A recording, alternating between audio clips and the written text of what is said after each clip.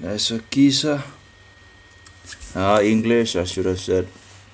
Oh well, of course we have a camera. Oh well, there we go. Oh, getting some messages. Shabbat Shalom. It's just came in the door, and 5 minutes ago the sun should have set. And let's get some light here. Yep, that's good. And got a new headlamp. Still trying to figure out with the other one, but now it's the 7th day, so no shopping and no going our own way. So try to not do that. So there's a lot of things to do. I need to get this clothes off. Just out swimming, but the energy is not really I'm trying some health things and all that, and seems like my brain worked less good today as well. I'm trying this broth thing. I've made a lot of broth over this week, and also made some tallow, and actually it seems like, but anyway, it seems there's a possibility to get tallow instead of. I'm trying to get old to granny's food in some sense. But anyway, so now it's the 7th day. It's just been the day of preparation. I was like, it just struck me today, and I was like, oh, the day of preparation. That's actually what it's called. Like the 6th day, and that fits perfectly if you didn't work on the day of preparation and the day of the Shabbat, which actually is just moving, the weekly, we have 2 days of free time in Denmark. It's just moving it one day to the one, side. So Saturday is the last one, and then you go to work on Sunday, which is actually just the first day of the week. And I think we shouldn't call these. It has pagan roots in regards of all these days, names of days, and so forward. So why not just call it the first day, the 2nd day, the 3rd day, the 4th day, the 5th day, the preparation day, the day of it just gets us closer to the Bible, and not only the preparations day, which the preparation days would be in regards of the 6th day before the Sabbath, and then of course before the yearly Sabbaths, which as I understand it are 7. But just I'm still trying to get the hang of it. It's still I was a little I thought I had it worked out in some sense. I still have things to of course learn and all that. But in regards of the unleavened bread, the feast of unleavened bread, that it actually was what do you call it? That actually was the first and the last day in regards of unleavened bread. That was actually the high days, high holy days. So I knew about the first one because that's Passover as well. It seemed like I've been reading in regards to some of the traditions from the from the 1st century, and the Jews and all that. And actually pretty interesting information. It's from a Jewish source. And how do I know that? Well, because the person writing is using, when she or he is writing God, she's writing with a thing in the middle, and that's, going to Jewish sources because, don't want to say the name or whatever, and they make this. So it's as, you get these things in regards of, where you get some hints in regards of where it's coming from, and it would make sense in regards of Jewish sources. But it also talks about the Pharisees apparently counted from after we are called to count 50 days or 49 days from the Sabbath, 50 days from the Sabbath and 49 after the Sabbath. We are to count those like the pagans count 24 or 25 to Christmas. Christ, Mass, paganism. Not sure why we would ever do those things, but anyway. apparently people don't care nowadays, and we only had like 500 years freely to read the Bible. And no one seems to, anyway. So, which we also call Yule in Denmark, which they tried to actually change the name to Christmas in Danish. And it goes back to, Christ Mass. And actually the translation in Danish would be a little like it. I would have translated it differently, but and it actually never got the impact, so we still call it, or the people in Denmark still call it Yule. So again, going back to pagan roots once again, but paganism is going from one place to another place and just mixed together, and people take here from this and that place and whatever, and goes just, and it doesn't really matter if we know where things are coming from in that sense, because we just need to follow the Bible, and if something doesn't agree with the Bible, we throw it out. Trash it, like Christmas, Easter, Halloween, and all those things. Just trash it. Why would we continue to, keep those? I have no idea. I have no idea why people would like to want to keep those pagan feast days. It's like, oh yeah, you get those. And of course from childhood you get those, feelings, whatever, and all that, and memories and all that. But it doesn't make it right to continue doing it just because people think it's so, what do you call it? I think it's so, what do you call it in English? Cozy? I'm not sure if cozy is probably not the right word. But let's see if we can actually, I have actually Danish, English, should be this. Tend to crash. Let's see if I can find, it usually crash, but it's the best program that I have in regards of, and then the worst thing is you find the word and then it crashes normally, but not this time. Nice. Yeah, cozy, pleasant, friendly, comfortable, homey. People say, oh yeah, it's so, cozy or something like that. I actually got the right word. I'm pretty, wow. Anyway, so cozy. And you have these memories from the past, but it doesn't make it right to continue in something which is false. And we just look up at, look Christmas or Easter up in a lexicon, or all these other things, or Sunday, where Sunday is coming from, or which day is the seventh day. It's just, just open a lexicon. But people, or search Google or whatever, the information is out there. It's not like the information is not out there, So, so that's, but anyway, and actually behind me there's like these 6,000 years, but it was from Bishop Ussher, I think he was called. I remember now, Bishop Ussher, I think, was the, but he used the Masoretic text, and that may not be, correct, but it's, it's around 6,000 years. The Greek manuscripts and a lot of the testimonies. I have, of course, Josephus is in regards of testimony, in regards of supporting the Greek. We have Sextus Julius Africanus from after 221. I think he was in the area of Jerusalem as well, and he defended also one of the books that is one of the that didn't get in the Bible, but anyway, he defended one of the stories in regards of I think it was Susanna or something like that in regards. I'm not sure if that is correct in English, but the Jew, that is where the two other so-called leaders, elders in the Jewish society make false witness against her, and she would have been killed at that point if Daniel didn't stand up at that point, investigated the case and found them liars, and thereby they were executed instead of her. Of course, that might not be a story that the so-called rabbis would like, or the so-called Jewish leaders and all that would like. I don't know. But in any case, doesn't seem like that there's anything in the story that seems to be... Of course, they didn't get the guy, and usually they need both people according to the Torah. But anyway, But overall, it's not a story that changes anything in regards of doctrine or anything. It's just... could be authentic, I think.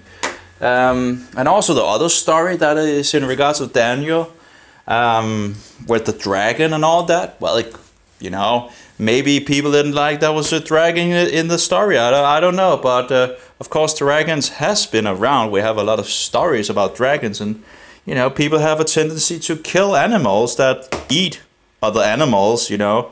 Like wolves, for example. The shepherd don't like wolves because they eat his lambs. So, and then people go out and kill them, you know, so they don't eat the lambs.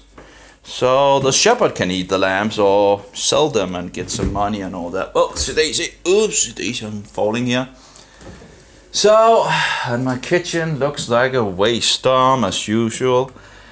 So, anyways, I tried some different things. Oh yeah, it looks good. As you can see, there's like, we have some, that should be fat up here. So that's pretty good. And then I have some broth for the Sabbath, to drink some broth. I made some fat as well. This is tallow. Looks pretty good. A lot of work to get this, but I actually found out I may not actually need to use that much work. But now of course it's a Sabbath. So I'm not going to do other things than make some food when I'm hungry. Some non-halal slaughtered meat, so it's not sacrificed to a false god without a son and all that. So what am I going to do now? I'm not sure. We could read some Bible. Bible is always good to read. I was thinking maybe Isaiah or Yeshayahu, as he's called in Hebrew. And it's just some peppermint. Peppermint is good. Oh, it actually looks like it's. I have some other thing in regards of boiling, not boiling, but slow cooking and all that. It says to have like 24 hours to 48 hours or something like that to make it. And I need to have some other clothing on. I'm having this whole big uniform, whatever, what is called in English, I'm not sure. You don't really feel much free in it. I'm getting too fat, you know. So bad. Let's get some other things on. Well, I'm not sure if I actually should, you know, I was thinking of doing Danish, but Danish, you know, people don't really, they're not really interested anyway in Denmark, so, seems like it anyway. Just end up getting kicked out or banned from the channels and so forth. Well, yeah, that's the way. Okay, let's see if we can find a Bible. I need to get up then again. There's a lot of information anyway. I also have some in regards of, oh yeah, maybe I could take that. Now of course this is not, this was in regards to Andreas Bodenstein and the Order of the City of Wittenberg from 1522. Then Luther comes back in 1522 at pretty much, what do you call it, turn the things around, sadly. Yeah, that's pretty sad. It pretty much takes over. I'm not sure why he would do as he did, but I think it's pretty sad. Oh, let's see if we can, it's a little hard to actually get it standing. I should have had the big battery on it. Maybe it would have actually have been easier to make it stand up without that. There we go. Better than nothing. So I have like Andreas Bodenstein one Karlstadt from 1486 to 1541 by Alejandro Sosin. Let's just take a little snippet of it. During Luther's absence from Wittenberg, while secluded in the Wartburg castle from May 1521 to February 1522, that would be the Roman sun calendar, following his condemnation at the Diet of Worms, Karlstadt joined with Gabriel Swilling, Philip Melanchthon, Nikolaus von Armstorff, and Justus Jonas to become one of the driving forces of the Wittenberg movement, because they were still continuing in regards of the the reform, whatever you want to call it, but they were going ahead. This group of theologians in close collaboration with the town council, so not only are the top Christians in the city of Wittenberg, I would think, at least, you know, the top theologians. You know, Karlstadt would probably be, you know, the most learned of them. But anyway, but anyway, in collaboration with the town council. So this is not just, you know, it's not just Karlstadt, but it's the town council and other theologians implemented a series of concrete reforms of the Mass. Of course, they still have issues and all that, but it's still in the beginning of the Reformation. Religious life and various social aspects of the town. The reforms were condensed and published as a new order for the city of Wittenberg, January 1522, and were intended to convert the town into a model Christian city to be imitated by others. However, the transformation provoked opposition from a section of conservative clergy and from the Prince-Elector, who, having ultimate political authority over the town, did not endorse this demonstration of municipal autonomy. I have no idea what that is. Maybe we can look it up over here. Let's see. This is, you know, there's so many words you usually don't know. It's like you just keep on going and there's always new words coming up. It's just a never-ending thing. Relating or belonging to a characteristic of municipality. Yeah, that's... Municipal. Okay. And municipal, okay, belonging to a character of municipal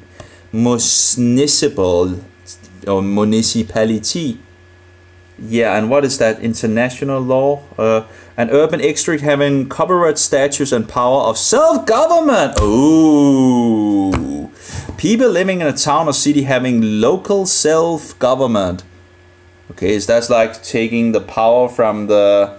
And of course Luther comes back, and it seems like there's, you know, the guy hiding him, which also is one of the one of the powerful people. You know, I just wonder if he actually, you know, calls Luther back, because Luther comes back and he's apparently you know, he doesn't like what has happened here. But I wonder if it actually what it was in you know, that the guy that hit him actually called him back to change things back. You know, Luther seems to be working pretty much with the state. Let's see, immunity over arbitrary exercise of authority, political independence, liberty. So municipal autonomy, municipal autonomy seems to be some kind of self-government liberty, you know. Sounds pretty good in some sense, you know. But anyway, self-direction, self-reliance, self-sufficiency, the capacity of a system to make its own decision about its actions. Yeah, and that's the thing, you know. It seems like Rome doesn't want that, you know. They want to control everything, you know. And it seems like we are actually, you know, they're doing their work through different places and so forth. It's horrible and it's sad to see, but it's, yeah, fulfilling prophecy in the Bible. In this context, Karlstadt, disobeying the prince's prohibition, publicly celebrated an evangelical mass on Christmas Day in the castle church, attended by an enormous crowd of the faithful who for the first time were invited to commune under both species.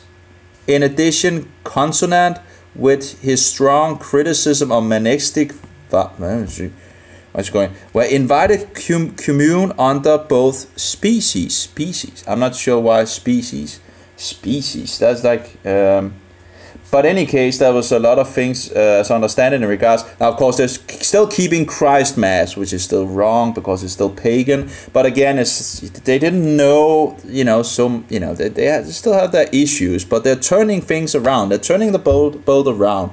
And the thing is, Karlstadt also in regards to the Mass, you know, in regards to speaking speaking in German, so people could understand him. Apparently, it seems like he also invited people that would normally not invited.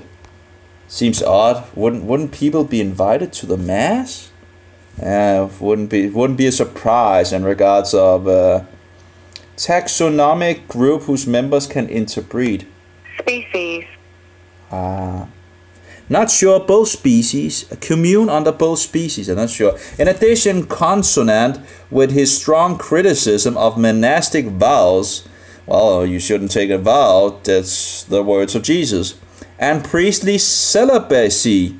Karlstadt, it seems to me, after studying things, that Luther gets the glory of a lot of the things in regards of the Reformation, and Karlstadt gets the, how do you call it, the shitload. I'm not sure that should use that word, but he gets the blame for everything, this and that, even if Karlstadt is actually the one pushing for a lot of the things that in some sense that Luther gets the glory for, even if Luther is actually turning the boat back to Romanism, it's just when he comes back and turns away from these things, these reforms that was. So anyway, Karlstadt married a young Anna von Marhow on January 19, 1522. So remember, Karlstadt actually marries before Luther as well. So anyway, soon after, of course, they have some differences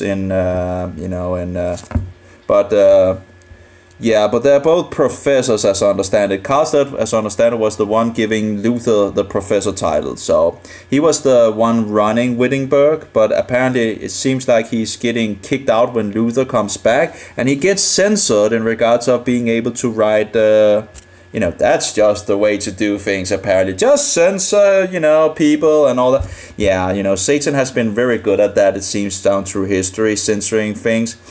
I still wonder how much we have lost. We know that there has existed things, and we know that there was a lot of Christians in Asia Minor, and yet we don't have that much. Well, we have a lot of material, but still, some of the things I'm like, I've probably been, some of the things that probably I would have liked to read, have been censored. But there's still, there's a lot of pieces still because there's so many writings. And as I understand it, there's huge amount of material that has not been translated to English yet. So it's like a huge pile of information. So people just need to get on going. There's a lot of things to research, people, and get back to the roots. Of course, the roots also in regards to the Nazarenes. I've been studying them because they're very interesting in regards to the Nazarenes. Yet, in regards to how much we have, or not have actually, we have some information from, outside sources in some sense, but doesn't seem we have that much from the Nazarenes themselves. So we have some as it says is from the Ebionites, but the Ebionites, as I understand it, was actually a group that came out from the Nazarenes and rejected Jesus as God. He was just a man from Joseph and all that, and didn't believe in the virgin birth. But anyway, so it's like a group splitting out again, like we see so many times in history. Someone not agreeing, and then they make another group and so forth. So anyway, his strong criticism of monastic vows and priestly celibacy. Karlstadt married the young Anna von Marhow on January 19, 1522. Soon after Luther's return in early March 1522, profound divergences appeared. I think it's called divergencies. Oh, we have all these. The thing is, a lot of the material of Karlstadt apparently is only in German.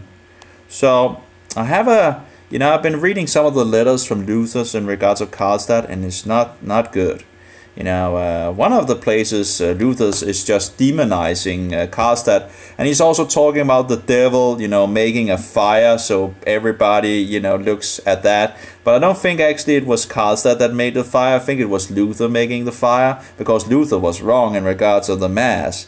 So, and he's demonizing his colleague, or his former colleague. You know, you have letters where he writes to him pleasantly, and then it, you know, just, yeah, it's really the act of moving away in different direction from a common point. Yeah, and it's really weird, because Karlstadt and Luther was actually working together, and they both got excommunicated, as I understand it. Not only Luther, but Karlstadt. Divergence. Oh. Divergent.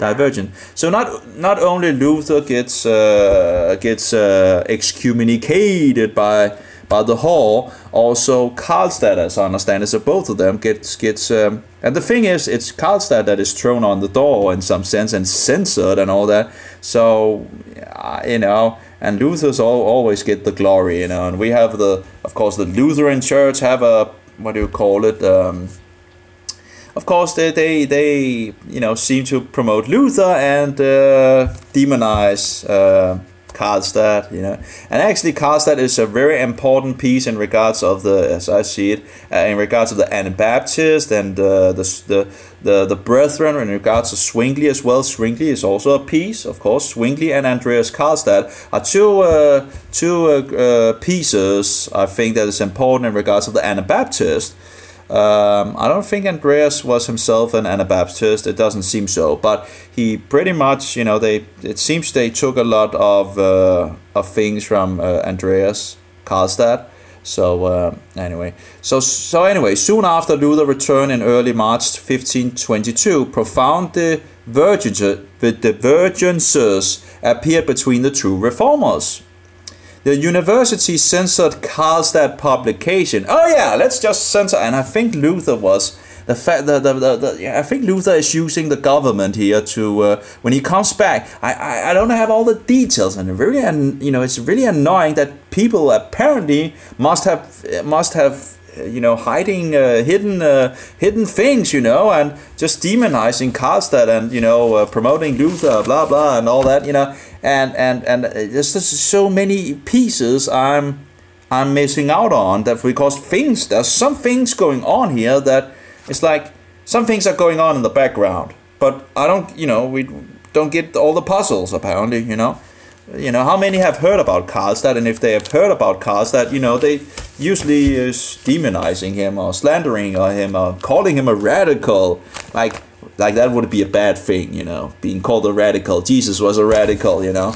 Anyway, I want to be a radical like Jesus, you know. And it's like, you know, like when people call you a Jew or a Judaizer or radical or a legalist, I'm like, okay, so should that be bad, you know?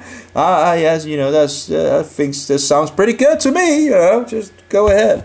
Anyway, the university, okay, let's see. The university censored Karlstadt publication. Why would they censor? You know, we can see that the council, the town council, all the rest of the you know, he must really, you know, as I understand it, Luther comes back and keep like, is it like 6 or 8 of sermons trying to, you know, fix or turn back to, of, you know, fix the things that he thinks is wrong. And as one of the letters I read in regards of, oh yeah, we, you know, Karlstadt, you know, we cannot all be as educated as Karlstadt, and you know, as I understand it, he doesn't really say that, you know, he's agreeing that things are, you know, that what they have done is correct, but he's then defending going back to these fallacies by saying, oh, we shouldn't go so fast and so quickly because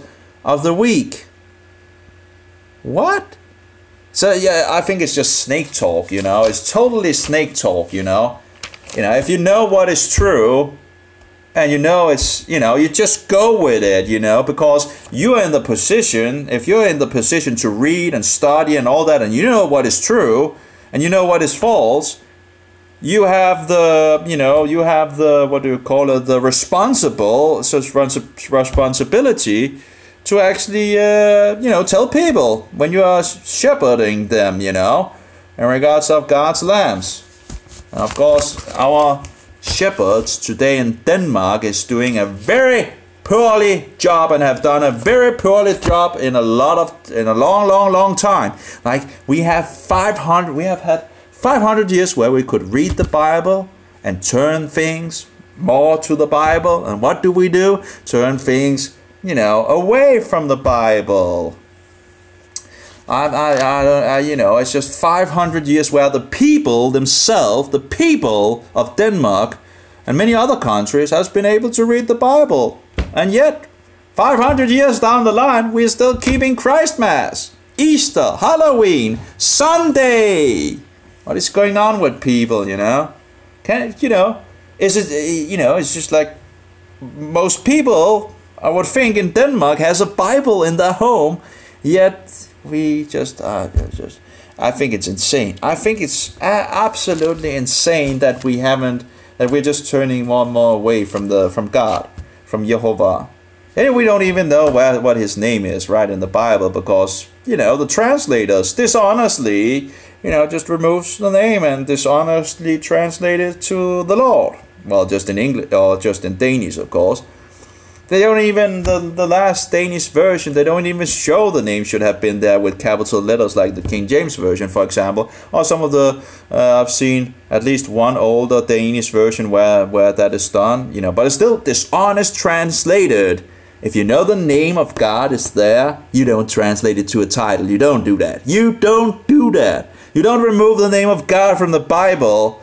That is just, that's not very Christian, is it? Because we should have the spirit of truth, and if you remove something in regards to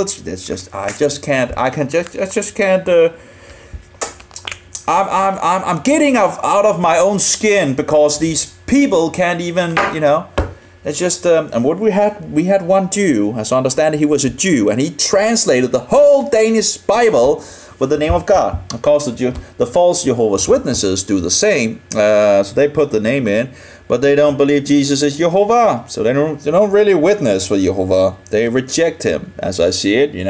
It's really ironic that they call themselves Jehovah's Witnesses and then reject Jehovah, which came to earth and died on the tree. That was Jesus. Jesus is Jehovah. Or, was, is, and is to be, and come. So anyway, it's just the great I am. It's just, just historical. You can just find in historical that Christians believe Jesus was God from the very beginning. And of course the Bible says so as well. So it's no big surprise that the Christians would believe that when the Bible... And of course the Jehovah's Witnesses will do anything to deny that. The so-called Jehovah's Witnesses. So I don't think it's... I think that it's dishonest again. But who would, we wouldn't be surprised, would we? Because Satan is just, a deceiver and a liar, and, has a lot of people working for him, But again, they have the name correct, and it's nice to see that they used it. But of course, they have their own Bible version trying to write the divinity of God out, or Jesus out, which of course is near to impossible, but it's still at least. So it's still it's very hard because the things are there's so many levels in regards of it, and the more you read and the more you study, the more you get into the deepness of the things, the more the pointers comes up and all that. So it's hard to actually corrupt it totally, So maybe, in regards of obvious things, that's maybe easier, but, some of the deeper things are a little hard to,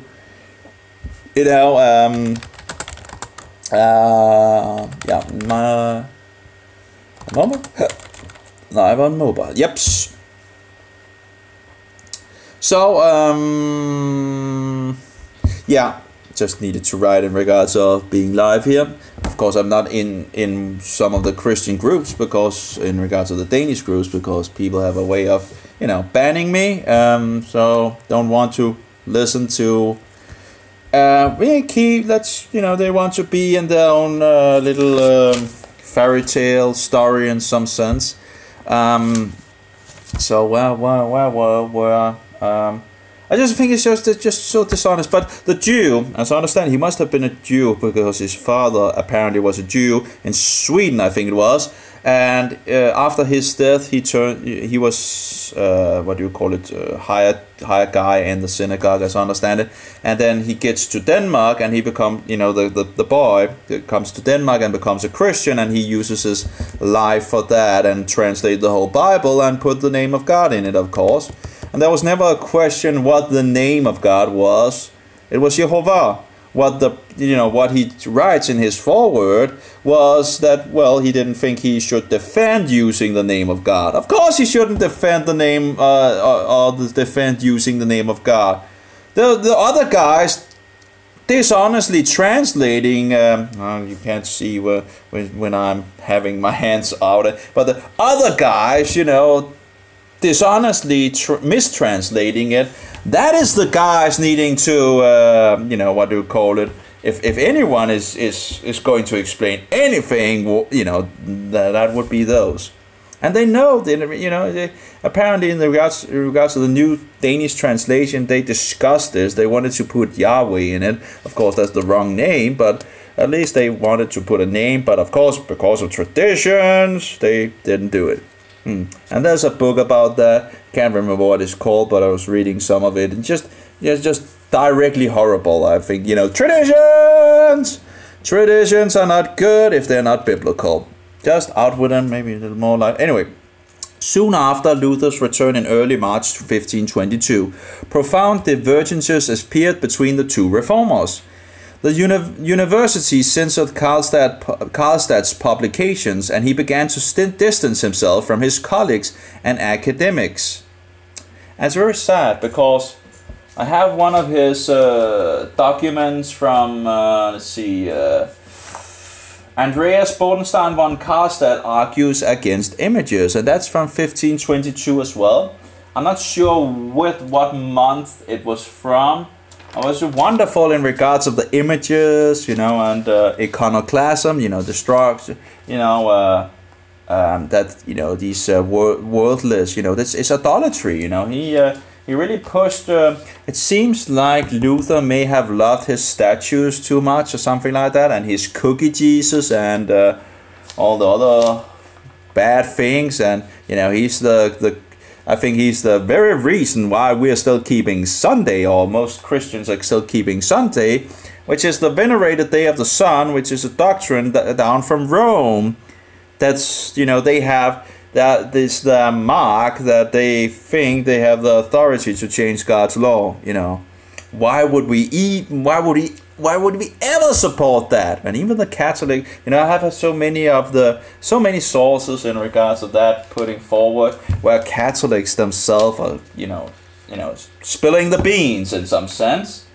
But Karlstadt, yeah, I can just show it, but it's a free document you can find on the internet. This is, but of course it may actually do it the wrong way. So apparently it doesn't flip the camera because technology today is so stupid. Because all the things you want that should be standard, you can't do, and it's just annoying. But it's German history and documents and images from the page, and let's take a little of the beginning here, or maybe we should just read the top thing of it. The Franconian Andreas Bodenstein von Karlstadt, 1486 to 1541, was the Chancellor of the University of Wittenberg, where Martin Luther was a professor of theology. An early ally of Luther, Karlstadt introduced radical reforms in worship and religious practices in 1521 to 22, and Luther comes back in 1522, a couple of months afterward. That would be, did we have March 1522, I think January, February, March, so that's like a couple of months after the reforms have been made, and I found the reform, but that's another, but anyway, and religious practice in 1521 to 22. At the time, Luther was in hiding after the diet of worms. From the start, Karlstadt favored the removal of religious images. Go Karlstad, you know, which he and others regarded as forbidden idols. Go Karlstad, go truth. You know, when you see people bowing down before idols, statues, images, kissing them, making the upside cross, you know, just look at those, you know, it doesn't matter if it's Catholic or Romanist, Papist, you know, or if it's Orthodox, they make the upside cross. Just look at the cross they're making, it's an upside cross. Not that it wouldn't, you know, but it's just, you know, if you actually draw it, you will get an upside cross. It's just a funny thing. But anyway, bowing down before idols, kneeling before idols, lighting candles for them, and the thing I always forget what it's called, you know, the dusty thing, what they call it, the smelling thing, where they stand with the what is it called? Oh, I always remember, or always forget it. Sorry, I always forget it. But anyway, the Orthodox believe the Holy Spirit is in the images, and they have this thing where they apparently make a ceremony, or what do you call it? In regards to the image, they sanctify it or something like that, and then they believe that the Holy Spirit is in the image. What blasphemy, you know? And of course, the so-called Pope, so-called Holy Father in Rome, the Roman Caesar and the Pontifex Maximus, all just the biblical Antichrist, the beast. You know, every single Pope represents the beast, the Roman beast, and so forth. But anyway, yeah, it's yeah, but you know, you have idolatry everywhere. You know, it doesn't matter if it's the Orthodox or the Catholics. You know, it's just sad. So I think it was a very good thing from Karlstad, you know, in regards. Anyway, so after Luther returned to Wittenberg and quarreled with him, and as I understand it, he made like 6 or 8 sermons. I'm not sure if they exist today. It would be interesting to see the sermons, how he, you know, if he snake oils him through in regards of. Because the letter I've read is very, where you're thinking he's, you know, agreeing that it's what they did was correct, but, you know, defending, turning back to the third by proclaiming that in regards to the weak, we shouldn't go too fast, you know. What is, you know, it doesn't make sense. It's just snake oil. It's just, or what do you call it, snake hissing in some sense. Snake talk, whatever, you know. Karlstad left the university to become a pastor. Although he was banished from Saxony in 1524, Luther protected him. Well, in regards to that protection, I think that was in regards of actually Karlstad needed to so-called repent from some of his views and whatever, you know, has some things on that. Anyway, I don't have all the puzzle pieces, but, you know, it's just... but only after, yeah, okay, here it comes. But only after the radical retracted his concessions. I'm not sure in regards of concessions, but the radical, you know. Because, oh, he's the radical. It's like when you see Christians talking about, oh, the Jews, you know. Oh, the Jews are keeping the law of Moses, you know. It's just terrible, you know. It's just... what's wrong with keeping the commandments of Jehovah? You know, just, oh, you're a Jew, you're a Judaizer, blah, blah. Goes back to Paul, of course, you know, he's, as I understand, is starting with the Judaizing thing, you know. But, you know, just remember Jesus was a Jew, you know, so, and we should, you know, be as he, you know, we should walk as he walked, you know. And how did he walk? Well, he kept the law of Moses. The law of Jehovah. Anyway, so, and actually in regards of the, I think it's the document of this Kalia or something like that, where it talks about false, I think it was false prophets in regards of 4 things in regards of a false prophet or something like that. And one of the things was, well, if they're not going by the Torah and the prophets, why did I have that? I can't remember. But anyway, so yes, anyway, So he's the radical Andreas Bodenstein von Karlstadt. Like it has like a negative thing, you know, they're really, oh, the radical, you know, and like in regards to the Anabaptists, we're called the radicals. And yeah, it's just, you know, what... And, you know, if you're reading something in regards of where they try to demonize the Anabaptist, you know, oh, how horrible, they're not cursing, you know, they must be demonized because they don't curse as we do. I was like, it's just, you know, it's just mind-boggling how they, you know, some of the arguments, you know, oh, they don't curse, oh, and they are, you know, it seems to be pure and in their ways and all that. Oh, yeah, they must have some demons, you know, it's just like... Give me a break, you know. It's just so of course by the enemies in some sense, some of the Protestants, you know, didn't like the Anabaptists, even if the Anabaptists was Protestants. But anyway, but you can read. There's different sources. I think I probably have lost the source. Usually have a lot of tabs, and sometimes I lose the tabs on my mobile and the computer, but. I found like 3 sources that I had put aside for reading later, but you know, you have just pages everywhere to research and look into, and there's so much information. These, you know, just wonderful, but there's a lot of information. But anyway, I know the books exist and so forth. Some of the Protestants leaders and some of the known Protestants was writing books against them. Anyway, which I'm thinking, you know, how can they write against the Anabaptists that is pretty much just, you know, the closest group to Jesus in regards of, you know, the Hutterites. You know, you just figure wonderful in regards of the Hutterites. You know, they have this, what do you call it, maybe a communion where they share everything like they did in the 1st century in regards to Jerusalem.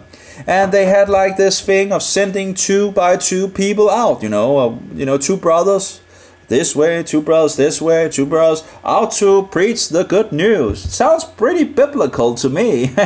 Yeah, anyway. So, we have to... well, I was actually looking for something else, didn't I? Although he... Okay, Luther protected him, but only after the radical. It's typical. Maybe it's a Lutheran source, you know. It's the radical, you know. It's just the radical, you know. Anyway, retracted his concessions. Oh, maybe it was concession. I actually needed to look up concession. Concessions. So anyway, there's a lot of things going on, of course, in the Reformation, but it unlocks the thing so we can walk in the right direction. I see a contract granting the right to operate a subsidiary business, the act of conceding or yielding. Yeah, okay, that seems to me more, you know, because he was yielding and then he needs to write this document, and it's just, you know, he may have done it because he was in some sense forced to it, but I don't think he actually himself was, you know, and I think he retracts it later on. So you know, it's he's doing it of this, you know, because he may have some you know, persecution, whatever, like the guy in England where he ends up you know, trying to save his life by actually lying. And he knows he's lying, you know. So even if he's saying, yeah, you know, you know, that he's what do you call it, so-called conforming to the whore in Rome, which would be the Catholic Church, he doesn't himself believe it. He's just writing it because he's trying to save his own skin, and of course, in the, you know, he ends up being burned because he gets the last word. So he gets lifted up in some sense in the last part, and we have that story and so forth. But anyway, a major instigator of the Eucharist quarrel. Well, Luther was wrong. That divided the Protestants. Yeah, that's divided because Luther was, what do you call it, a thick-headed person that, you know, banging the table in regards to Zwingli, where Zwingli also tried to, you know, get him on the right track, and And Luther just keeps saying, "This is my body, this is my body, this is my," while he's banging the table. And of course, I think he's doing it in Germany. But anyway, it's just Karlstadt ended his life as a preacher and professor in Basel, where he died of the plague. And he actually, as I understand it, works with Zwingli around a year, and then Zwingli dies. But and he's in Swiss and so forth. But so anyway, here he starts. Let's just take the beginning of it. You know, just a little of on the removal of idols. That first, that we have images in churches and houses of God is wrong and contrary to the first commandment, "Thou shalt not have other gods." 2. That to have carved and painted idols set up on the altars is even more injurious and diabolical. 3. Therefore, it is good, necessary, praiseworthy and pious that we remove them and give Scripture its due, and in so doing accept its judgment. Amen. You know, go for it. And so, of course, many of the so-called, the so-called houses of God are whorehouses in regards of idolatry. People go there to, do their idolatry with, it's just terrible. Praying to dead saints, praying to so-called Mary in heaven. When did Mary get into heaven? When did she become an everlasting virgin? Well, she had sex with Joseph after she had Jesus, so it doesn't seem to me that she's an everlasting virgin. It's just one corruption after another. It just takes the road, and they're calling her Queen of Heaven as well. And as I understand it, even in regards of a co-matrix, in regards of a that she is, can save like Jesus or something like that. It's just, what abomination? There's only Jesus that can save. It's not. And they have this, the Catholic have this, don't go to Jesus, go to Mary because she's a woman and she's much sweeter and blah blah, and she can then talk to her son. What abomination? What utterly abomination? What satanic abomination? I think the Church of Rome has disqualified itself as a Christian church for a long time, since, you see the corruption coming from Rome. The Christians are keeping the Sabbath, the 7th day, and Rome and Alexandria apparently, keeps the Sunday as well. And then apparently it spreads out, and but they were keeping the Sabbath, in regards to the rest of the Christians. That was their holy day.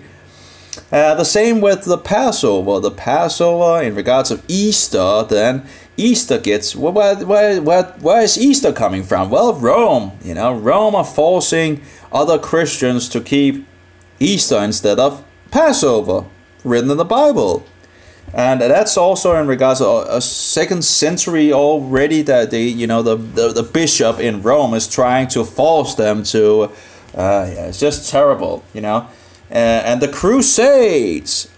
Are we called to go out and kill other people with the sword of the hand? I don't think so. I think that church, and of course the history of killing the saints who keep the commandments and has the testimony of Jesus Christ. Oh, the Catholic Church. Oh, how many millions have you destroyed? And the little horn of Daniel, right?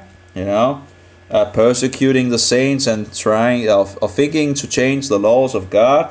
And the appointed times in regards to that would be the festivals, I think. But anyway, I'm just going by the. Let's see here. God houses are, in regards of the Karlstadt thing here. God's houses are buildings in which God alone should be glorified. Amen. Invoked and adored. As Christ says, "My house is a house of prayer, and you make it a murderer's cave." In Matthew 21:13. Deceitful images bring death to those who worship and praise them. As it is written of them, they are strangers to God and completely covered with shame, and have become as loathsome as the things they have loved. Hosea 9:10. We could never deny that it is out of love that we have placed the so-called saints in churches. If we had not loved them, we would not have set them up where God alone should dwell and rule. Had we been opposed to them, we would have fled them rather than embraced them. And he goes on and on and on, and just wonderful argumentation and all that. Like, you know, I think Loyola is also made a saint in the Catholic Church. It just has to be one of the most abominable people. You know, it's just so horrifying, this system, and it just infiltrates things and swallows things up and make it its own, where it just come with its slime and just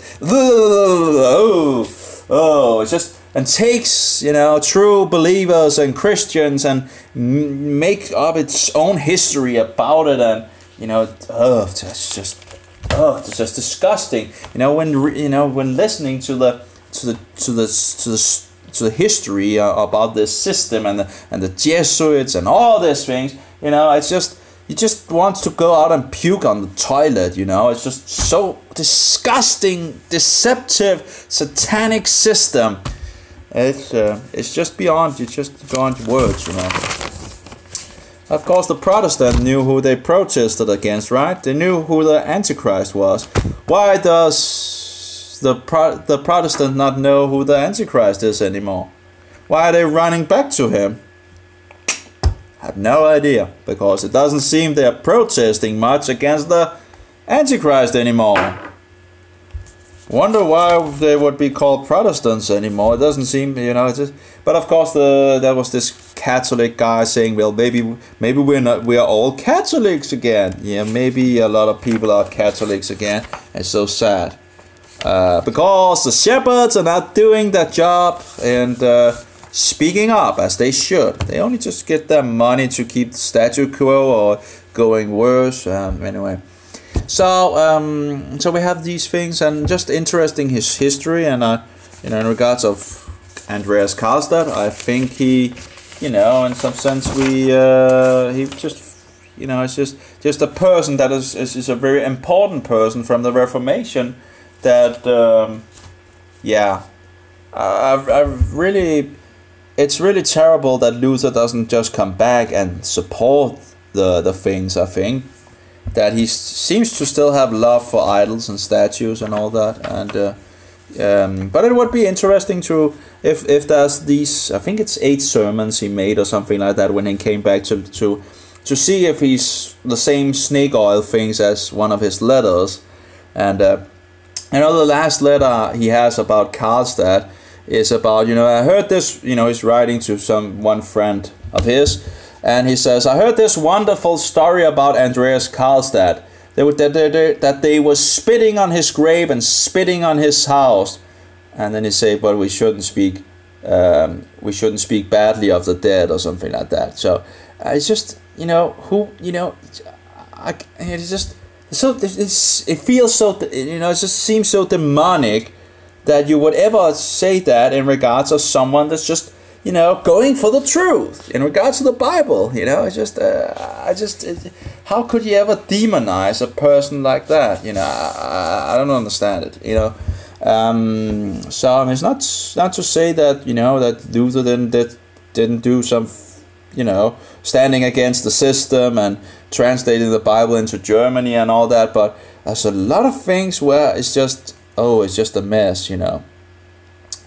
I have the Zwingli thing as well, some place as well where they agree, you know, Zwingli and Luther and the people that are there pretty much agree on all the points except one, and that is in regards to the Eucharist, and Luther was wrong. And I'm not sure why the Lutheran Church in Denmark would continue with a wrong doctrine,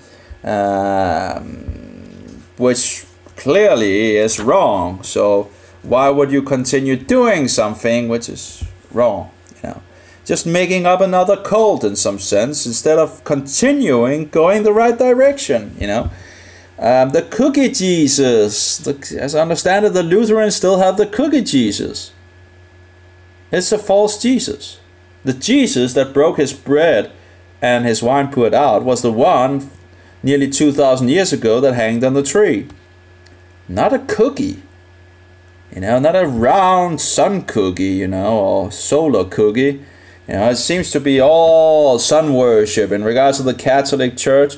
And you have a penis, or what do you call it, a phallus, a penis, a male penis standing on the Peter Sang Square, whatever, in the middle, the sun wheel and all that Egyptian thing. And you know, you have all the sun symbols everywhere in front of you. You know, mystery Babylon the Great. You know, it's a mystery. It's just in front of you, but it's still a mystery. It's all paganism, you know, and just with a facade of Christianity, you know. You know, the Bible warns us, you know, just read the book of Revelation and the book of Daniel. It's just, I think it's pretty clear. Well, you know, of course, it's just...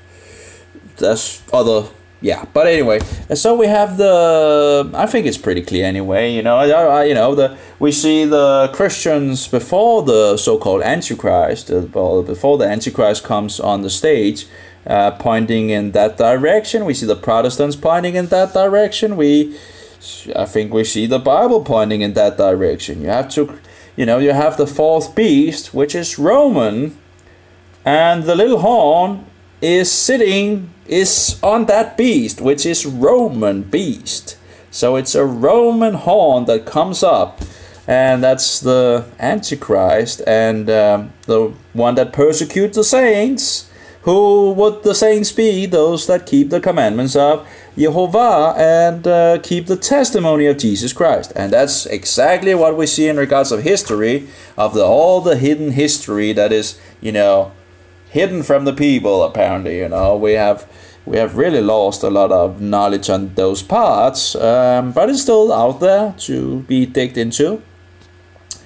Anyway, social welfare legislation, order of the city of Wittenberg, 1522, and this was the document or the reform they made in Wittenberg, and it took me some time to find it, but I asked, there's a project in Germany in regards to Andreas Bodenstein von Karlstadt, where they have gotten money or support for translating all his letters and collecting them and all that. Like, it's just, you know, 500 years nearly, and they, you know, it should have been done for a long time ago. I'm not sure why it hasn't been done yet, but it's nice to see that it's being done. At least we will get that story. There's again some books in regards, but you know, some of them are just so expensive. But maybe there's some good information in the other puzzle pieces and all that. Anyway, it has these different things, you know. Let's see, 14 for example. There are 17 points here. Let's take 14. Just take one of them here. Likewise, the Mass shall not be held other than as Christ instituted it at the Last Supper. For the sake of the weak in the faith, however, singing is allowed. So now again we have something in regards of the weak, but anyway, singing is allowed. I'm not sure why that would be a bad thing, but only the first part of the Missal, containing the Messiah di Tempora, I have no idea what that is, shall be used, not the second part of the Mass of the Saints. Mass of the Saints, And the introit Kyrie Gloria in excelsis et in terra. No idea, sounds Latin, you know. The collect or preces epistle gradual without the sequence, the gospel, creed, offertory, there's a lot of Latin as well, you know, maybe that was not the best thing, best to take. But there are some, I think there was something in regards of school as well, that people should be, you know, allowed, the children should be allowed to get to school so they can be instructed in the Bible. That's the primary thing for going to school, is to be able to read the Bible. And oh yeah, I think nope, no, that's not it.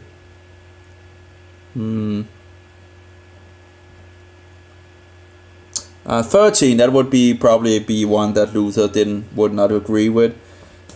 Likewise, that's 13. Likewise, the images and altars in the churches shall be done away with in order to avoid idolatry. For 3 altars without images are enough.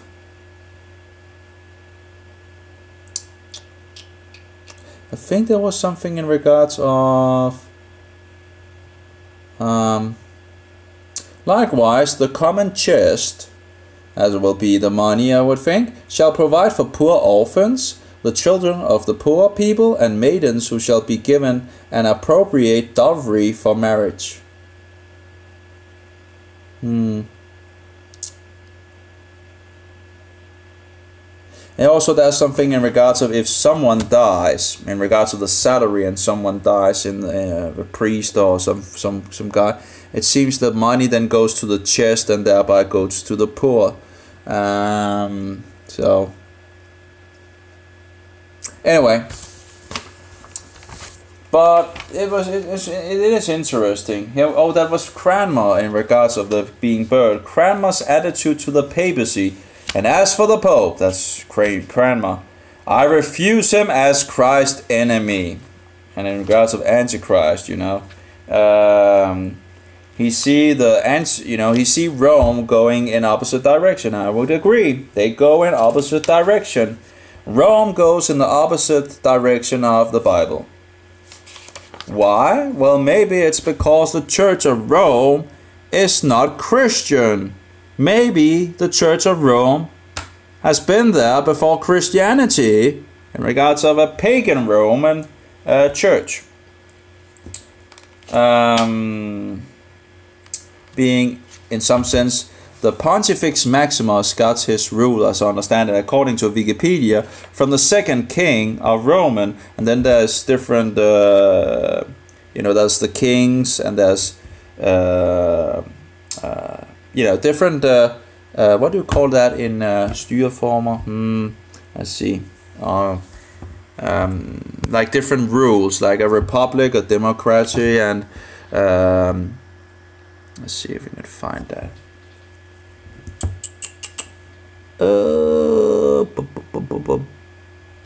There we go. Getting a little hungry as well. Let's see if we can get to styreform. That's nice when you know a little, know more of the languages, and you know the word in one language. You can help styreformer, help get it to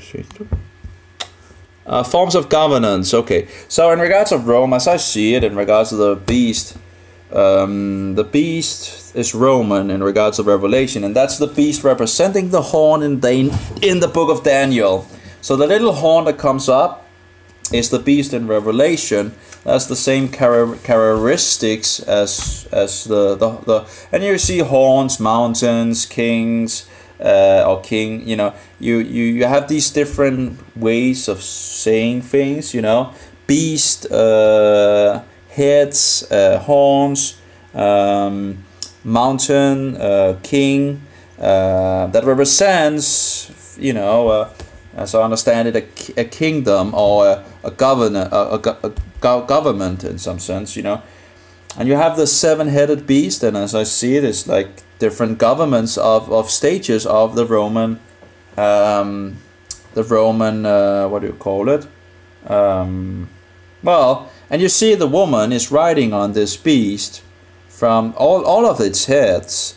So she had to be there from the beginning, and the woman is that great city that that the kings that rules over the kings.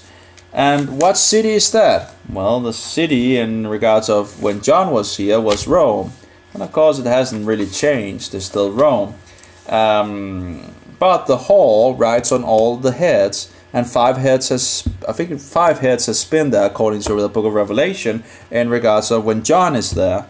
And a city doesn't really move, does it? So, yeah, I think it's pretty much fits it. But of course, that would mean that the church would still, the hall would still be there from the beginning of the first, from the kings. And of course, Pontifex Maximus get his rules from the second king of the Roman king. So that's anyway. And again, who have persecuted the saints of Jesus Christ? There's only one. Rome. You know, who has kept the Bible from the people? Rome. Who has censored Christian material? Rome. Who commits idolatry and promotes it? Rome. Sitting on the beast, sitting on the Antichrist, the power of the Antichrist that he has gotten from Satan. So, you know, so of course the whole will be destroyed in the future, but the Antichrist will continue. So anyway, but that's still future. So that's how I see it anyway. And a lot of the Protestants seems to also have come to that conclusion. So anything else we should look into? Not sure if I can't really see if anyone writes here. Let's see if on YouTube if there's anyone writing. Actually, it seems like I'm just talking to myself pretty much. Yeah. That wouldn't be a surprise.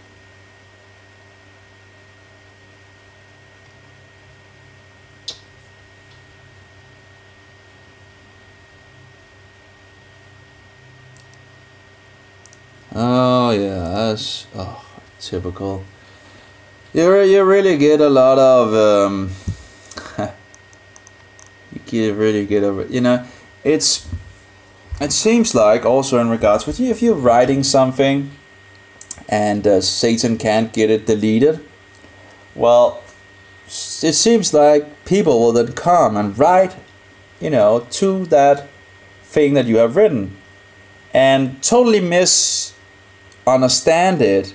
I'm not sure if that's so if people read what I wrote and they read the responding, they will be, you know, it's a slickery, it's a really slick thing to do to, you know, to destroy the message, you know. It's just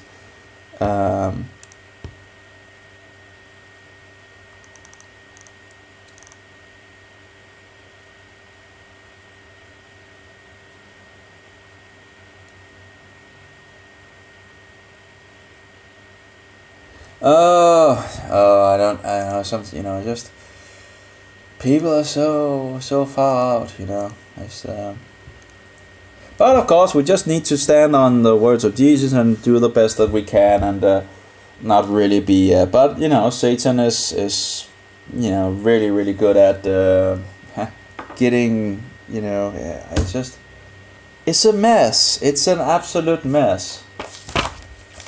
It's really annoying.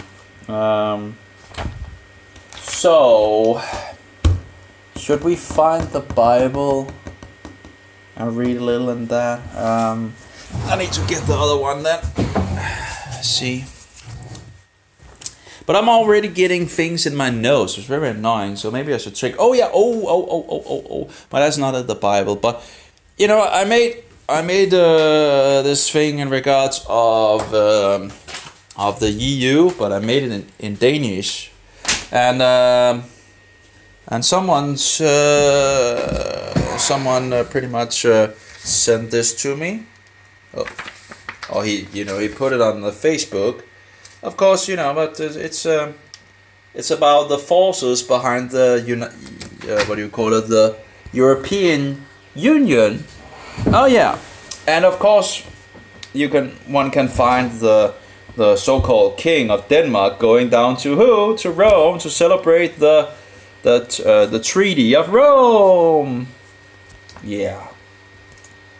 And that was the thing that apparently did so we corrupted, you know, the Sabbath even more. But of course, because everything leads to Rome, you know. I think the United Nations seems to also just lead to the Antichrist. Yeah, so this is the forces behind the European Union, and you know, it was funny enough. It's the so-called pope that, you know, was talking to these, you know, these leaders in the world.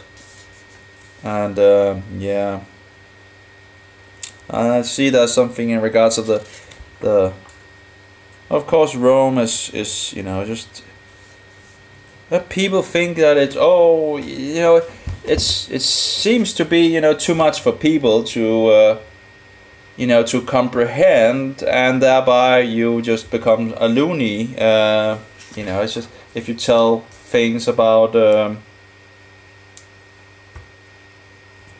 yeah, here we have a nice one. Let's see. One of Hitler's close co-workers, Franz von Papen, said, "The Third Reich is the first world power which not only acknowledges but also puts into practice the high principles of the papacy." Der Wolkischer Beobachter, the first in the 1934.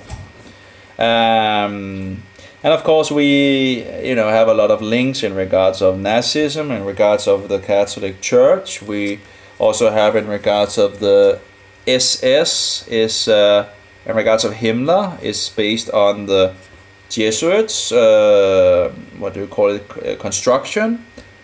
So we have a lot of Catholics running. Yeah, it's all goes back to Rome, you know, all goes back to Rome. It's yeah.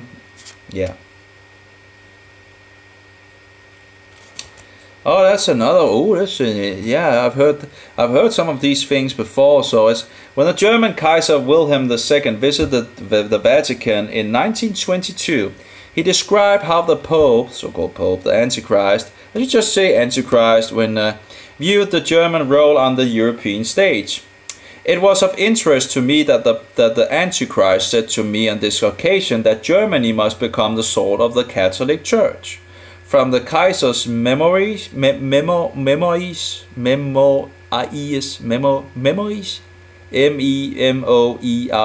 memories.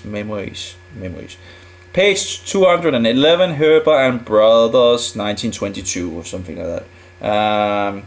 Oh yeah, we have the Concordant as well, yeah. Oh, it seems like they go, that seems to be actually interesting material, this thing, you know. In 1933, an alliance, concordat between Germany and the Vatican was signed. I think that was something in regards of also the other fascist, and also fascism is, as I understand it, is very close to Romanism, and the absolute.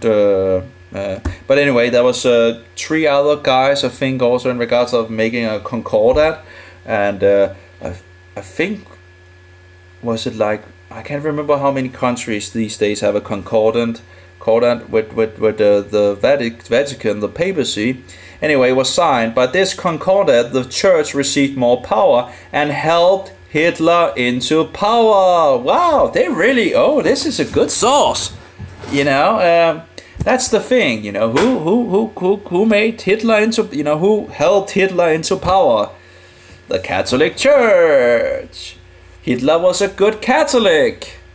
Anyway, but of course we don't know these things, and you know, a lot of Protestants got killed, and if we're not going to wake up, we're just going to continue to being murdered by, of course that's prophetic as well in some sense, but you know, we really have to stop taking up the sword of the hand as Protestants, because you know, we are being lured into yeah, just, you know, death. You know, we were not called to take up the sword of the hand, brothers. You know, we're called to take up the sword of the mouth, to use that. You know, stand on truth, speak the truth, and speak in regards of Jesus being, you know, dying for the sins of the world.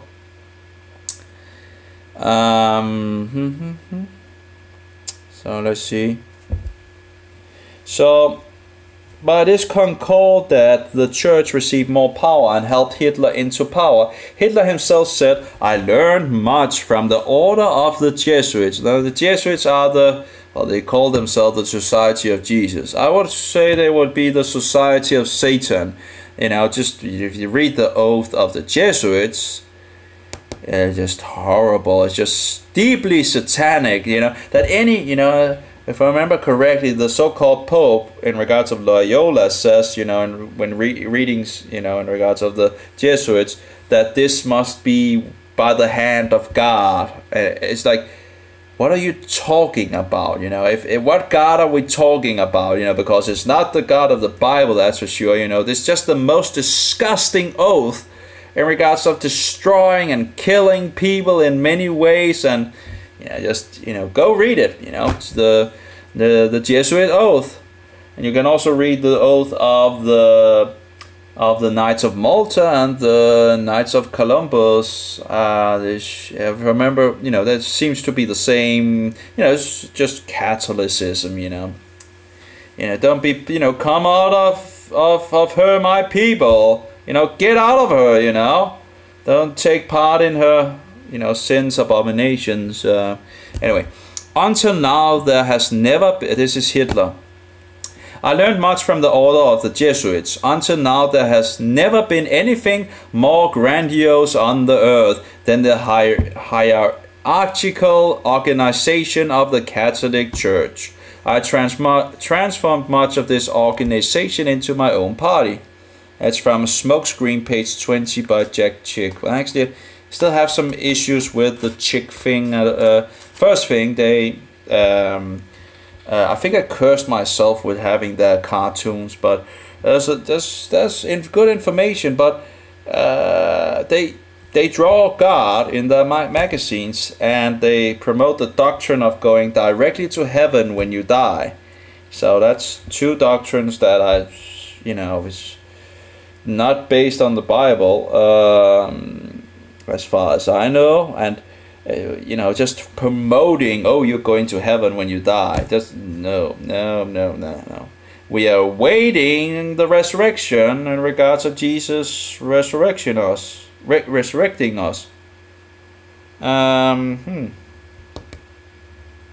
Oh, that's interesting. The EU flag, the Mary flag. The EU flag is dark blue and has 12 stars in a circle. In a Dutch Catholic periodical, Middeleeuws on Koningin, April 1974, we find the headline, "Under the Protection of Mary." That's in regards to the Catholic Church. You know, Mary is the mother of the Church, they say.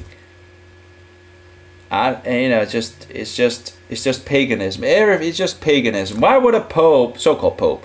Why would any Christian even call himself Holy Father when Jesus says we shouldn't call anyone Father on this earth, but our Father in heavens, or the heavens? You know, it's just you're going against God's, you know, what Jesus said, or God's word in some sense. You know, is speaking. You know, and the other thing is, of course, what was it? Did I lose it? I think I lost it. Let's see if it comes again. What was it? Can't remember. Anyway, let's just read forward. Maybe it comes up. On the imprint of the new euro, we also find 12 stars on both coins and paper money. No matter how many members the EU will consist of, there will always be 12 stars. Why 12 stars? Why not the number of the membership countries? Much indicates that the 12-star circle on the EU flag took its inspiration from the worship of Mary in the Catholic Church. It's not a big surprise if the EU actually goes back to Rome. Because every road leads back to Rome. And where did they make the agreement? In Rome. It couldn't be more obvious in some sense. They're still doing a lot of the things in you know, in regards of hiding themselves, but they're becoming more and more publicly because people are just, you know, they don't care anymore. They don't And probably in regards to the Bilderberg group, I remember in regards of they created the EU, and the Bilderberg group probably goes back again to Rome. So you have, yeah. So I don't know. It's just, yeah, it's just. So Marx indicates that the 12 star circle on the EU flag took its inspiration from the worship of Mary in the Catholic Church. In the Catholic Church, the Queen of Heaven. The Queen of Heaven? Well, the Queen of Heaven in the Bible is, you know, is an abomination. We shouldn't. But in regards to the Queen of Heaven, how did Mary become a Queen of Heaven? You know, just, you know, just, and how did she become an everlasting virgin? You know, it's not biblical. This is just paganism. This it's just paganism. It's just all filthy paganism and whorehouses. You know. Anyway, Queen of Heaven, Mary with the 12 stars around her head, is a well-known motive. Oh, interesting. We find the same motive in the glass window of Notre Dame Cathedral at Strasbourg, France, and at the Catholic Church resorts at Magliersby, Birkerød in Denmark. Oh, we see the motive also on mosaics, copper dishes, etc. The Bible in the 12th chapter of Revelation speaks of a woman with 12 stars around her head. In the Bible, a woman represents a church, well, church and a city, right? Because it says it's the, you know, she's the great city, you know. So so both city and a whore. You know, whore, what does a whore do? She fornicates, and also in regards of adultery in some sense. But she, you know, she's talking about, you know, I sit a queen, and I'm not what do you call it? She's talking about, you know, I'm not, but of course she is. She is, you know, God is not in that church. Let's see. Oh, there we have the 12 stars, actually. Yeah, that's true in the Revelation. Yeah. But there was something in regards of course, I need to read these things again and again and again. And yeah, I have pretty much, you know, we have read it a little, you know. Probably the book I've read over and over and over the most. Because there's so many things that, you know, that is, you know, a lot of information. It's very compact and it's very deep material. There's some place where she talks about I sit alone, or I don't sit, you know, I sit, I can't remember. There's some place in the book of Revelation. No.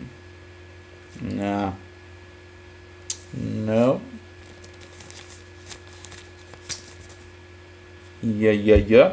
But of course, the U.S. or America is the sword of the Catholic Church, and I have the quote also in regards of when the U.S. rules the world, the Catholic Church rules the world. And yeah, let's see. Nope, can't seem to find it. But anyway, she talks at some point about, you know, she's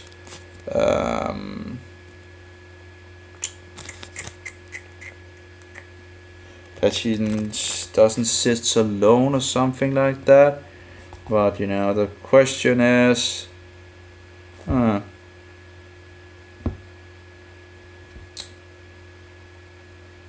oh yeah, here we have it. I'm going to translate into English. I'm reading this the Danish. She says in her heart, I sit a queen and is not a widow, and shall not feel sorrow. Therefore comes in one and same day, all her plagues, death, sorrow, hunger, and she shall burn. What do you? She shall brænde. She shall be burned. Because strong is or God the Lord, which has judged her. And the kings of the earth that committed, I wonder if that is adultery or whoring with her, and lived in, yeah, anyway, it's John, Revelation 18:8. And of course, I could take an English version instead of just sitting with a... Why didn't I actually take the good English version that I have? Just 2 seconds. I have a good English version over here. Of course, I also have on my mobile. Sometimes it's just better with... But this seems to be interesting material that this guy has sent me. It was a guy that actually told me that... Yeah, anyway, it just, you know, he may actually be a truth seeker. That's nice to meet a Danish truth seeker, not... So it seems to be some good material he has linked to anyway. Let's see. 18... What was it? 18 what? 18:8 or something. Yeah, okay. There we go. The English. And I heard another voice from the Shamayim, that is the heavens. Again, I'm not sure in regards to the trend. We have that's a he. I think it Aramaic maybe version of the Revelation. I'm not sure how they take because some of the places they also put in the name of God. It seems, I think, yeah. And I'm not sure how they put the name of God in the you know, but I'm not sure if we have any manuscript that actually can confirm that, and I'm a little, you know, anyway. And I had heard another voice from the Shamayim, the heavens, because it's plural in Hebrew, saying, "Come out of her, my people, lest you share in her sins, and lest you receive of her plagues, because her sins have piled up to reach the Shamayim, or the heavens, and Elohim, that would be the gods, has remembered her unrighteousness. Render to her as she indeed rendered, and repay her double according to her works. In the cup which she has mixed, mix for her double. As much as she esteemed herself." If you have any organization esteeming itself, that would be the Catholic Church. Just, you know, just look at it, you know, just... And lived in luxuriously, so much tortured and grief give to her, because in her heart she says, "I sit as a sovereigness, and I am not a widow." And I'm thinking in regards, I'm not a widow, maybe she believes that God is actually, you know, but she is a widow, because God is not in it. Anyway, "And I do not see mourning at all, because at this her plague shall come in one day, death and mourning and scarcity of food, and she shall be burned up with fire, because Jehovah Elohim, or the gods, who judges her, is mighty." So, and the sovereigns, that would be all the kings, like the leaders, you know, the so-called presidents and prime ministers and all that. That's pretty much seemingly the kings of our days, that has a lot of power in regards of anyway, and the sovereigns of the earth who committed whoring, well, they used whoring, so that okay in this instead, I'm not sure what the Greek actually is, "and live luxuriously with her shall weep and mourn over her when they see the smoke of her burning." Yeah, when Rome burns.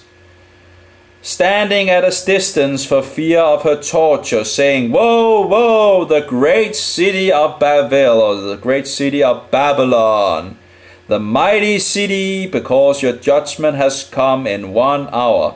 And we have also some historical sources that were in regards of Rome being the new Babylon, and another historical source in regards of every filthy things is coming to Rome. You know, it's like a sewer for everything. You know.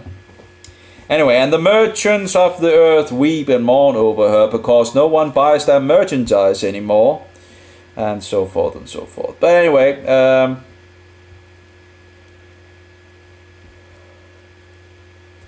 So I think it's pretty much is in regards of Rome, but anyway, and the beast as well. The beast continues. It's only you know, the hall that gets pretty much destroyed at that point. The beast continues. So and the beast is the one that is getting thrown in the lake of fire.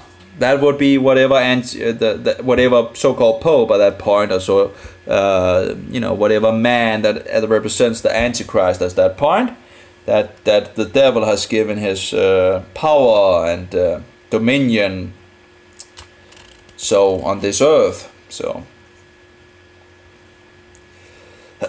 let's see. Oh, here's another interesting.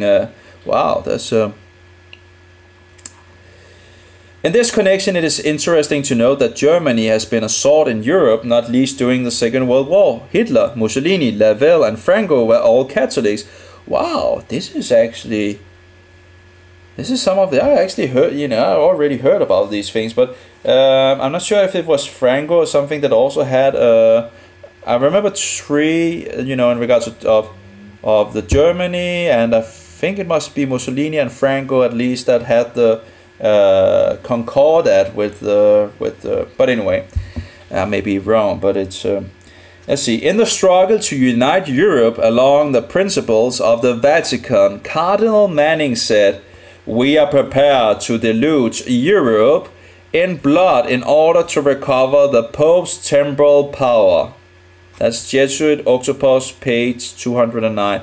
And remember, temporal power is the civil and political power, and the so-called Pope or the Antichrist believes he has the authority to rule in regards of political and spiritual matters as the front or the top of the pyramid in regards of spiritual matters and political matters.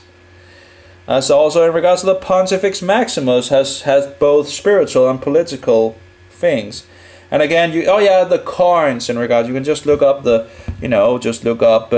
so-called Pope, you know, Pope coins, Pontifex Maximus, you know, just, they're still using the title Pontifex Maximus, which is a pagan title. It's nothing to do with the Bible, just the pagan high priest, or, you know, in regards to the pagan church, which was in Rome, yeah.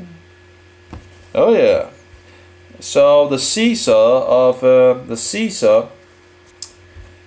which is also we have one quote in regards of the Pope saying, "Well, Caesar is talking to you, you know, I Caesar, which is talking to you, you know, he's claiming to be Caesar, you know, they are, yeah. It's the little horn that, you know, it's just more, you know, it's just anyway." And it says that they failed. Catholics launched new attempts through the Coal and Steel Union, which now is the European Union. This, of course, is founded on Catholic principles. I don't think they failed. I think that was planned, if anything. I don't think they will. If these documents are going in regards of that they wanted Hitler to take over and all that, it seemed like from the World War II that things were going on that just doesn't make sense. Besides, if Hitler was actually controlled behind the scenes in some sense, like stopping all his army from destroying, you know, the Allies' armies before they could, you know, he just let them go over to England, you know. I remember I was looking at Discovery in my younger years where, you know, that you know, he was what do you call it? He stopped it because it was said he stopped it because he wanted to show who was boss. But maybe he stopped it because the Catholic Church wanted the war to continue, and if Hitler had destroyed all the Englishmen or the soldiers and all those, well, the war would have been over in regards of England, and maybe Rome didn't want that. Another thing also was that that I found curious in regards to World War is that Hitler is already going on 2 fronts in regards to war. And then he attacks Russia. Doesn't that seem curious? And actually he's getting support from Russia, supplies from Russia, and then he attacks Russia? That doesn't make sense at all. He already have 2 wars, 2 fronts going on, like down on the south and the left. Why would he open another full-scale war through the east? That doesn't make sense to me. Well, maybe he did it because, you know, it was planned that it was to be meant to fail, and you could bomb Germany and kill a lot of Protestants, both English, Americans, and all the things. I think it was a great conspiracy by the puppet masters in the background, and we're falling for it, you know. Just so, but anyway, they apparently believe that it was failing. I don't think it was failing. It absolutely made what, you know, they made the EU. You know, that the war, you know, when you think about it, the countries was probably in regards of war. They didn't want war anymore and all that because of this war made by Rome. And what do people do? Well, let's make a union, like acceptance, getting into a union, which, you know, which of course you have the Sunday corruption as well in 1973. Just some more corruption, goes back to Rome. Sunday is not the last day, and will never be the last day, and will never be a holy, a blessed day, because, well, besides when actually the 7 yearly holy days, of course, if it falls on a Sunday, it would be holy. But besides that, it's not holy. The Sabbath is holy. It's set aside. It's the 7th day. It's now in Denmark. Not Sunday. It was God didn't rest on Sunday. He rested on Saturday, and actually from Friday sundown to Saturday sundown. But anyway, maybe, you know, it would be actually interesting reading, it seems. I wonder what source it actually comes from. I was thinking maybe 7 Adventists, but I don't see anything in regards of 7 Adventists. There's something in regards of the 10 divisions. This is actually, oh, it's Bente and Abel Struckness from CIS. I'm not sure what that is. Norway. That's interesting. Norway. Okay. Why is it in oh yeah, English. We can, okay. It's not in Danish, of course. So okay. Maybe we should take a look. So it's called The Forces Behind the EU. Let's go. Yeah, let's just take it. You know, it's just, there's a lot of reading. But anyway, let's begin. It's called The Forces Behind the European. And maybe actually I have it on Facebook, so maybe I can actually just open it on my mobile and you can read along. History. Oops, we have some problems with the battery.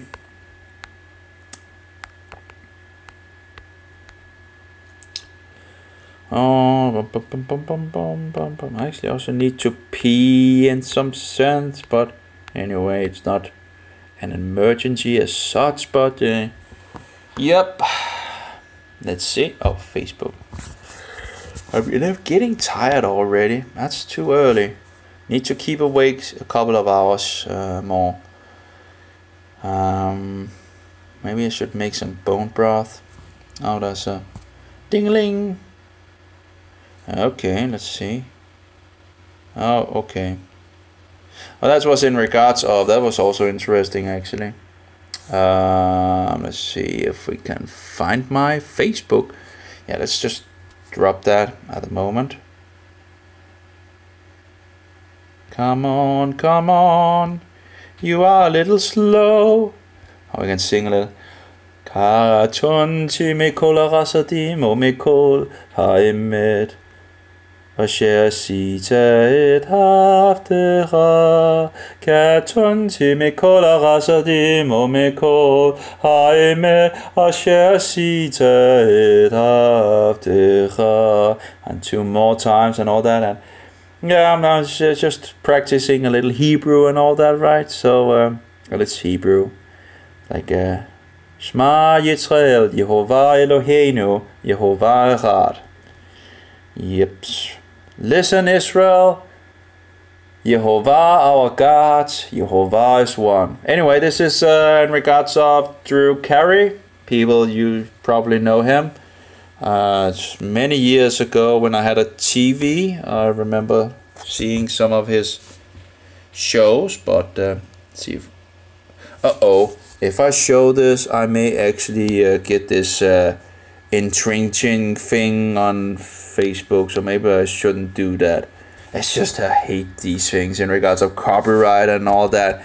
Just copyright is something from the devil, you know. But he goes in regards to the deceptive spirit of Christmas, presenting Drew Carey on pagan holidays. But I'm not sure if I actually show it, if YouTube will respond and say, oh, you put on something that you shouldn't put on.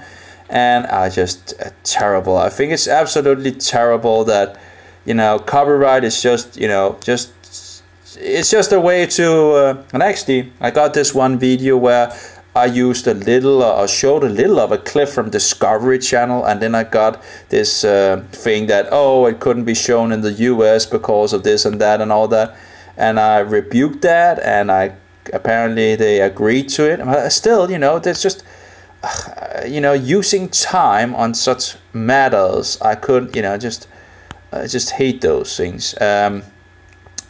Anyway, so we have the nope, that's not it. Where did he put it? It should be here, but it's he's actually mentoring.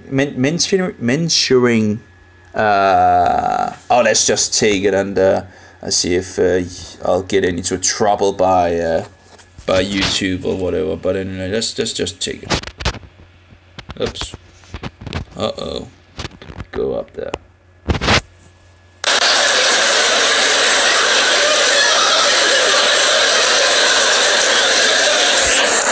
Watch the news lately. I know everybody, you know, I recognize a lot. I do watch the news. It gets so depressing. That's what I mean. I just get depressed watching the news. You know what I do when I watch the news now? I turn the news off. I get out my Bible. I turn to the book of Revelations. I start just checking stuff off. You know? Got it, need it, got it, need it. Red dragon, 7 horns, 10 crowns. Ozzy Osbourne, America's favorite TV dad.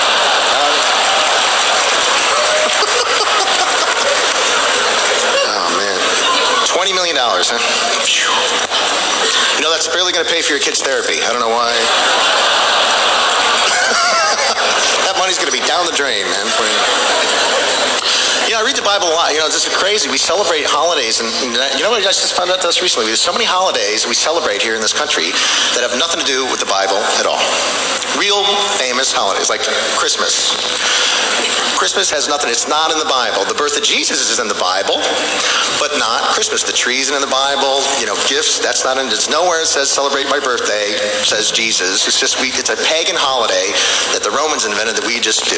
But everywhere you go, I'm telling you, I've seen this so many times. You see a big nativity scene, and there's baby Jesus, the manger, sheep, shepherd, wise men, Mary, Joseph, Santa Claus right in the middle. Like, who's that? Mary's Lamaze coach? Santa Claus has nothing to do with anything. Neither does the Easter Bunny. Easter is another pagan holiday that's on the Bible. Every Easter, you don't hear anything about Jesus on the cross. All you hear is about the Easter Bunny. Easter Bunny this, Easter Bunny that. Why is the Christian religion the only one in the world that needs a mascot to sell their stuff? You don't see Jewish people out celebrating with the Passover kangaroo.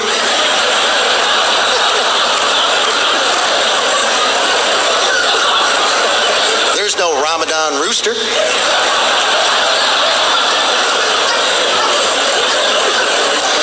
Halloween's Halloween's another big holiday, satanic holiday. Nobody's bothered by that for some reason. You know, fun for the kiddies. I mean, when I was going to church, I always told me, you know, Satan's the most evil one. He's the one you got to watch out for. Watch out for Satan. And then once a year, the whole country goes, hey, let's party with this guy. It's ridiculous. Yep, there we go. I'm not sure if I'm going to get a copyright infringement for that or whatever, but it's just, you know, waste of time in some sense. You know, you have people all around in regards of history quoting others in regards of, you know, making books and all that. Copyright is just, I think it's from the devil, you know. In regards of sharing, or this is also in regards of Melito of Sardis, in regards of, you know, I had this article in regards of Christians from the what do you call it, the early Christians in regards of Jesus being God. Here we have another, who is ignorant of the books of Irenaeus and Melito and the rest, which declares Christ to be God and man. It's a little hard to see, but anyway, 82, 85 I think it says. I have some, you know, for the one who was born a son and led to slaughter as a lamb and sacrificed as a sheep and buried as a man rose up from the dead as God, since he is by nature both God and man. You know, just one, and if you go into look into, you know, I had this article where I think it was 9 different Christians from early Christianity where he takes, you know, where he shows from quotes that they believe Jesus was God. Of course, that's what the Bible says as well, so it's no problem. But anyway, where is that? Maybe it's down here. Maybe it was no.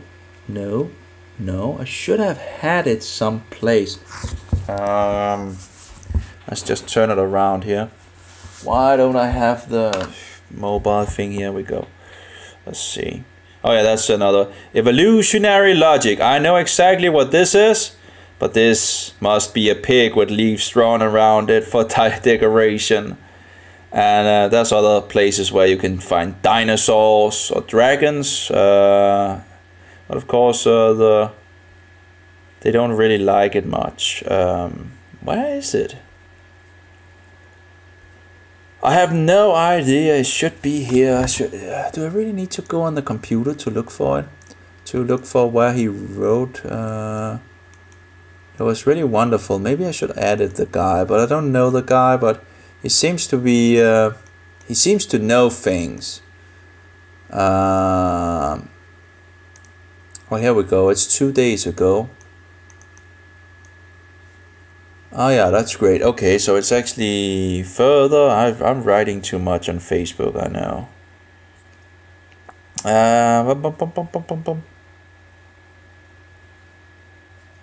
That's Tertullian. No, let's see. There we go. And this was in regards of Denmark, where you can actually see our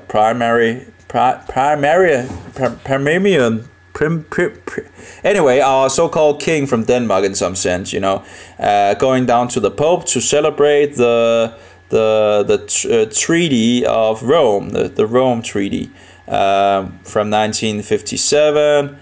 And so forward. And you know, I saw in regards of EU where the presidents of the EU was, you know, coming to the Pope as well. And yeah, it's just all roads leads to Rome. It's just in front of our eyes, you know. Here we go. See if I can open this. Download started. Open. And I need some power to the mobile as well to keep that going.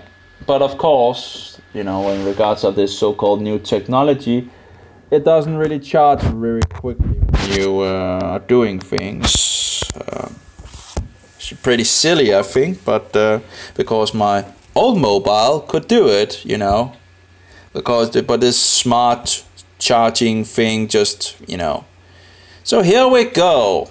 And maybe I should actually, it would be nice to actually sit over in a chair, and then I need to turn the mobile around, of course, so people can look at it. See if I have, if I can sit over here. Oh yeah. And I put some broth in the oven, so that should be a pretty satisfying meal as well to drink. So I'll be able to go on. Let's see here. The forces behind the the European Union. And get the glasses off here. Oh, my eyes are a little strained from I don't have swim glasses, and I don't have money to buy them at the moment. So and here we also see where they are rebuilding Babylon, if I remember correctly. That's like it's the building is made so it doesn't look like it's actually finished. So they're rebuilding Babylon in regards of, you know, what happened at Babylon, where we were one nation, or what do we call it? No, one. So anyway, it's just. And of course, we have the United Nations as well, which most likely also goes back to Rome.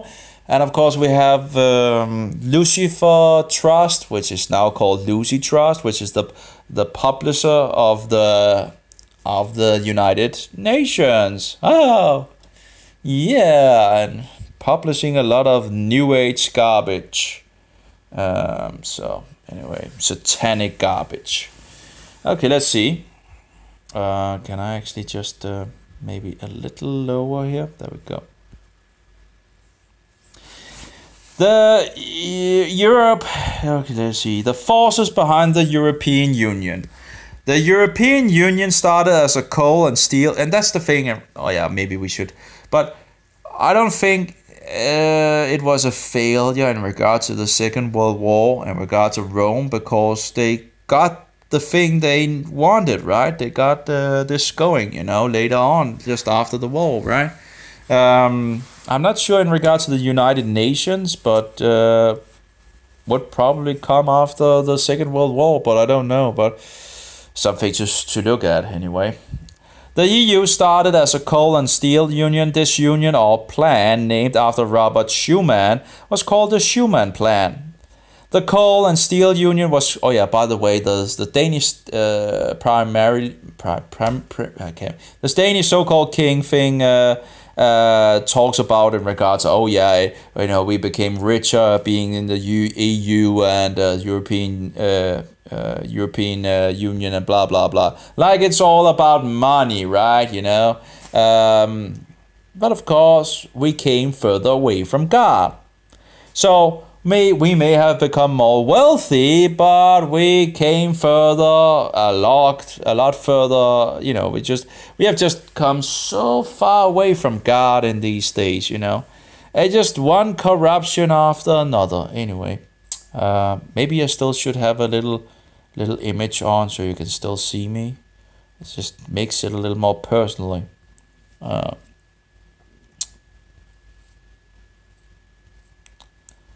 See, there was like a post thing. I agree. There we go. Can we set it down here, something like that?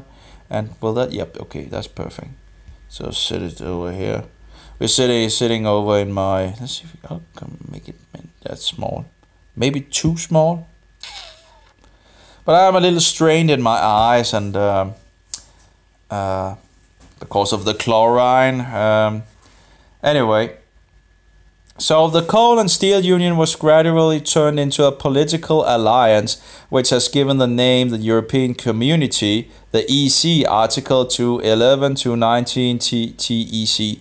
And by the way, in regards of the making Sunday into the last day of the week, you know, it was done in secret. Who's doing things in secret? Satan is doing things in secret, you know, and just so many places, you know, it's just terrible. And they didn't want to, you know, in regards of it's satanic.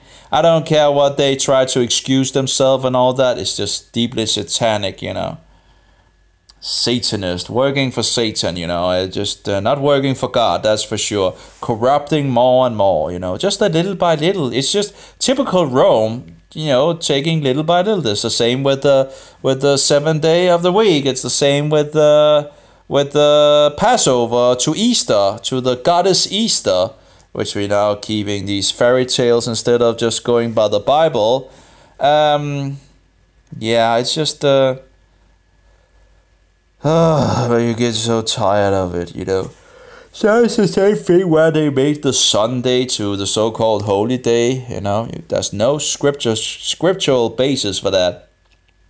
So it's entirely Antichrist doing these things, thinking he can make the laws of God into other things, which he can't. And, you know, a shepherd, you know, we were warned in regards of wolves in sheep clothing, and the biggest wolf is the Pope. The so-called Pope, the so-called Holy Father, the Antichrist in Rome. He's the biggest Antichrist, the biggest wolf in the entire world, I think, you know. Today we know it is the European Union, the EU. What will its next title be? The United States of Europe. Oh well. Did you know that the prominent Catholic politicians were dominant in the creation of the European Union? I would not be surprised at all. Absolutely not, because every road leads to Rome. Yups, every road. For example, the French pro-European strategist Jean Monnet, the French Minister of Foreign Affairs Robert Schuman, the German Chancellor Konrad Adenauer, the Italian President of Ministers Alcide Gasperi, etc. Question mark? Yeah, it wouldn't surprise me at all that they're working for the powers of Satan.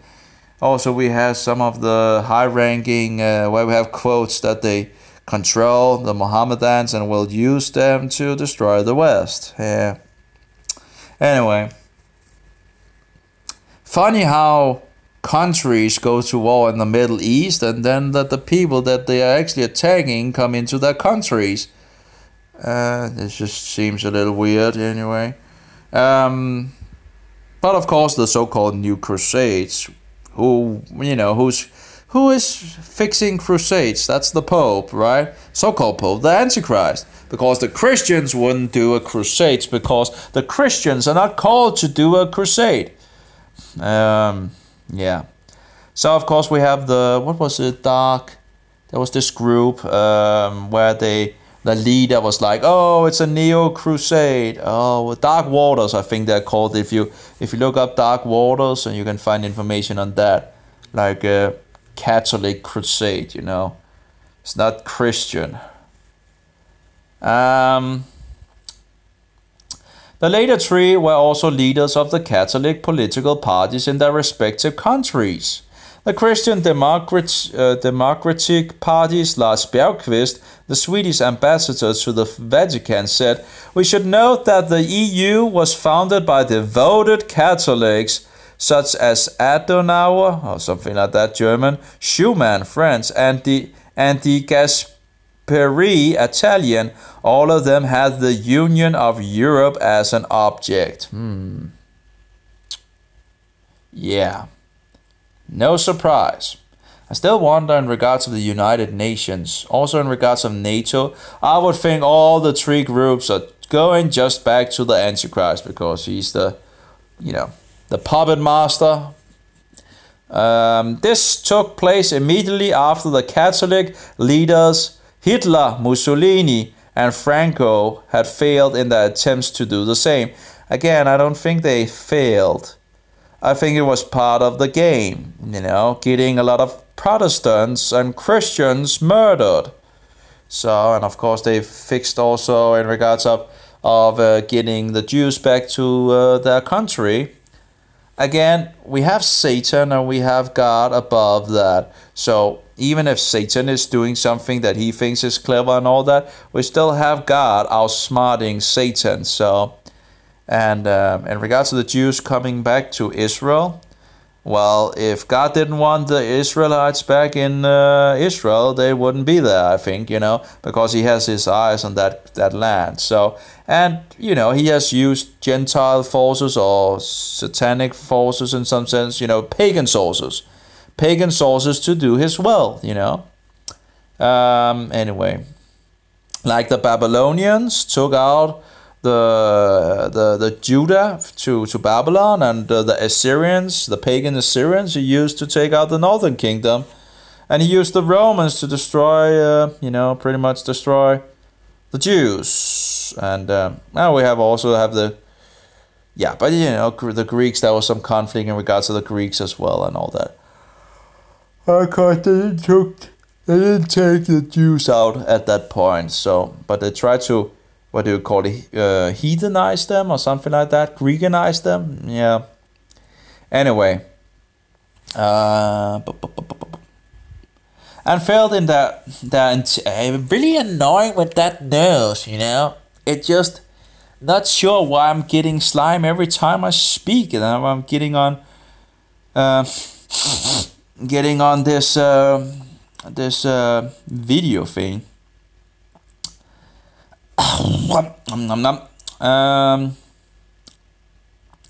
This took place immediately after the Catholic leaders Hitler, Mussolini and Franco had failed in their attempts to do the same. Again, I don't think they failed.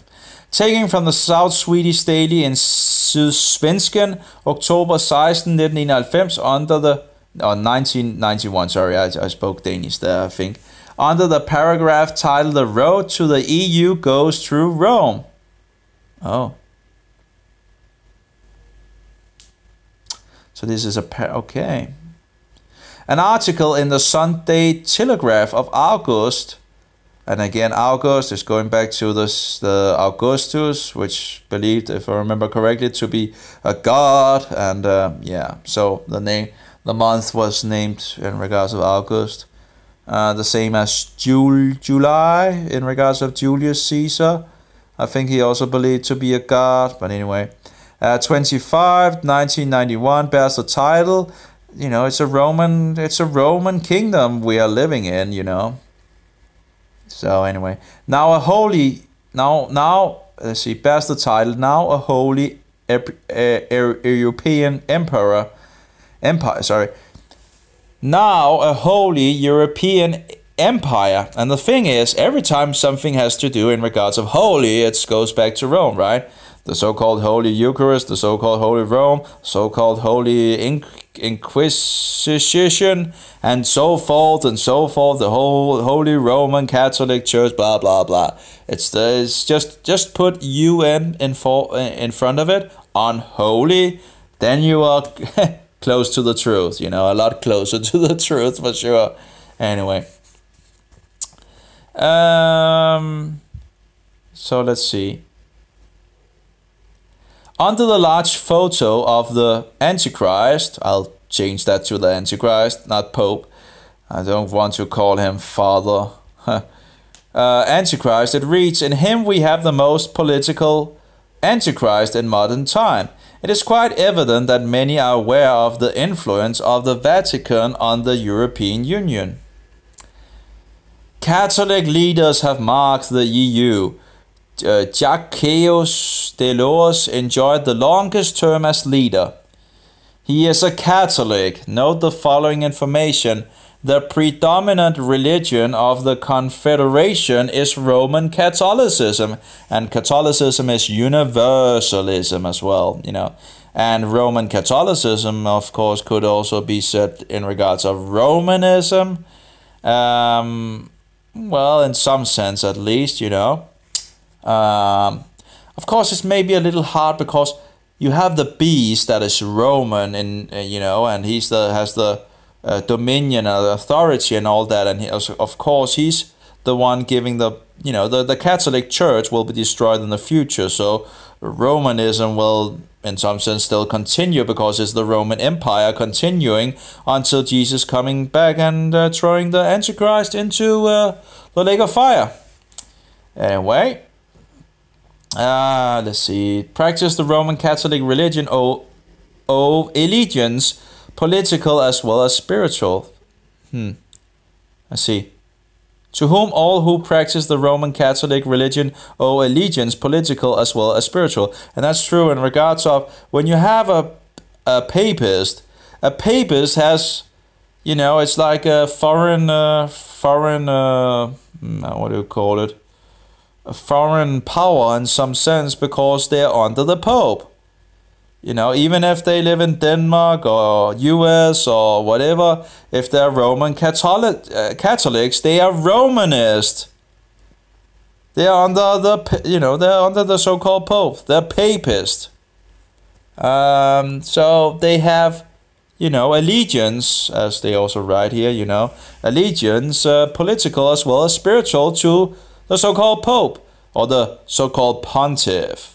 I think the pontiffs may actually go back to also pagan things in regards of the Pontifex Maximus. I think there may be something in regards of that as well. And there are false cookie Jesus, abomination, idolatry. The cookie doesn't become Jesus. The cookie, you know, that's just paganism, sun worship, you know. Anyway,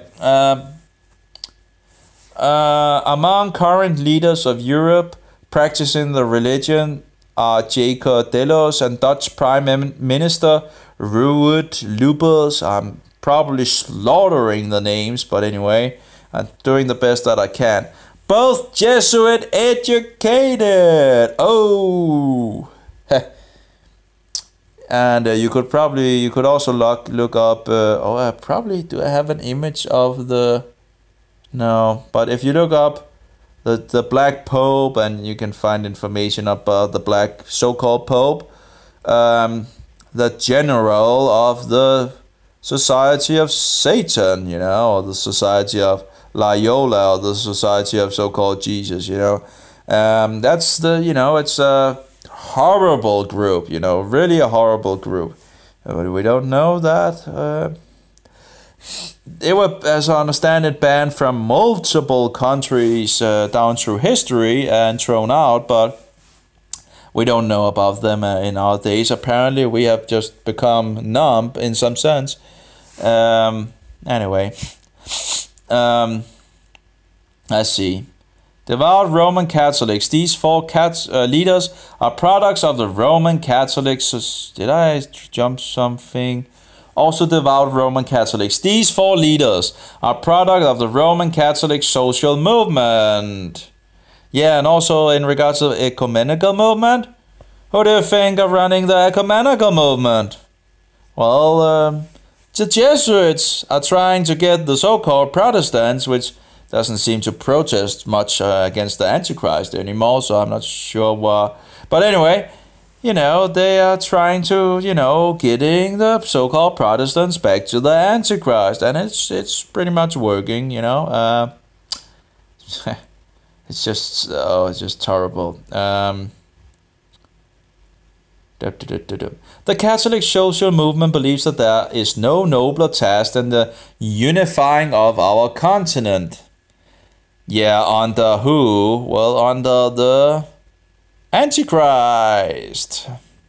Two internal commission reports submitted in February 1993 to the EU President Jacques Delors argued that ancient religious differences are the heart of the conflict besetting the Maastricht Treaty on European Union and religion, or at least some kind of peculiar new Euro spirituality inspired by Brussels.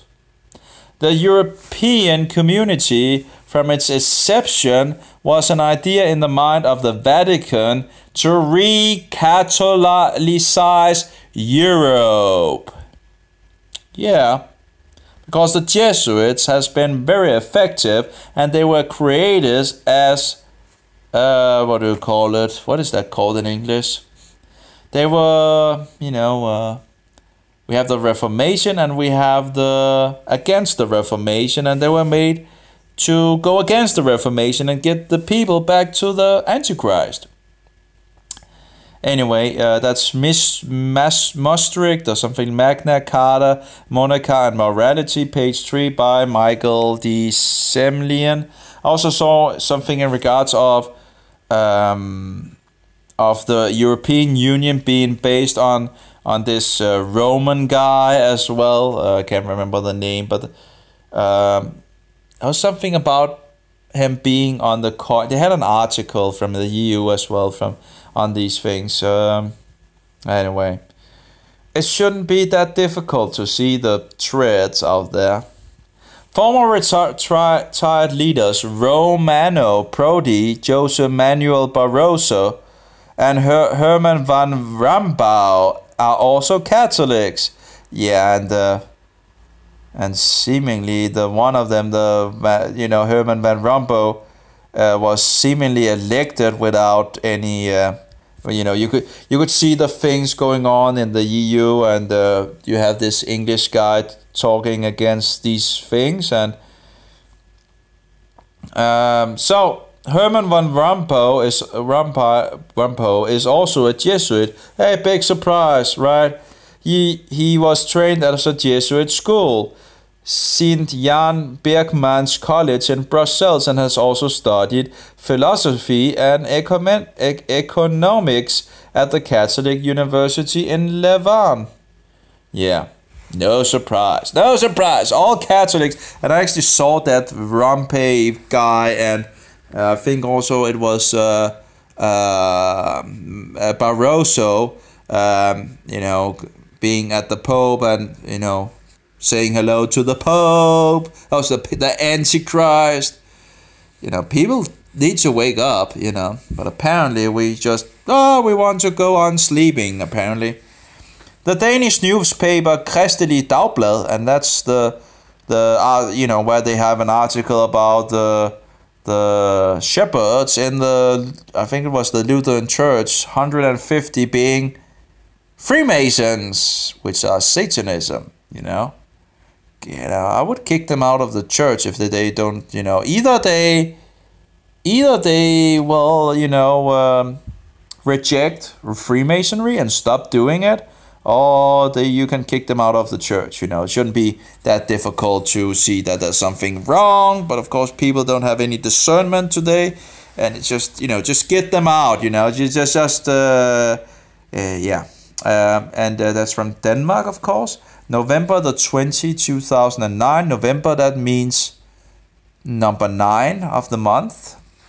In regards of Latin, of course, because we have a lot of Latin things going on. You can also see behind the $1 bill, it's in Latin. Why would it be in Latin?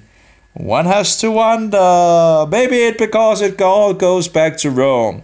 The pyramid and all that things, and all the Antichrist, Anyway.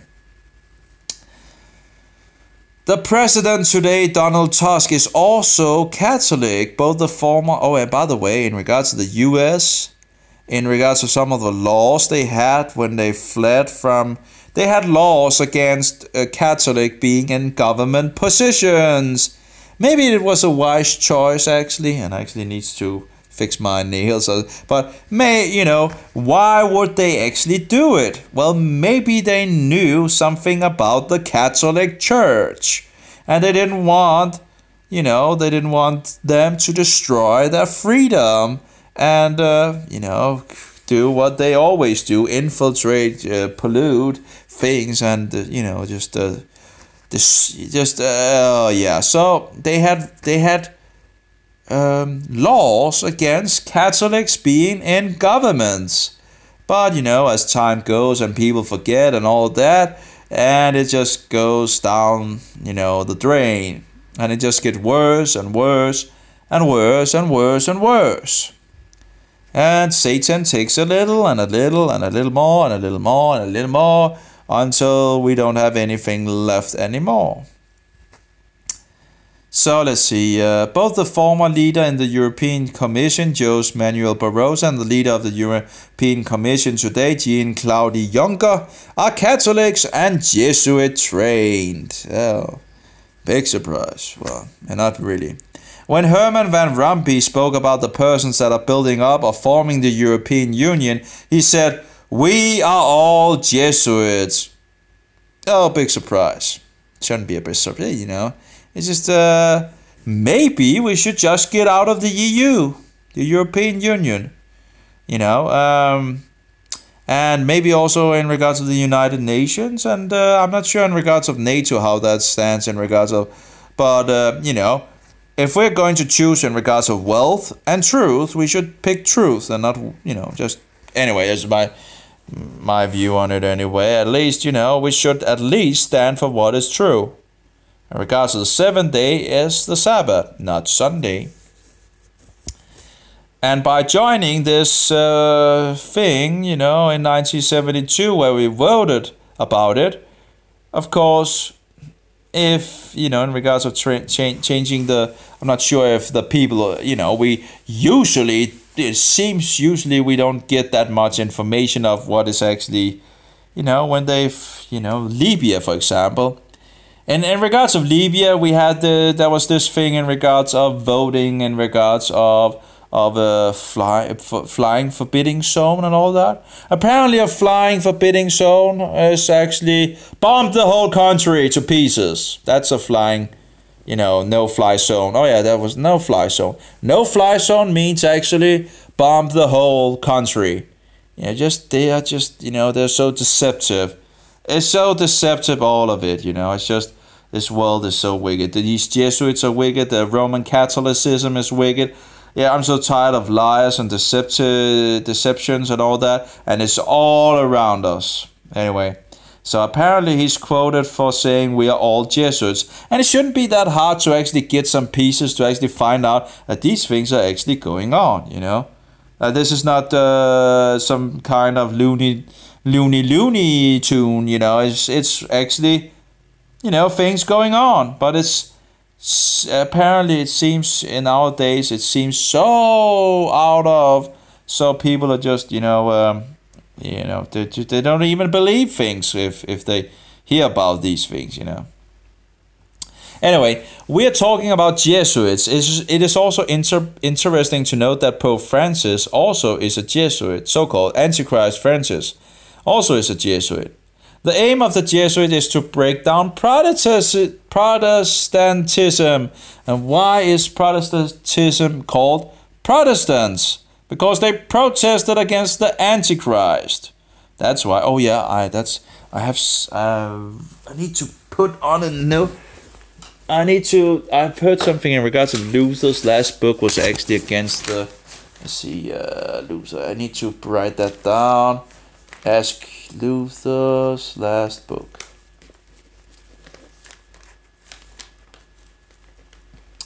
Because if Luther's last book was actually in regards of proving the papacy is the Antichrist, or actually the what do you call it, the so-called Pope, that would be in his later days, so he should have collected a lot of good information in regards of that. So anyway, when we're talking about Jesuits, it is interesting to note that Pope, so-called Antichrist Francis, also is a Jesuit. The aim of the Jesuits is to break down Protestantism and the independent countries. Now, how would you break down independent countries? Maybe you would fill the countries up with Mohammedans and make it, you know, you make more and more conflict, and you make the country be less and less, you know, it's just, yeah, it's just horrible.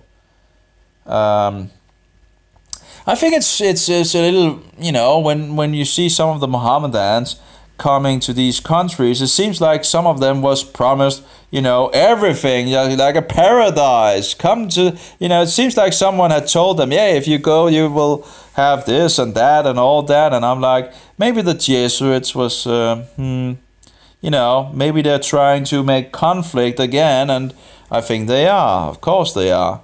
It's just, you know, it began to take speed in regards of 9/11. You know, where 3 buildings exploded, and only 2 planes hit the 2 of them. But of course, just normal that,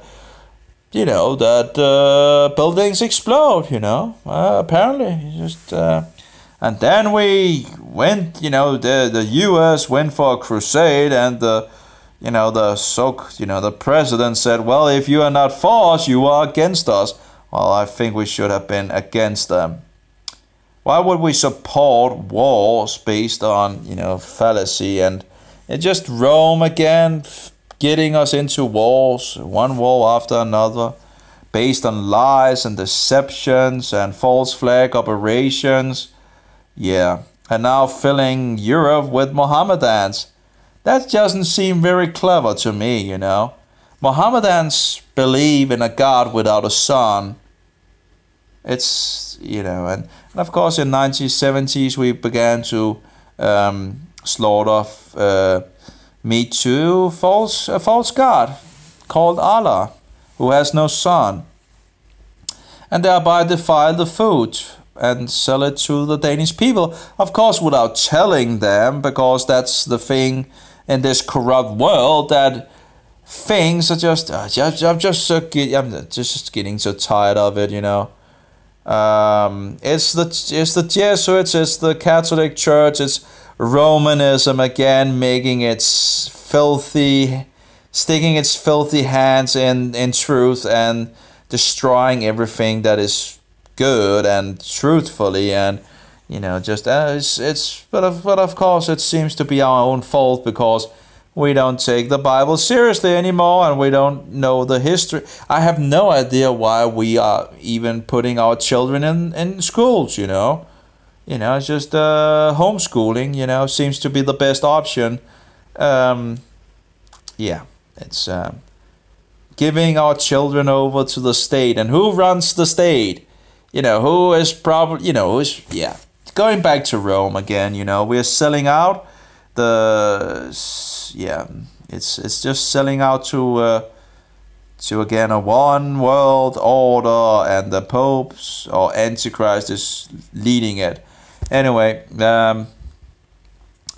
when we're talking about Jesuits, it's also interesting to know that Pope Francis also is a Jesuit. The aim of the Jesuit is to break down Protestantism and the independent countries. We can clearly see that this is being done today in Europe, also in Great Britain. You will learn more about the oath of the Jesuits later on in this document. Okay, so the Jesuits oath, you can just look that up on but it's an abomination. How can the Catholic, there's no way the Catholic Church can be Christian in any way, supporting a group like the Jesuits, supporting a group like the Knights of Malta, the Knights of Columbus, and all these secret groups, Freemasonry, everything leads just back to the Antichrist and this abomination of a system that has hunted down and slain and tortured the saints who keep the commandments of Jehovah and the testimony of Jesus Christ. It's just and promoting satanic traditions like Christ Mass, Easter, and Sunday worship in regards of Sol Invictus, a false god, and instead of it's just it's just so slickery lies and deceptions everywhere in this system, there's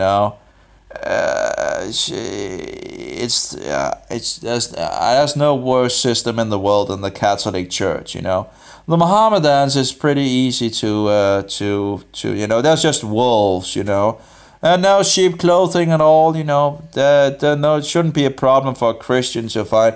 But, the Catholic Church, oh, what a horror, Catholic figures have always dominated the EU. It is interesting to know that Joseph Barroso, among others, had been a visiting professor at the Catholic Jesuit University, Georgetown University,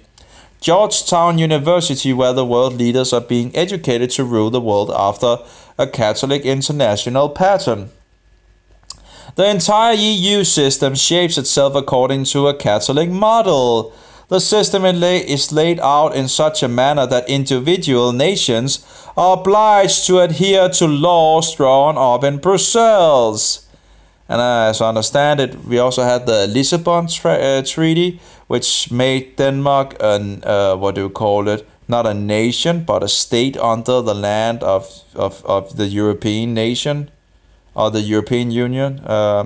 So, as I understand it, we are just a state now, actually, not a country.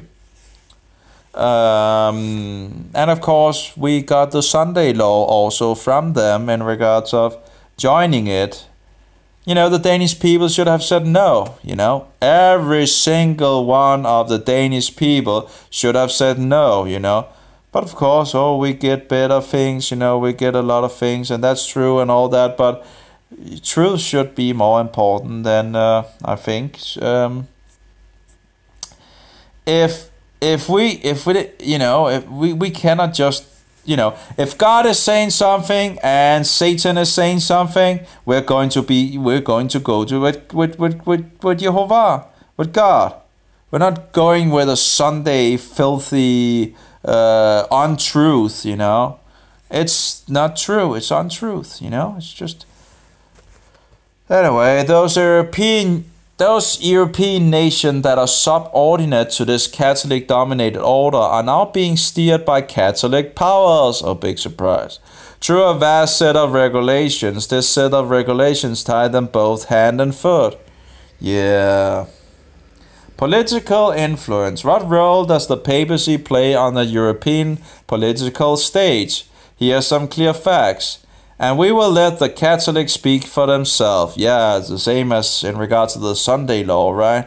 It's just you have one quote after another, and the Protestants are just, or most Christians are like, you know, we don't know which day is the seventh day, or just as long as we keep one day of the week. Well, what did God say, you know? Well, we'll flip a Paulus, and then everything is all right, apparently. No, what this God, you know, God sets the seventh day.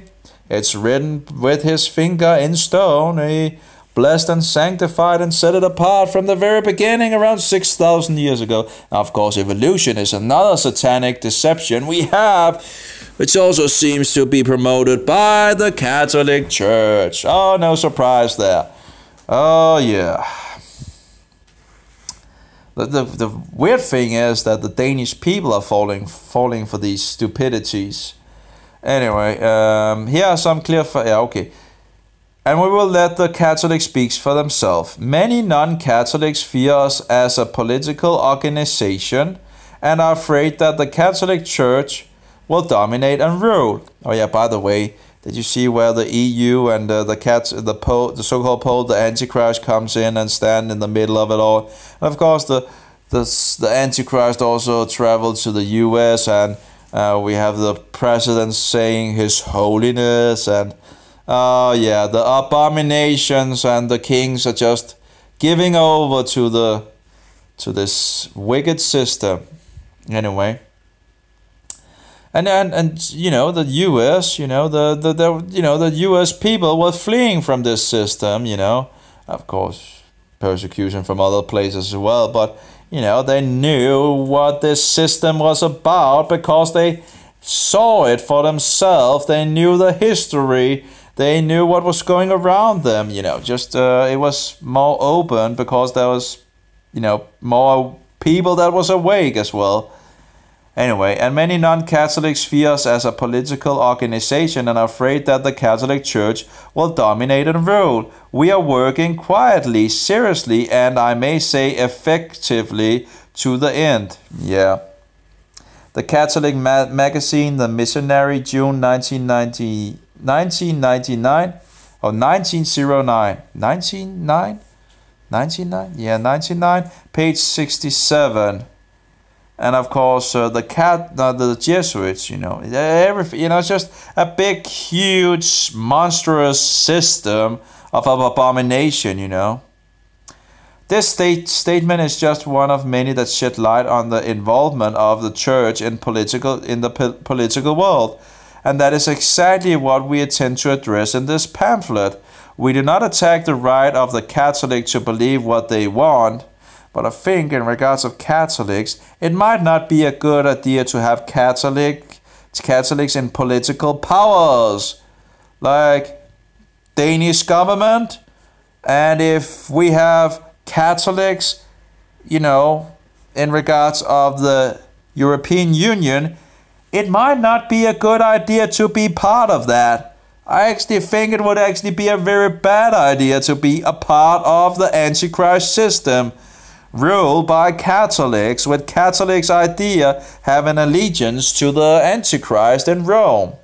Bad idea. Bad idea. Bad idea. Get out of it, you know. You know, it will, you know, of course, if we get out of it, it will be, you know, money-wise and blah, blah, and all that. But let's keep to the truth and let's just have God help us, you know, Jehovah. You know, just stand for the truth instead of standing for the lies. And I'm sure Jehovah would help us, you know, in regards of... yeah, we do not attack the right of Catholics to believe what they want. We do not attack the right to Catholics to believe what they want. Yeah, if you want to believe in a cookie Jesus, you know, I actually would say something against that. You know, it's abomination, it's idolatry, and you need to repent. Great. Yeah, that's what I'm going to say. I think you're committing idolatry against Jehovah, the biblical God. I think you should repent. I think you should get out of this system quickly, like Jesus says, get out, come out of her, my people, so you do not take part in her sins and, the abominations she's committing and, the Catholic Church. This system of abomination, Anyway, we do not attack the right of the Catholics to believe what they want. Well, in regards of, they of course can believe what they want, but we're just going to say it flat out. I'm not going to say, oh, these Catholics are, doing, just. It's not very loving not to tell them the truth, about this cookie Jesus and the abominations when they pray to Mary and all those different saints instead of actually praying to Jesus, who is God. And that's the only Savior. And running around with the Mary thing, and then and the purgatory doctrine. Oh, give me a break, Give me a break, just a filthy system. Just read the Bible, study, and just get, this system. How, it's not Christian. It's not a Christian system. It's just a facade of Christianity, but it's pagan. It's all pagan. It's just filled with paganism, sun worship. Nothing, of course, there's, it's just... Anyway, we warn against the situation where the church shall make use of the powers. It's whorehouses. They have whorehouses everywhere, Anyway, shall make use of the powers of the state to enforce a common creed, including economics. The Catholic Church is unlike the other churches in that it conscientiously tries to strengthen its position in politics. Now again, what does the church have to do with politics? Well, in regards of, and actually I think that in regards of the American churches where they divided, the church are not entangled with the state. But of course, they're becoming entangled with the state in these times. Well, you can see the issues also with the Lutheran state church in Denmark, when the state then finds out something and the church then follows along with the state. Instead of standing on the word of God, instead of standing for the Bible, they're, if you want to so-called marry two men or two women in regards of marriage, don't do it in a church, Don't force the priest or, maybe they're not totally forced and can make a choice at the moment. But I've seen in regards of, I can't remember if it was Norway or Sweden, where they were forced or getting forced to do it. You know, they should just say, well, you know, we have the word of God and we have the state saying this. Oh, who are we going to go with, God or the doctrines of man? God says it is abomination that two men lay with each other. Oh, you think you can bless a so-called marriage? It's not a marriage. It's an abomination. It's nothing to do with a marriage. And no priest, no shepherd should take part in such things, you know. And if they do, they should be kicked out of the church. It's pretty clear, you know. It shouldn't be that hard to... They shouldn't be the shepherds of the church if they cannot follow what that's in the Bible, you know. It should be pretty easy to see that this is an abomination according to God. Let's see. The Catholic Church is unlike the other churches in that it conscientiously tries to strengthen its position in politics. The supreme duty of Catholics is to obey the Antichrist and seek in every way, and especially by means of ballot, to render the Catholic policy effective in this country. And that's something in regards of also the oath of either the oath of the Knights of Malta or the oath of Columbus, or maybe it's both of them anyway. Catholic World Volume 6, I think it is, or is it 11? Let's see. 5, okay, 10, so it's 11, okay.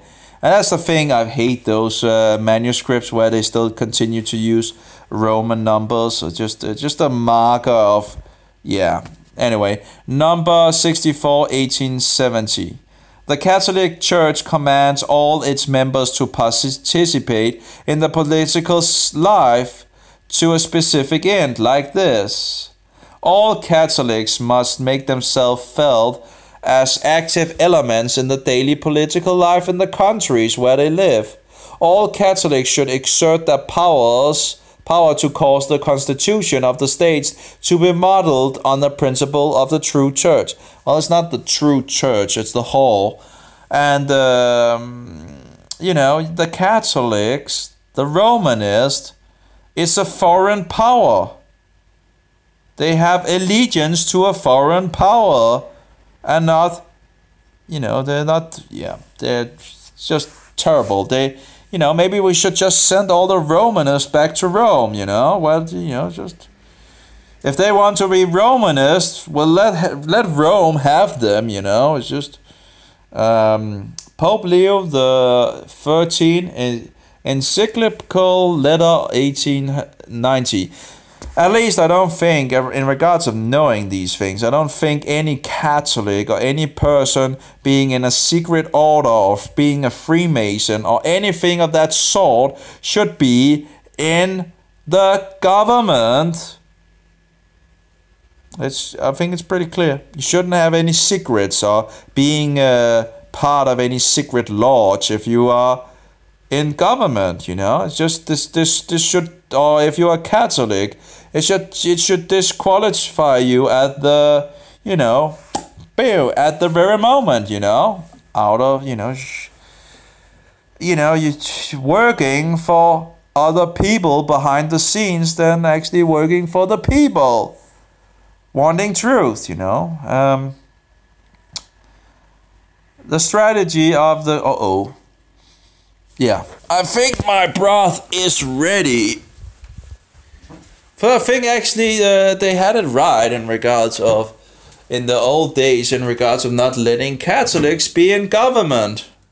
Not being in, you know, and also in regards to the whorehouses, it would probably be a nice thing to either close it or destroy the idols and not let them have, you know, it's the law of God, it's the 10 Commandments. If they say they are Christians, of course, they remove the commandment in regards of the idol things, and but of course they say they're Christians, right? So if they say they're Christians, they should follow Christian law. which is the Bible, which is God's law, the God of the Jehovah. So in regards of idols, statues, and images, and all that, abomination and all that, well, it should be destroyed, of course, because they say they are Christians. The same thing in regards of the Orthodox. You should take a hammer or other things and destroy those images. Just take a hammer, what do you call it? Or push the idols and so they break, throw them out, burn them, take all the crucifixes with a guy hanging on it and just make a bonfire. And actually, in regards of bonfire, there was something in regards of bones. But anyway, make a big fire and just get rid of all those idols and statues and abominations and images. Just burn it all. Burn it all. Destroy it all. Get going. Catholics, Orthodox, whatever, Just get these abomination, these turds in the churches out. It should be a meeting place for reading the scriptures. Reading the Torah. Reading the Torah for people. I saw some of the first century synagogues. Loved, just no idols, no images, no nothing. Sit down, listen to the Torah, the prophets, and so forward. And yeah, that's my way. That's just that's just the way I would want it. That's the way you should do it. Idols just distract, and it gives worship to Satan. Doesn't matter if it's an idol of Jesus, an idol of Mary, an idol of whatever, it gives worship to Satan, It's just paganism or Satanism in a so-called Christianized form, It's just a big deception. Anyway, the strategy of the Catholic Church is obvious. It wants to gain influence through parliamentary institutions in order to control the powers of state. Through political power, it will get religious influence. What will this lead to? What are the lessons of history? Has the Catholic changed its attitude? No, the Catholic Church is still and will continue to be a filthy system based upon lies and deceptions and idolatry and wicked deeds, Oh, by the way, I think this hand side actually goes back to a pagan. I've heard sources say that it goes back to the 666 god. That sign, but anyway, hand sign, and you can that you can actually find that hand sign. Actually, I saw some statues with that hand sign as well, pagan statues. So it seems to be going back to, again, paganism. Is it a big surprise? No, not at all. Just reject the national state. The Catholic Church is fighting for a union of church and state. She wants to be universal and dislikes independent countries ruling themselves according to their own laws.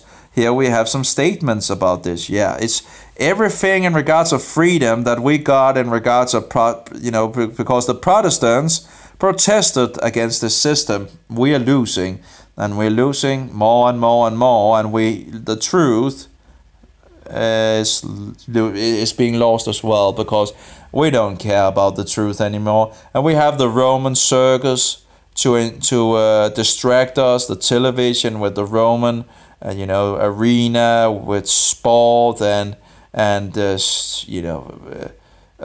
Roman theater, keeping us all occupied with stupidities and promoting more paganism, witchcraft, whatever, all these abominations. Here we have him holding the earth with a cross over it. Okay, let's see. Here we have some statements about this. The Catholic priest Phelan, editor of the Catholic journal The Western Watchman, wrote on June 27, 1912, tell us that in a conflict between the church and the civil government, we take the side of the church. Of course we do. Why, if the government of the United States were at war with the church, we would say tomorrow, to hell with the government of the United States. If the church and all the governments of the world were at war, we would say to hell with all the governments of the world. Yeah. Well, maybe we should say to hell with the Catholic Church, you know. But anyway, it's just the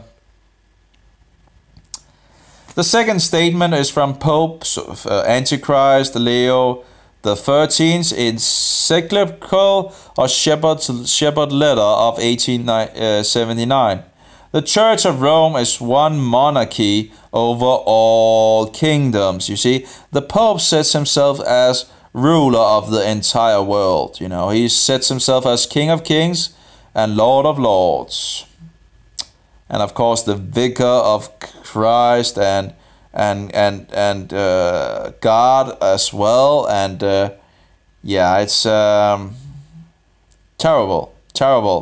It's a filthy system where Satan has infiltrated the churches, the Christians being in the middle of the system and thinking he has that he is the bishop that should rule all other bishops or all other Christians, and that he should decide whether we should do this and that and all that, and he's not going by the Bible. So I'm like, you know, whoo, get the hand.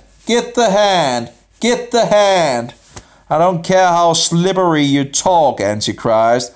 You know, that we are just brothers and sisters and all that. I don't want any part of your system. Your Antichrist system based on lies, deceptions, wickedness and all that. Keep that far away from me.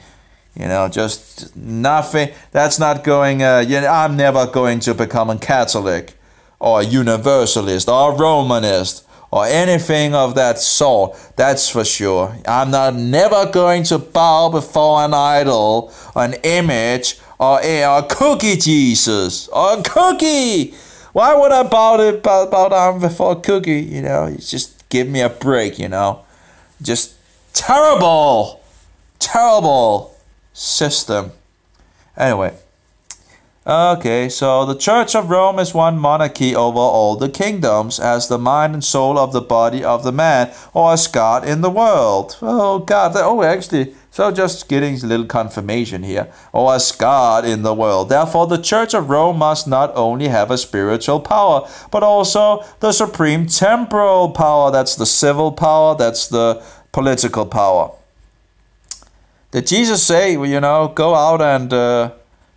No, I don't think so. Anyway, Antichrist Gregory repeated this idea when he said, the power of the church is superior to the power of the state.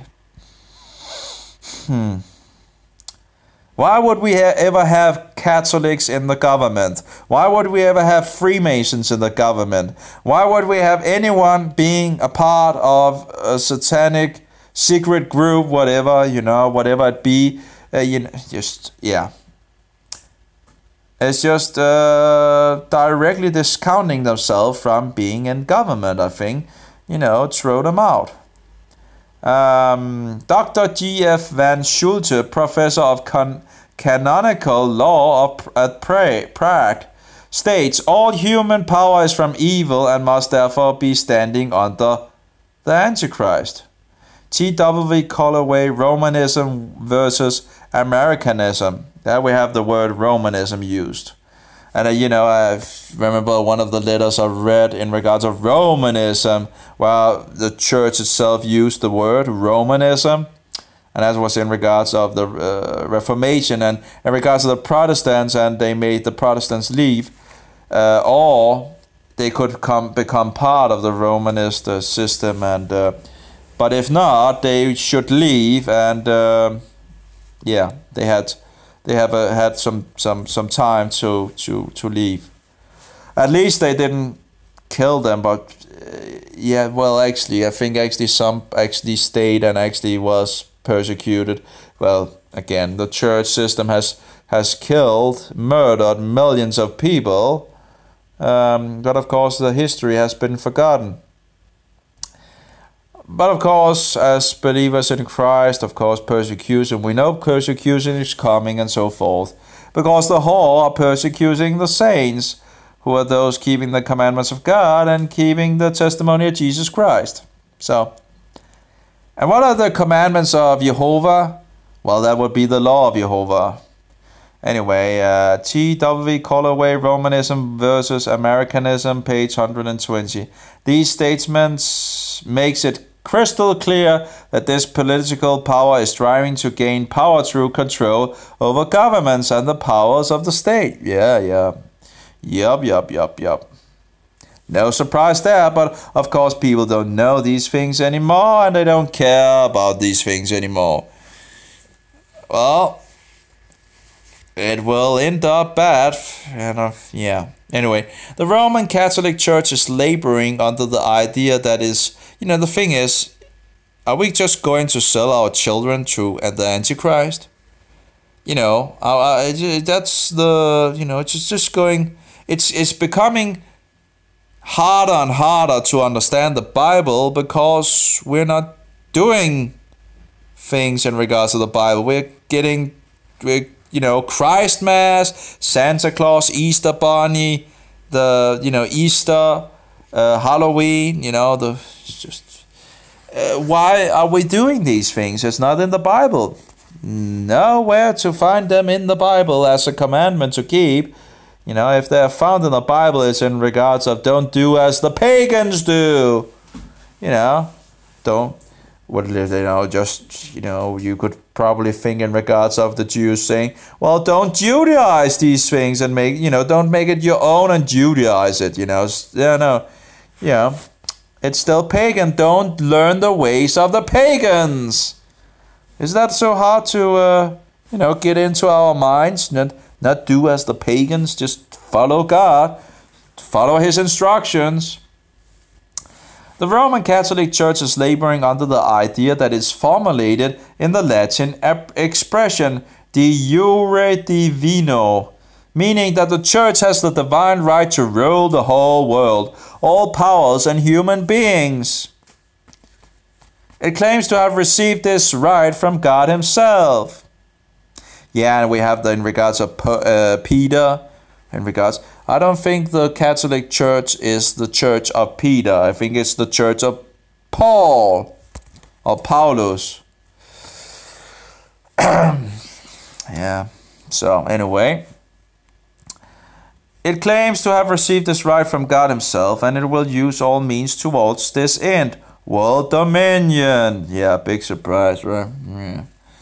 Dr. Bronson, a renowned Catholic authority, wrote, "The Antichrist has the right to pronounce sentence of deposition against any sovereign, when required by the good of the spiritual order. The power of the Church exercised over sovereigns in the Middle Ages was not usurpation, was not derived from concessions of princes or the consent of the people, but was and is held by divine right, and he who resisted repels against the King of Kings and Lord of Lords."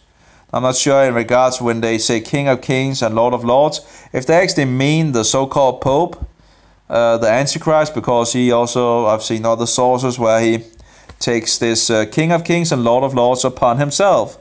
But who is the King of Kings and who is the Lord of Lords? That's Jesus. Catholic Review, June 1851. But anyway, let's see. It is interesting information for sure. Even though written long ago, the Church of Rome says that it never changes, we find confirmation of this in one of its own publication. What the Church has done, what she has expressed, or tacitly approved in the past, Tacitly, that was a hard word. Not sure what that actually means. Maybe we should just look it up if we... Oh, maybe I can't. Oh, I can't copy paste it. No. At least it comes up with... Can I? There we go. Copy. And wait, let's go over to the other program. Let's see. Tacitly. In a tacit manner by... Let's see. By unexpressed agreement, they are tacitly expected to work 10 hours a day. A tacit manner. A tacit... Not really helping me much. Tacit implied or inferred from action or statements. Okay, understood. Implicit.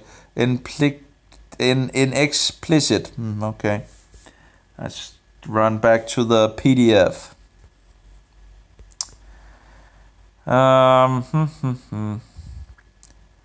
Tacitly approved in the past, that is exactly what she will do, express or tacitly approve in the future if the same circumstances occur. Catholic Review, January 1854. And January is in regards to the false god Janus. Yeah, big surprise, another pagan, filthy thing. Oh, yeah.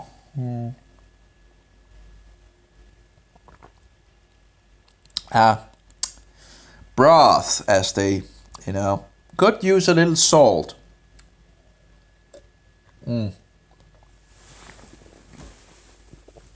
They say it's healthy, so I'm trying it out anyway. But I'm trying also in regards of taste. It tastes a little burnt, but anyway, let's get back to it. There's a little softening to the yeah. It is an advantage to know about the history of the Catholic Church, its strategy and use of power, to understand what is happening and what is about to happen. Yeah, the question is, it seems like they want a war between the Mohammedans and the Christians. So I'm not sure, by letting Mohammedans into the West, I'm not sure if they doing that to stir up more conflict. And Mohammedanizing the country as well, more and more. So, yeah, it's let's see, marked. I think I think actually the pyramid in regards of power in English. Maybe they say marked in Norway like that, but anyway, yeah, you have the triangle, and it's actually not that hard to actually rule, or what do you call it? Oh, let's see if we can get some power in it, by the way. It's actually not that hard to, how they can control things, because if you follow the pyramid form, and actually you can have pyramids inside pyramids. Like, let's take a company has a pyramid in regards of it, the top man, the director,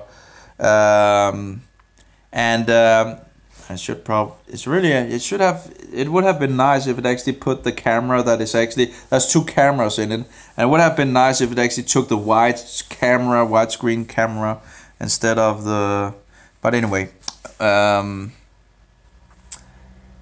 I don't think it has in any case. Doesn't it have two cameras? Yeah, it has. Anyway, so if you have pyramids, like if you control the director and you have more companies and all that, you can actually control a huge amount pretty easy by this system, by this triangle system. Having triangles inside triangles, and it's pretty, so if you want to change something from the top, you just do it and it will go down through the pyramid. So it's not really that hard I don't think it's hard to understand that actually is very possible, easy to actually, affect the whole world actually by this system. The subsidiarity principle. The entire EU system is a Catholic origin. It rules according to the so-called subsidiarity principle, the Maastricht Treaty, page 4, and the Catholic Church Catechism, page 470. This word comes from the Latin subsidium, meaning to help. This model of governing means that you try to... Oh, it's 2 seconds. It just itch a little. Oh, that runs the pages. There we go. This word comes from a Latin subsidium, meaning to help. This model of governing means that you try to solve conflicts at a local level. If not totally successful, your case moves up to the center in the system. Thus, the parties involved must ultimately conform to the rules of the power elite. We can better understand this model when we know that the subsidiary principle was put forward by Antichrist Leo XIII in his encyclical of 1891, in which he tells how the world should be ruled.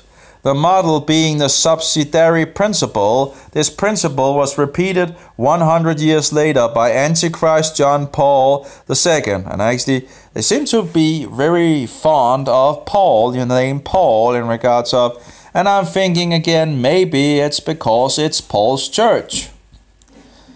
They say they're based on Peter, but of course Paul said Peter was a Judaizer. And we see how the church calling people Judaizers, using the doctrines of Paul. I don't know. I think it's based. If it's built on anything, I think it's built on Paul, not Peter. But anyway, it wouldn't be a surprise in regards to the lies, right? And in regards to the doctrine of being built on the pedal instead of, the rock, which is Jesus. So anyway,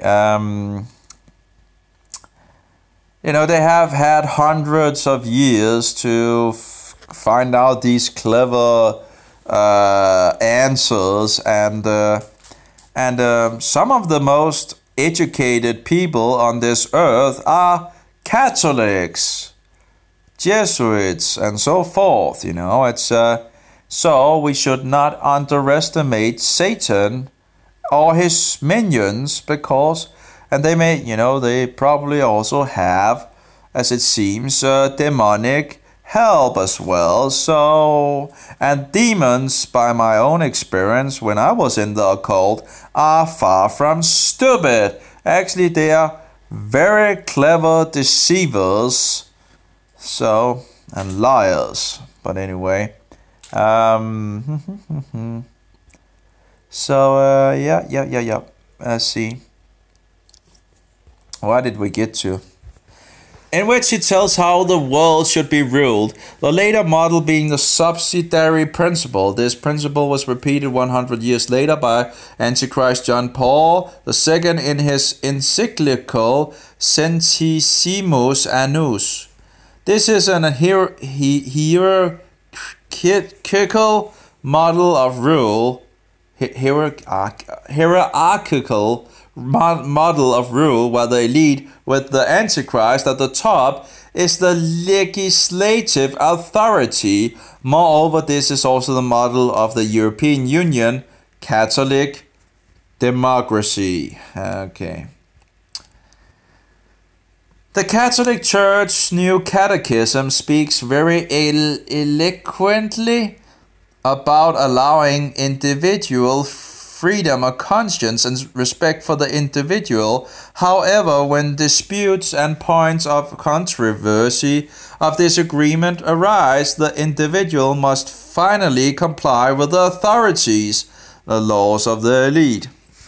You see, which, get out of the EU, just get out of the EU. And of course the United Nations as well, because that's based on Satanism. Just the world is based. We just have to stand on truth.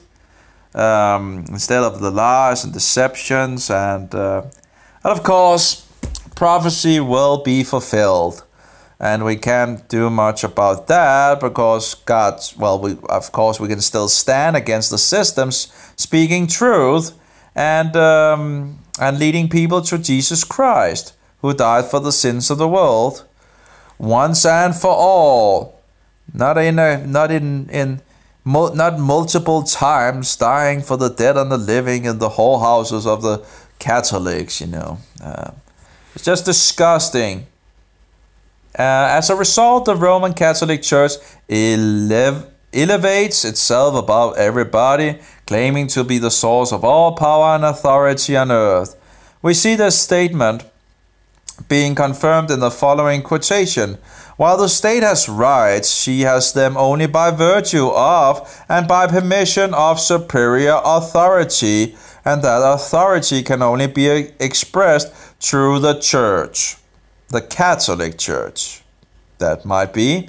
That is through the organic law, infallible, announced, and unchangeable, asserted, regardless of temporal consequence." Catholic World, Volume 11, number 64, 1807.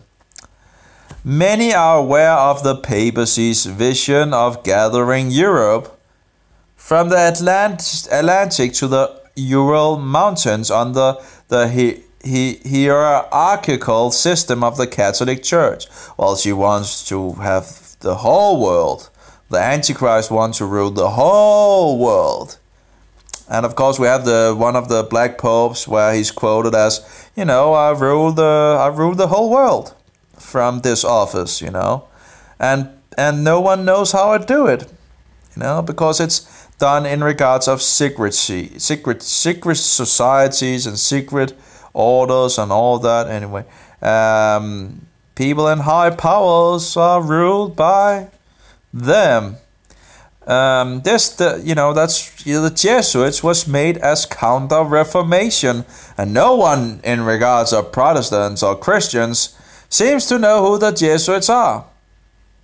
They were made for countering the Reformation. So anyway, this development towards a supranational political union in Europe is in line with the interest of the papacy. Big surprise. Papism, as they also called it, I think. Papism? Papism is another word. The Catholic Church has always wanted to use the state as its companion, because Germany usually has been a nucleus of power in Europe. The papacy has been seeking to ally itself with this nation to further its long-range interest.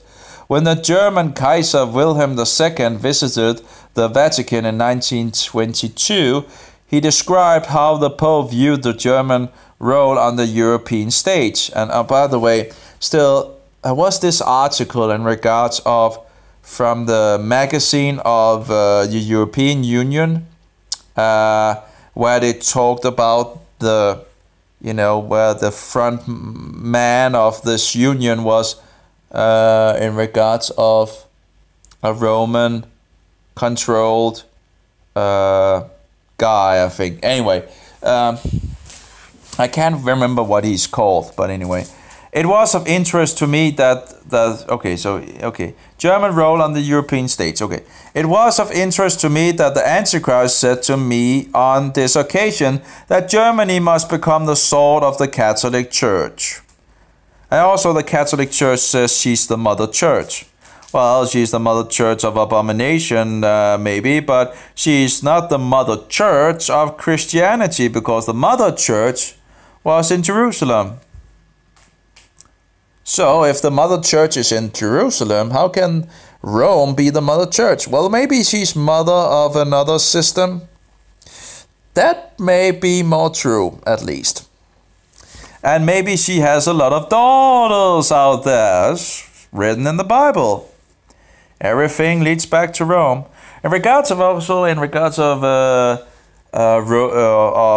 Mohammedanism, we have one source that says that Mohammedanism was actually created by Rome, but then I have some other sources that says in regards to the Christians was actually the Nestorians. But I think you could actually check this by reading the Quran and actually checking up in regards of the doctrines found in the Quran, seeing if they actually match more up with the Catholics or the Nestorian Christians.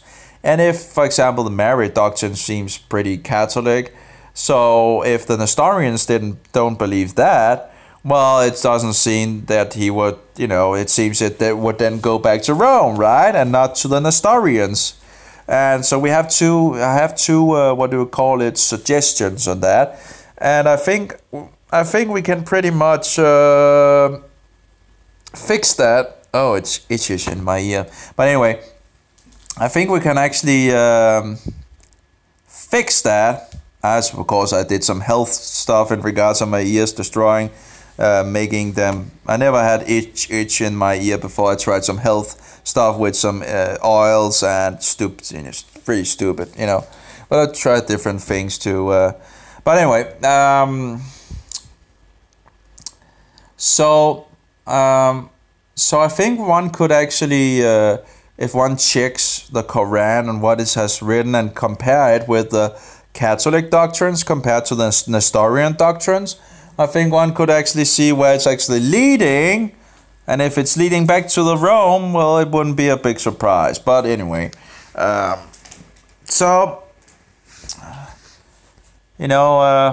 having the things that they actually control Mohammedanism, it wouldn't be a surprise either. Yeah. And what they don't control, they will, try to get control of. But, yeah.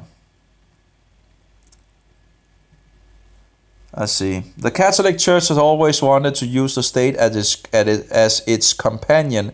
Because Germany usually has been a nucleus of power in Europe, the papacy has been seeking to ally itself with the nation to further its long-range interest. When the German Kaiser Wilhelm II visited the Vatican in 1922, he described how the Antichrist viewed the German role on the European stage. It was of interest to me that the Antichrist said to me on this occasion that Germany must become the sword of the Catholic Church.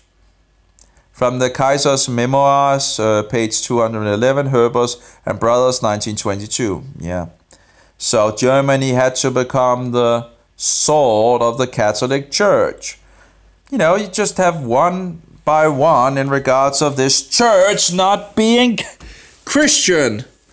That church can call it Christian now until its destruction, but it will not become Christian just because it's said, over and over.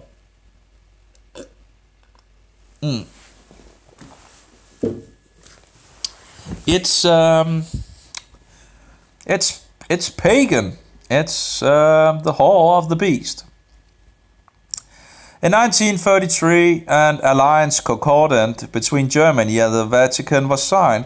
By this concordant, the church received more power, and you can find images as well on that in regards of. But anyway, received more power and helped Hitler into power. Hitler himself said, "I learned much from the order of the Jesuits. Until now, there was never been anything more grandiose on the earth than the hierarchical organization of the Catholic Church. I transformed much of this organization into my party." Smokescreen, page 20 by Jack Chick.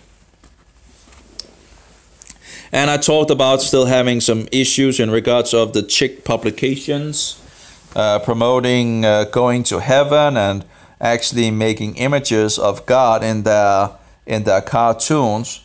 And when I had the cartoons in my home, I got attacked spiritually, and I ended up destroying the magazines and throwing them out.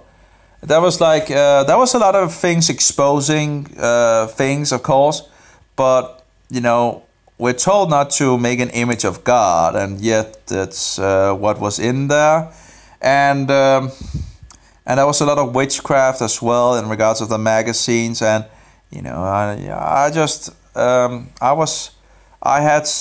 I got this urge when I had them, which was just a filthy urge, and pretty much stopped when I threw them out again. So it wasn't, I hadn't gotten that urge before, and so it seemed to actually be cursing me in some sense by having them. I don't know what was going on, but at least I threw them out, and that helped on the issue. But there was a lot of good information in them in regards of how the Catholic, the 5 best ones was in regards of Alberto Vera or something like that, exposing the Catholic Church. But again, I'm still a little uneasy on the things in regards of, because we also know that the Catholic Church also make opposition, that controlled opposition. So I don't know. It's just a little. It's well, of course, that's also where we have the source in regards of the Catholic Church actually creating Mohammedanism. But again, that would actually just one could research that.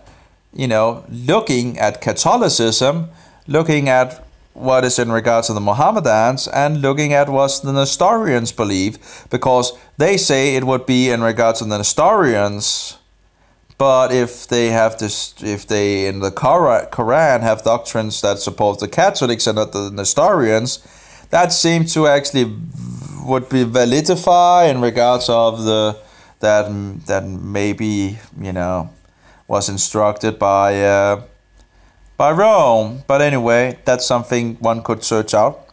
I haven't had the time to search that out. I just know there's these sites and all that.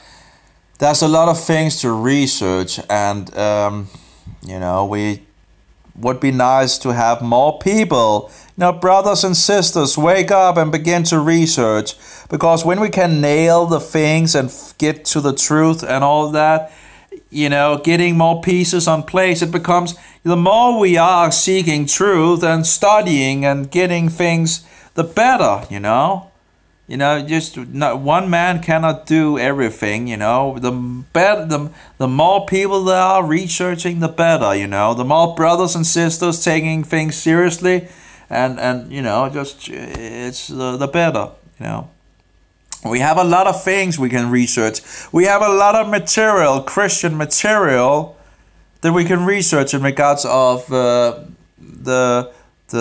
what do you call it? The beginning of Christianity as well. And there's a lot of sources, as I understand it, that still haven't been translated into English.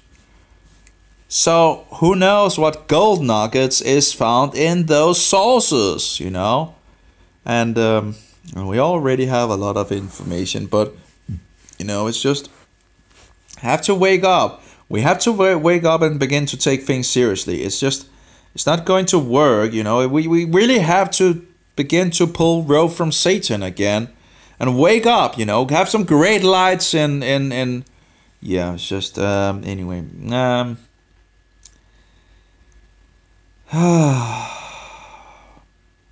Anyway, I transformed much of the organization into my party. That's what Hitler's saying. And of course, there's many, what do you call it, what's Hitler saying? Or, you have some of the top Nazi leaders' quotations that are, interesting for sure to learn how they work in some sense. You also had Himmler talking about the SS being based on the Jesuits, and I think Hitler actually also supports that in regards of Himmler, he is like the Loyola in regards of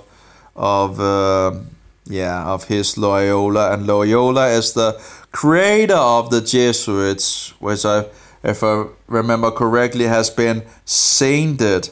How can anyone saint a guy that was into spiritualism and Yeah, it's just awful. Awful. You know, there's no way in the entire, you know, that church is Christian. There's no possible way of that church being Christian at all. There's no possible way. You know, it's just Rome is just infiltrated with its filthy poison. Oh yeah, it's just, yeah.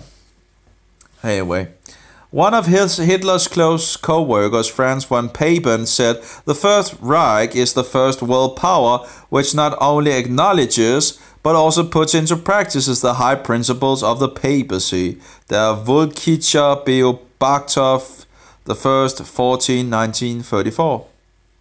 I don't understand when you're talking to people about these things. People are just, you know, they don't want to know. They just don't want to know, you know.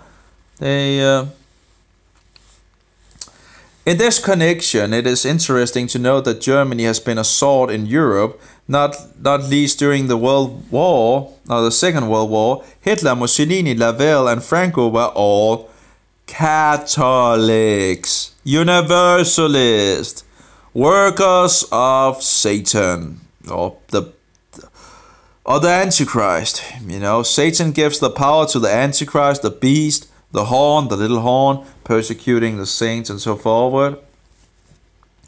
Anyway, in the struggle to unite Europe along the principle of the Vatican, Cardinal Manning said, "We are prepared to deluge Europe," and deluge, that sounds like the flood and all that, you know, deluge Europe in blood in order to cover the Pope's to recover the Pope's temporal power.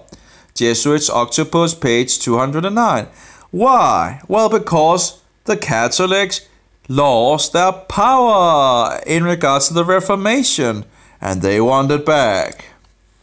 The Antichrist wants the power back, and pretty much I think they have pretty much succeeded, you know, underneath the surface, but not yet in the visible. But, you know, it's really more and more, it's just coming forward. So anyway, they failed. Catholics launched they think in regards to this article that the Catholic failed because, you know, in regards of the Second World War, I don't think they failed. I think they went as planned. But anyway, I don't know. But they, you know, making a lot of people dying, you know, destroying cities, bombing German Protestant cities.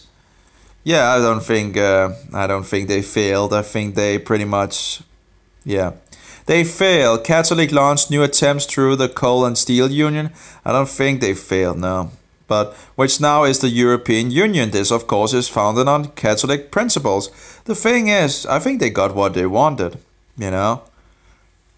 They made a lot of war and people were tired of war and all that, and then they make this thing and people, you know, the people then wants the, you know, the countries to join, you know, just, yeah, it just makes sense. It seems to be the same idea for the Third World War, according to some of the Satanists, that they will make a Third World War between the Mohammedans and the Western nations, the Christians. We'll just have to see what's going to come in the future. But that this war is so terrible that they will accept a world government, you know, because of all the destruction and whatever, you know, just. So I think it's, you know, it's just.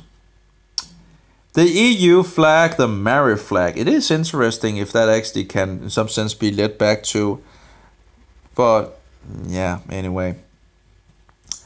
The EU flag is dark blue and has 12 stars in a circle. In the Dutch Catholic periodical Middeleeuws in Koningin, April 1974, we find the headline under the protection of Mary. It says, among other things, we Catholic will always, when we see the blue color, perceive it as the color of the Queen of Heaven. Okay, that's interesting. It is also called Mary Blue. Okay.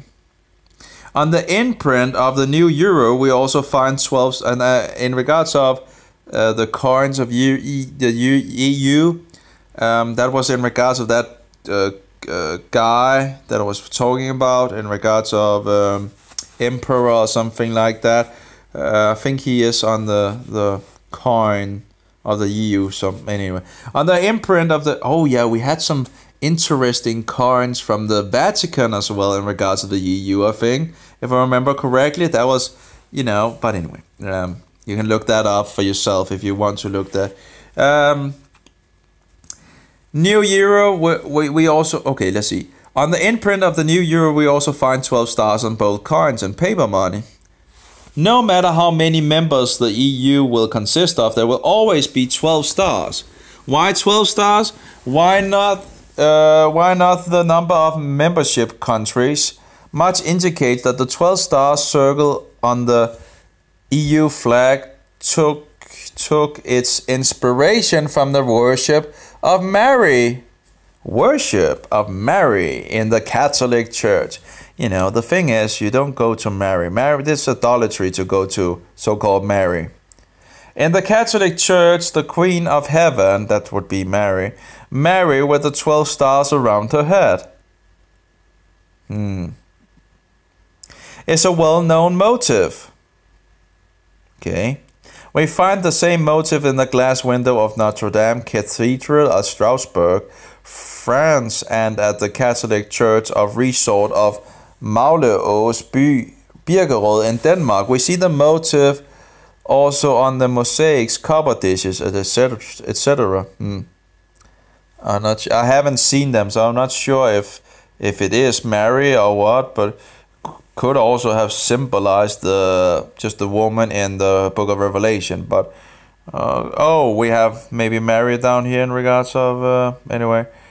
But it's something one could look into. The Bible in the 12th chapter of the Revelation speaks of a woman with 12 stars around her head. In the Bible, a woman represents a church. It may be a pure woman or an harlot. And they say it's 2 Corinthians 11:2 and Revelation 71:5. Here we are talking about a pure woman. The 12 stars are a symbol of the 12 apostles of Jesus. I'm not so sure about that, but anyway, maybe in regards of 12 nations of Israel or 12 tribes of Israel. But anyway, I'm still doing a lot of studies, and there's a lot of things I don't know yet. The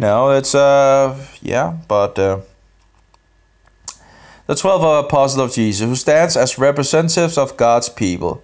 The Catholic Church believe it represents the people of God. However, Luther and the Reformers held a different. Well, in regards of Luther, be careful of, just be careful of Luther. He was a Pauline Christian, so there's a lot of issues, but at least we got the things rolling. So, but he seems to actually become anyway. Luther and the Reformers held a different view. They firmly said that all the points in the Bible about the big Antichrist power referred to the papacy. Well, I would agree with that. And that's, one of the positive things in regards of Luther. But, demonizing like Karlstadt is not the, one thing is to tell the truth in regards of what the Bible says. Another thing is to just, demonize a person that is actually, just trying to follow the Bible, and stand for what it says. I know. So just that's very, very sad to, read these things. The letters in regards of Andreas Karlstadt, in regards of Luther, and the history, the pieces that I found anyway. So, let's see. They firmly said that all the points in the Bible about the big Antichrist power refer to the papacy. When the papal bull reached Luther, he declared, "I despise and attack it as impious false. It is Christ himself who is condemned therein. I rejoice in having to bear such ills for the best of causes. Already I feel greater liberty in my heart, for at last I know that the the so-called Pope is Antichrist, and that his throne is that of Satan himself." The Rabbinic B6 chapter 9. Well, I would think, in regards of that point, Luther was really good at pointing that thing out, for sure. But again, we can correct a lot of the things today, and I think we should. Yeah. Why do I actually have that on? Not sure why I have that. Anyway, I can still not put this to the right. But anyway, I would agree. Also, if we look on history before the Antichrist came on the stage, at least the full-blown Antichrist, which was prophesied, you can find sources before the year 600 talking about this system coming about, so pointing that, so we have sources from before it and we have sources after it in regards of the reformers. The Catholic Church represents vastly different values from those of Christ. Yep. And we also had what was he called, where he talked about, the Pope is in direct opposition, what we call it, Christ goes one way and the Antichrist goes another way. It's not in line with each other, So, what was it? Cranmer. I think it was Cranmer. Yeah, Cranmer. It was introduced. Okay, let's see. The Catholic Church represents vastly different values from those of Christ. It has introduced many unbiblical practices and traditions. Yeah, that's maybe what do you call it? What do you say when it's called? That may be an understatement. It has forged God's Ten Commandments law as it appears in the Catechism compared with the scriptural commandments in Exodus 23:70. It believes that the Antichrist is the deputy of Christ on earth, and that our prayers are to go via Mary. Although Jesus himself states, "I am the way, the truth, and the life. No man cometh unto the Father but by me." Amen.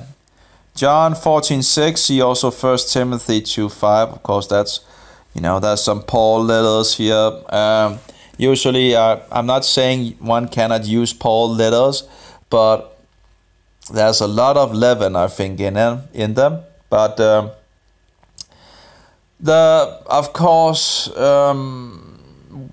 I think in regards of Paul and Jesus, you have to put more emphasis and more weight on Jesus than on Paul. So don't, it's and a lot of Christians seems to be putting more emphasis and more weight on Paul than Christ. Then it's just, and using Paul to annul what Jesus is saying. So that's just, anyway, it seems to me Christ is turning people to the law of Jehovah, and Paul is turning people away from the law. Actually doing so, people actually become attackers of those that wants to keep the law of Jehovah. Anyway, the so-called the Antichrist claims he is able to forgive sin, but in the Lord's Prayer, Jesus says that he will forgive us our debt as we forgive our debtors. Matthew 6:12. That was also in regards of the what's it called? The letters, what is it called in English? The letters where you could pay for your sins and all that. And apparently the Pope could then forgive and also get you out of purgatory. But you need to pay. You need to pay the system. Need to pay. Money, money, money. Oh well, it's a it's an abomination, this system, So Matthew 6:12 anyway. Ugh. Therefore, we can clearly see the Catholic Church does not represent a pure congregation or woman. No, that's for sure. Pay for your sins with money. No, that's not biblical. The papacy represents so many unbiblical teachings. I agree. I absolutely agree. And that's the thing when people, for example, look into Christianity and they look on Romanism or the papacy and the Roman Catholicism, and they find out, oh, it's just paganism. And then they, are getting... they never find Christ then. It's, Satan is a very clever deceiver, a very clever liar. And he has most of the world going in deception. Think about how many billions of people are deceived by Satan. It's a huge amount of the people on earth that are deceived by Satan. The Hindus, the Buddhists, the Mohammedans, the Catholics, the atheists, and the New Agers, and so forth. It's most of the people on this earth are deceived by Satan. And of course, if we love people, we should stand for the truth and tell them that they are wrong. And it's up to them in some sense, if they're going to get drawn or not. It's just... but we have to stand for truth. We have to be the salt of this earth. So... if the salt is not salty, it's not worth anything. Just throw it out, The papacy represents so many unbiblical teachings that we could write several pages about them. I think several books about them. However, what was all, because there's lots of books out there in regards of, but anyway. However, what has already been mentioned should let us understand that this powerful giant does not represent Christ. No, he does not. He represents the old snake, the dragon, Satan, that old deceiver and liar and murderer. That's the one Antichrist represents. The same can certainly be said about the Antichrist, whose splendor is second to none in the world. Yeah. They have this. Yeah, it's terrible. I had this one night where I had this. There was, in some sense, in the beginning where I was attacking false doctrines in regards of Catholicism, and I saw this.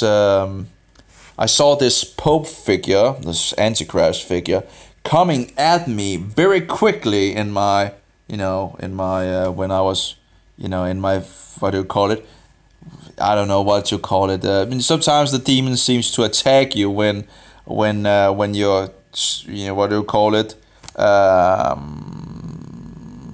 Is screwing good? And I'm not sure if that is actually if that can actually be, because if it has sexual. But if the thing is, I don't know any other words in regards of. I'm not sure if this has sexual slang for it. Oh, sorry, that's vulgar. No, turn like a screw. I have to find what's another word for that is not sexual or sensual and has.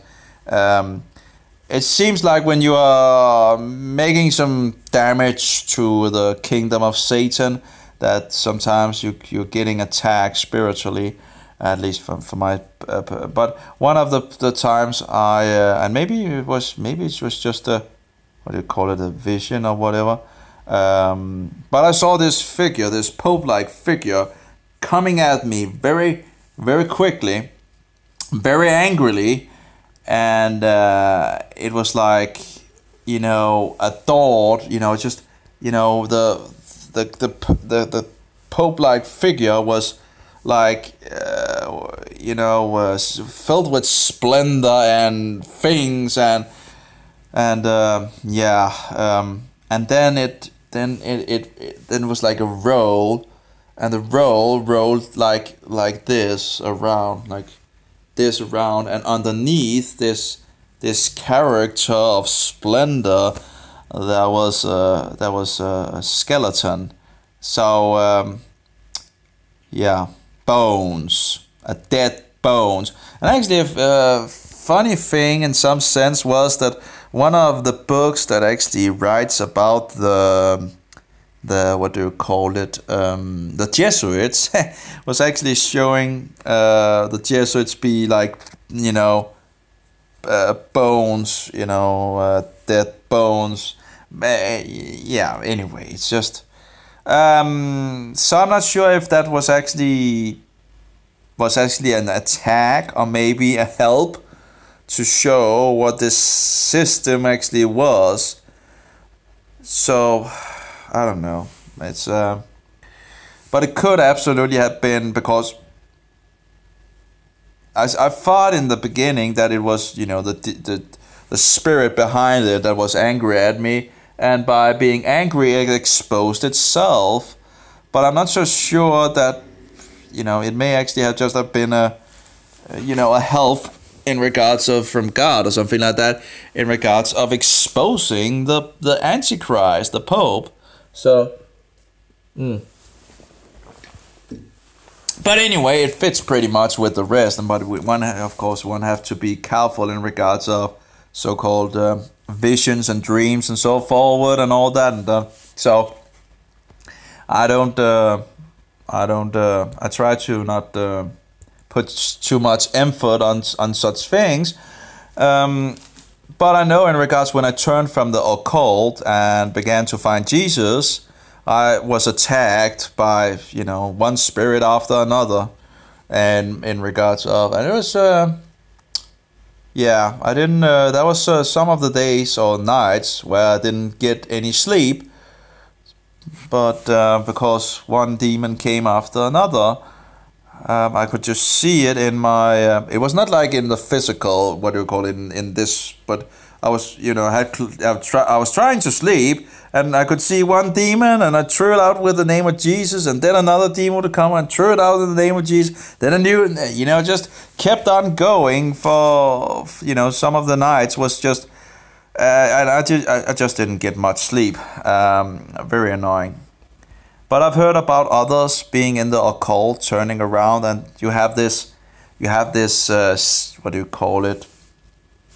You have this,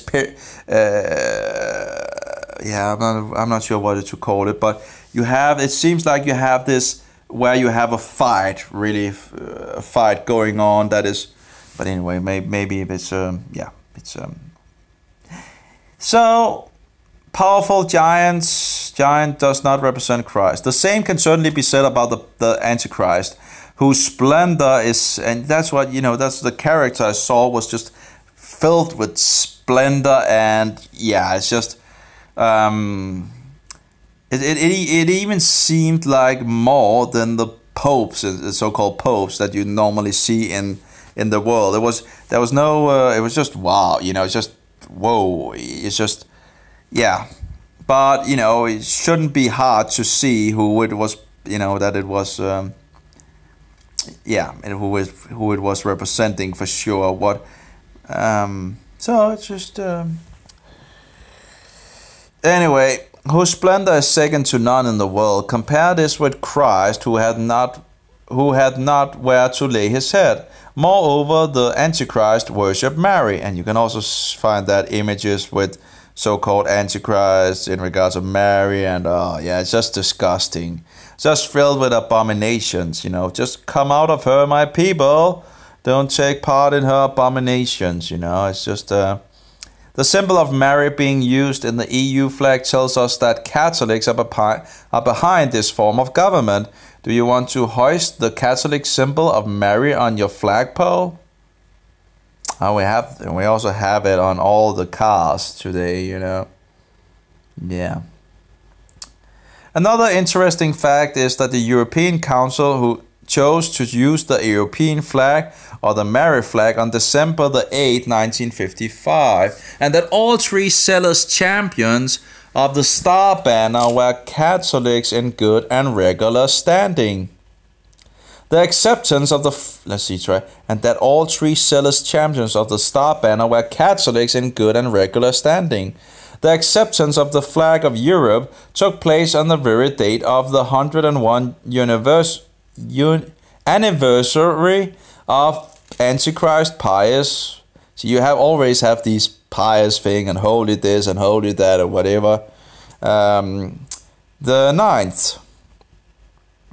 Doctrine of Mary's Immaculate Conception. Oh yeah, that's another false doctrine of the Catholic, that they believe that Mary was born without sin. Yeah, just keeps on going with the false doctrines, you know. I think it's the Immaculate Conception about that, and then we have the Ascension to Heaven as well. I think it's called something else and all that. It shouldn't be that hard for people reading the Bible to see something is wrong. And I have no, you know, it's really confounding, or what, I'm not sure if that's the right word. But, you know, Catholics, how can they fall for these things? You know, they have a Bible they can read and yet they fall into these things. It's mind-blowing how they can fall into it, you know. How they can continue. Of course, not all do that. And of course, we know in regards to the Reformation, people were Catholics that became Reformers and Protestants that protested against the Antichrist. Anyway, the EC, now EU, that was, oh, let's see, did I, okay, yeah. Immaculate Conception, December the 8th, 1854. The European Council receiving of the Mary flag on that day was hardly coincidence. The EC, now EU, or it was EC, there was a European Council or something. Now EU took possession of the flag in 1986. Underway at this moment is a large-scale campaign to proclaim a new Catholic doctrine, namely that Mary should be regarded as co-redeemer. That's another false doctrine here. Co-redemptrix. And mediator of all grace, advocate for God's people. I'm actually not sure if they actually have confirmed this as doctrine.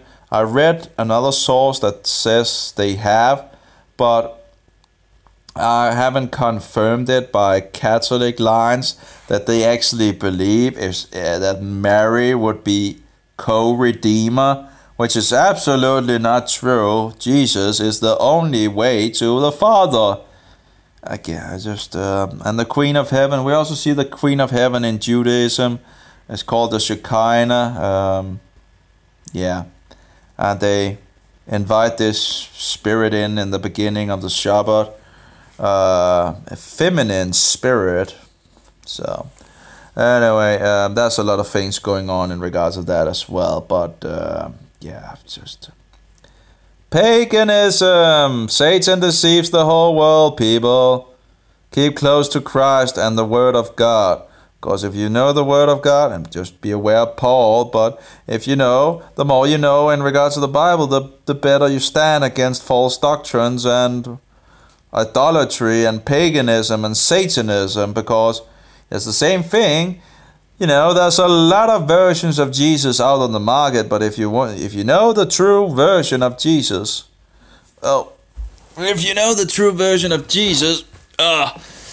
then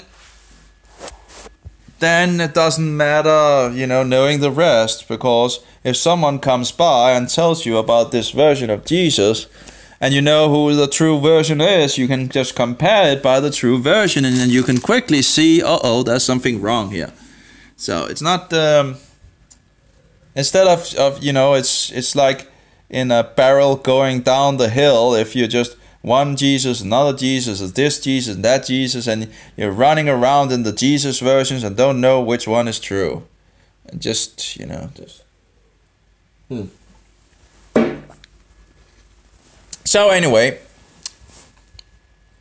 namely that Mary should be regarded as co-redeemer, co-redemptrix, and mediator of all grace, advocate for God's people. It is not strange that they should seek to link the European Union flag with the worship of Mary. More information can be found in a tract entitled The Marian Apparitions. Of course, you have these apparitions and they put a lot of emphasis on that, and Satan does miracles as well.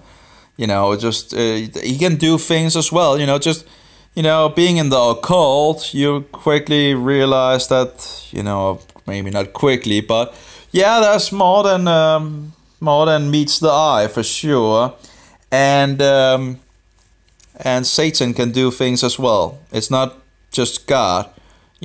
Jesus warned us in regards of false prophets that would do wonders and miracles and so forth and all that. So that shouldn't be our, just because a person does miracles and things and that and all that, doesn't mean that we should follow after him. So anyway, on another Mary Day and Annunciation Day, the Treaty of Rome was signed.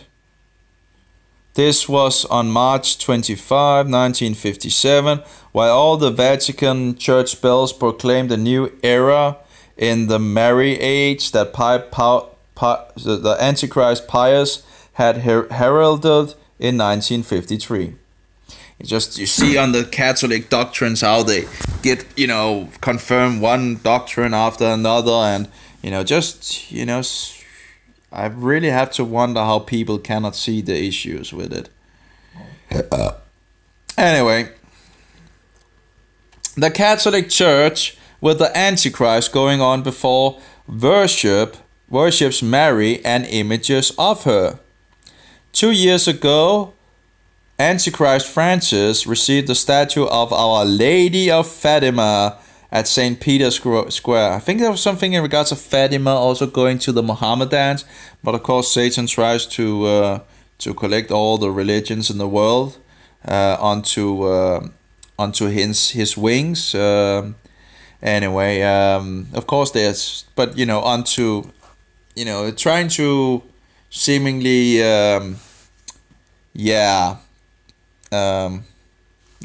get the power under the Antichrist in total, and get all the false things together into agreement in some sense. I think there was something in regards of Fatima being something in regards of the Mohammedans, and again helping to get closer to. Anyway, Fatima at St. Peter's Square. St. Peter's Square. That's where the male part, sexual male part, stands in the middle of the square from Egypt. Anyway, why would any church have such thing, and all the idols and all that, why? Anyway, he invited those present to meditate on the gaze of Mary. Antichrist Francis said, "She looks at all of us. She looks at us like a mother, with tenderness, with mercy, with love, the same way she looked at the child Jesus in every moment of her life. When we are tired, discouraged, overwhelmed by problems, look to Mary." Daily News, April 30, 2015. No, when we are tired, discouraged, overwhelmed by problems, look to Jesus Christ. Quit the abominations of false idolatry. By doing this, they are breaking the second commandment found in Exodus 20, verses 4 and 6, which forbid us to make images and worship them. We read, "You shall not make for yourself a carved image. You shall not bow down to them and worship them." Of course, not only in regards of these images and all that, and lighting candles in front of them, and making the upside cross, and what was, I still can't remember the word for the smoking thing where it smells. But anyway, and the cookie Jesus, they don't only do it in regards of idols and statues and images. They do it in regards of a cookie Jesus, a cookie, the wafer God, the false wafer God, you know, just terrible. And then they eat God, apparently. They believe literally that cookie becomes Jesus, and the blood becomes his blood. Literally, it is symbolic. Oh, and they don't even, break the break, do they? No, you get a, the point of it, you sit with a bread and you break it because his body was broken. You drink the wine because his wine was poured out for the sins of the world. It is to remember what he did for us. It is not to become his literal blood and literal body. Oh, give me a break, you know.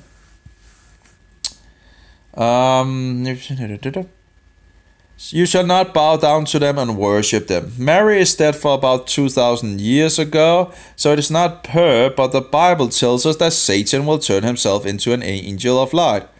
2 Corinthians 11:14. By the way, what did Paul see out in the desert?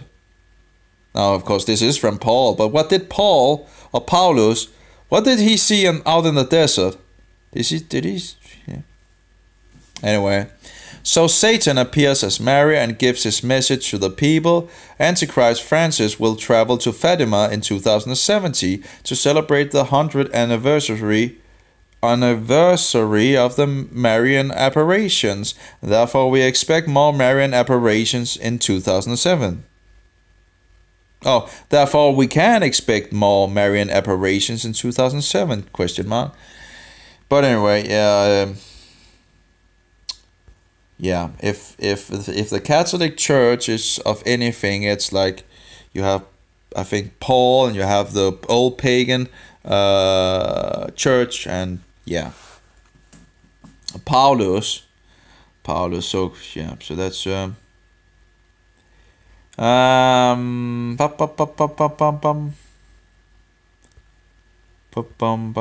He also, Paulus, of course, made the first Inquisition in regards of the believers. And then he sees this vision out in the desert, which we have 4 reports of, which have some issues, I think. But anyway, there's a lot of issues overall, but we pray and ask. Okay. On September the 9th, 1978, Bishop Graber stated, I have claimed the Marian European International. We pray and ask in peace that the West once more may be what it was, an Imperium Marium, a kingdom of Mary. No way. No way. No way. No way I'm going to bow down before that statue. That's for sure. Kneel before it or whatever. I'll pray to Mary. No way. No way.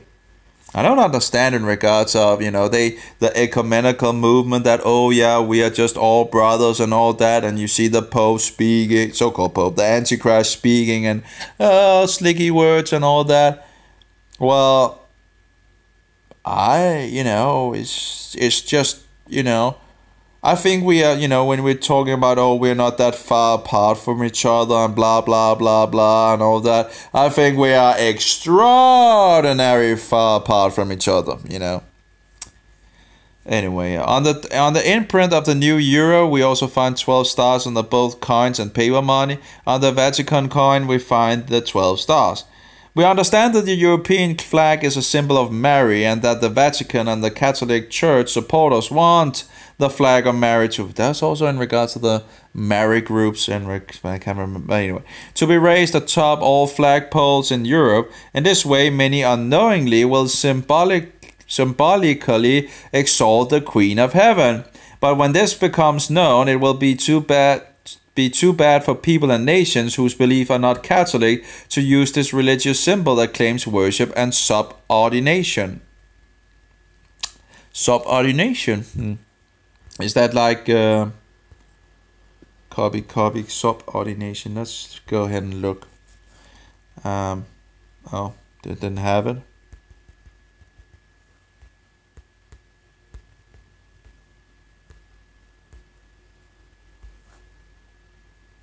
Let's try that. An assistant subject to the authority or control of another. Yeah, okay. Something like that. Yeah. That's interesting. It's something I haven't really... it's something to research, of course, more into.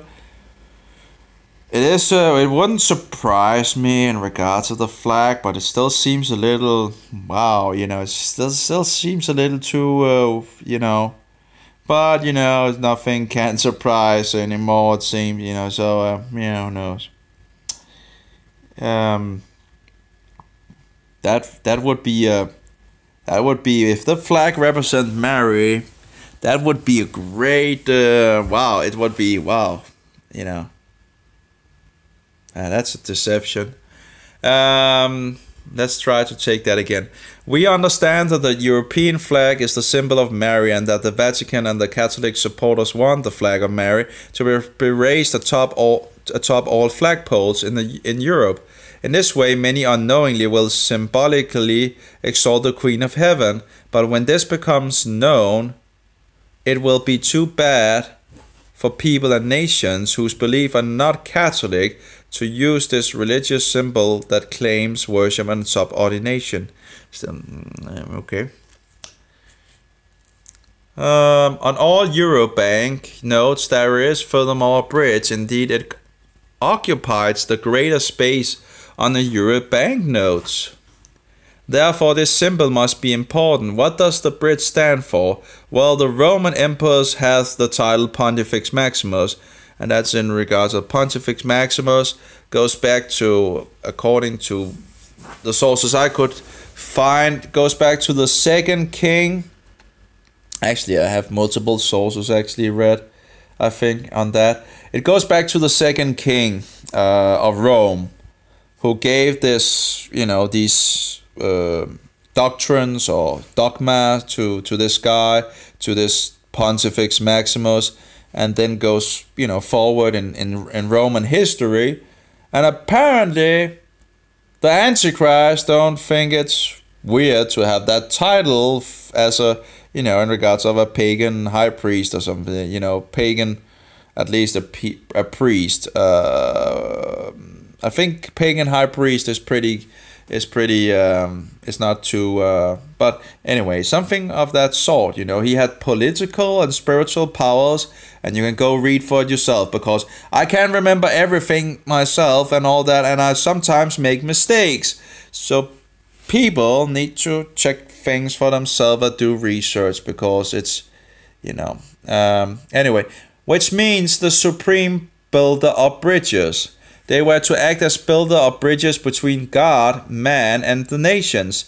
This heathen, that's a pagan, title, the Antichrist, assumed as evidence on some old coins. So the building of bridges continues. The Vatican with the black Pope, the black Antichrist, and the white Antichrist at the front. Oh. Seeks to build bridges in the religious sphere through the ecumenical movement. There we go with the ecumenical movement. Just keep away from the ecumenical movement. It just leads you to the Pope, which is the so-called Pope, the Antichrist. And the question is, you have to wonder, does people lead you to the Antichrist or do they lead you to Christ?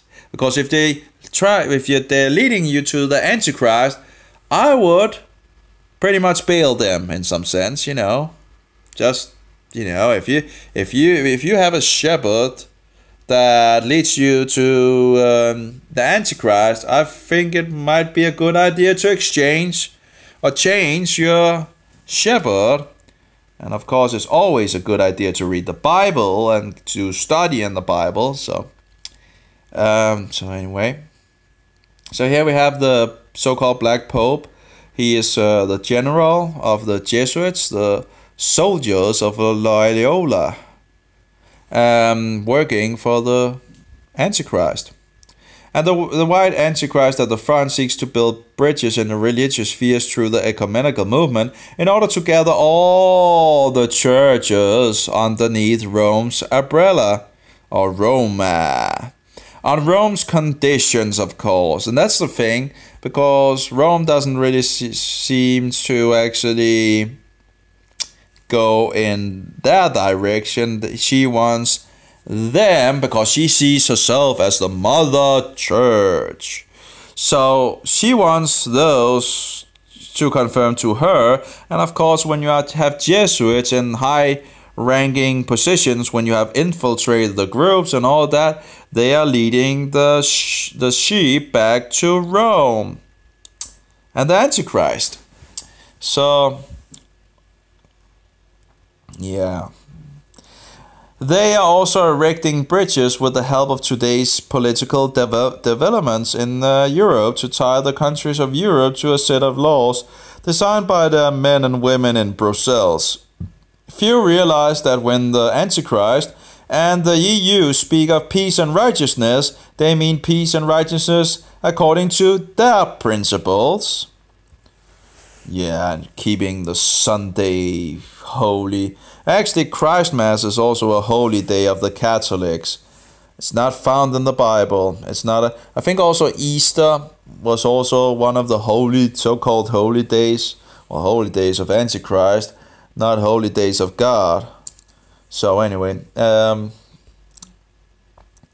Otto van Habsburg has said the community EU is living by the heritage of the Holy Roman Empire, though the great majority of the people don't know. Otto van Habsburg, Roman Catholic aristocrat. Yeah, you just pull all the things together. Hopefully they will actually also get to the guy I was talking about and can't remember, but again, read about at some point long ago, or some time ago. Yeah. Okay, I'm getting a little tired, but here we have some euros. But if I remember correctly, in regard to the euros, the Vatican has euros as well, and it's interesting to see what is on the, the coins. Okay. And that was also when I did in regards of, found that article in regards of that. And again, I think that king, they had an article on, can't remember, emperor or king, Roman emperor or king, that it was like based on this thing as well. I can't remember. It was these. When Pope John, so here we have when Antichrist John Paul II died 2005. The EU President Barroso gave this statement. John Paul II will be remembered as someone who played an essential role in the reunification of Europe. Reference IP 05387 in Europe. Rapid press release April 2, 2005. Does the church honor religious liberty? No, not that I know of. They actually want to kill the heretics, or what they see as heretics, in the name of God, and then they stand with a cross in front of the bonfire and think they do it for God, apparently. Yeah, doing it for Satan, destroying the saints of God. Oh yeah, looking so holy. Let's see. What does the Catholics say about religious liberty? I don't think she is that. Oh yeah. But of course, as long as she actually controls the things, you see, in regards of Latin America, you see the voodoo thing, and, as long as she controls the things, it seems she doesn't care. But of course, everything is just paganism overall as well. So, it's just pagan. Yeah, it's just infiltrate other pagan things, and just you get the mixed together, and she takes of other pagan doctrines from places, just infiltrate it, makes it her own, and just, we just Christianize it, and then everything is apparently okay. It's so stupid, it's just... Anyway, religious liberty, in the sense of liberty possessed by every man to choose his religion, is one of the most wicked delusions ever fostered upon this age by the father of all deceit. Yeah, well, the very name of liberty, except in the sense of permission to do certain definite acts, ought to be banished from the domain of religion. It is neither more or less than falsehood. No man has right to choose his religion. How can you then convert to Catholicism? Oh, did they write it or what? No man has a right to choose his religion. And then they say, how can you then convert to Catholicism? I think it's like, okay. Shall I hold out hopes to my errant Protestant brother that I will not meddle with his creed if he will not meddle with mine? No. Catholicism is the most intolerant of creeds. It is intolerance itself. From the Rambler, a Catholic publication from London, England, quoted in Romanism versus Catholicism. And that's, they're not allowing others to have the choice. So again, I wouldn't, in regards of having Catholics in governments or people working for the Catholics, even if they are not, professed Catholics, you don't have to be a professed Catholic for working for Satan, and for the system. But it's just, if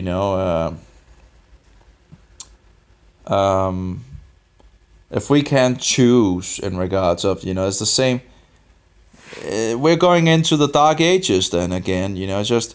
We need to stand on the word of God and keep Satan at bay. Wow, there's actually a lot of pages left, it seems. Wow, we have we have a lot of pages left. Oh, it's a long document. I thought I was like, I must. It just seems like I'm like nearly in the middle, doesn't it? But if there's like 22 pages yet, it's anyway. In the Catholic paper Shepherd of the Valley, published at St. Louis, MO, I'm not sure what that is, USA, in 1876, under the supervision of Archbishop Kendrick, we read, "We confess that the Roman Catholic Church is intolerant, that is to say, that it uses all the means in its power for the extirpation of error and sin." Oh yeah, that's the thing also in regards of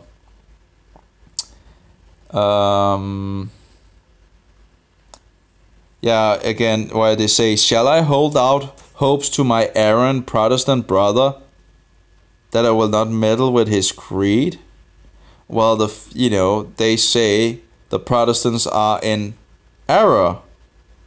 The question is, if of course, the Protestants have issues, a lot of issues, but at least they began to walk in the right direction and made the people able to read the Bible for themselves, so the whole system of the whole could be exposed. Okay, let's see.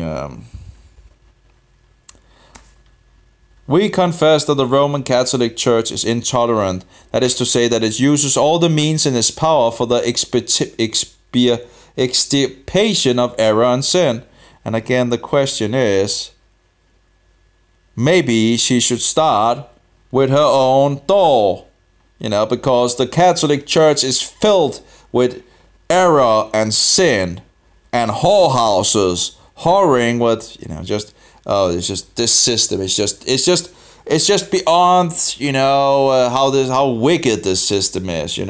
There's no words to ascribe how wicked this system is. But this intolerance is the logical and necessary consequence of her infallibility. Yeah, let's see. Christ Mass is Catholic doctrine, right? Easter, Halloween, Sunday. Oh, what does the Bible say? Oh, it doesn't seem like she is infallible. She seems like she's in error. Many, many, many errors. And even if she is in error, she thinks she is right, and she thinks she has the right to murder and kill and extirpate the ones that don't agree with her fallacies. Oh yeah, she alone has the right to be intolerant because she alone has the truth. What an abhorrent system, you know, what a wicked satanic system, you know, filled with pride. That's just like the I my this, I my that. Where have we heard that before? Think someone in anyway. God has all the truth. Is he intolerant? The church tolerates heretics where she is obliged to do so, but she hates them mortally and employs all her forces to secure their annihilation. Yeah, what is it called? One of the doctrines that the end justifies the means. It has nothing to do with the teaching of Jesus. This is a satanic system. Jesus never said to go out and kill people, you know. And of course, in regards of the book of Revelation, you know, the whore is drunken by the blood of the saints, if I don't remember, you know, if I remember correctly. So, and that's pretty much what history shows us. This system is drunken by the saints of Jesus Christ, who keep the commandments and commandments of Jehovah and the testimony of Jesus Christ. Or keep or guard. Guard is another word that's pretty good too. Anyway, when the Catholic shall be in possession of considerable majority, which will certainly be the case by and by, then religious liberty will have come to an end. And in the United States, okay, our enemies say this, and we believe them. Our enemies that know that do pretend to be better than our church, and that what concerns our history is open to all. They know then how the Roman Church dealt with heretics in the Middle Ages, and how she deals with them today, where she has the power. We think no more of denying these historic facts than we do of blaming the saints of God and the princes of the church for what they have done and proved in these matters. The Catholic Bishop O'Connor says, religious liberty is merely endured until the opposite can be carried into effect without peril to the Catholic Church. T.W. Callaway, Americanism versus Romanism, page 118. Yeah, it's a disgusting system, and thereby no Catholic should be in government at all. And no people in secret societies should be in government at all. And maybe the country should send all the Catholic people, the Romanists, back to Rome. The Vatican, you know, you just send them, yeah, you can keep them if you know, we don't want all your false doctrines and satanic ways, you know. Just want the Bible. We don't want all you know, yeah. These statements are shocking, but they are not our own words. They are the words of the Catholics, and they reveal the attitude of this church when it comes to fundamental religious liberty. Wolves in sheep clothing, you know. Wolves in sheep clothing, wolves in sheep clothing. Looks like sheeps, wolves. Wolves. At least the At least the Mohammedans are not wolves in sheep clothing. Just wolves. They don't even try to, disguise themselves. Just, oh.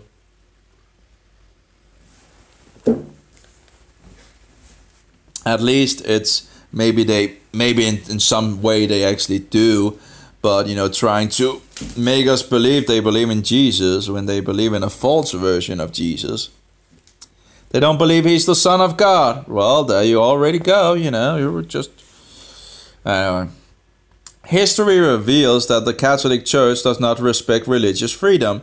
In the Middle Ages, it persecuted and killed hundreds of thousands of Christians, probably those saints that actually keeps the commandments of God and the testimony of Jesus Christ. Anyway, that had another faith in the Catholic Church. Yeah, there's endless of stories of the church and destroying the Christians and even celebrating the destruction of Christians. The Bible, moreover, gives its testimony concerning this church thus, and I saw the woman, the whore, a symbol of the Catholic Church. Using Revelation here. So here we actually have, in regards to the statement that let's see here, drunken with the blood of the martyrs of Jesus. That's the thing in regards to the Christians. The Christians that are getting killed, the martyrs of Jesus. Those are the saints of Jesus Christ. And when I saw her, I wondered with great admiration. Revelation 17:6. A bit further more is said about this power, and in her was found the blood of prophets and of saints, and of all that were slain upon the earth. Revelation 18:24. Now, in regards of the little horn from Daniel, it persecutes the saints. Who has persecuted the saints of Jesus Christ? Well, the Roman Caesar. And the whore, riding him. So, yep. As an organization, the Catholic Church has the right to believe and think as it wants, as long as it does not undermine other rights and liberty. This is the crux of the matter. This church does not respect the liberty of others, and it confirms this fact itself. It will use force, and thereby a warning against this principle is of vital importance. Its attitude is most reproachable. So if we are going all Catholic, we don't have any freedom to follow the Bible. We will then be heretics, maybe even Judaizers. We will be, lawful prey to murder and kill. Yeah, she hasn't changed, but she's doing a lot of things in secret, that's for sure. But again, it's becoming more and more open. Maybe because we have just fallen totally asleep. It's not just a little. We don't, no one is. It's just horrible. I'm not sure how we are. Hopefully, people will begin to wake up. Because this is horrible.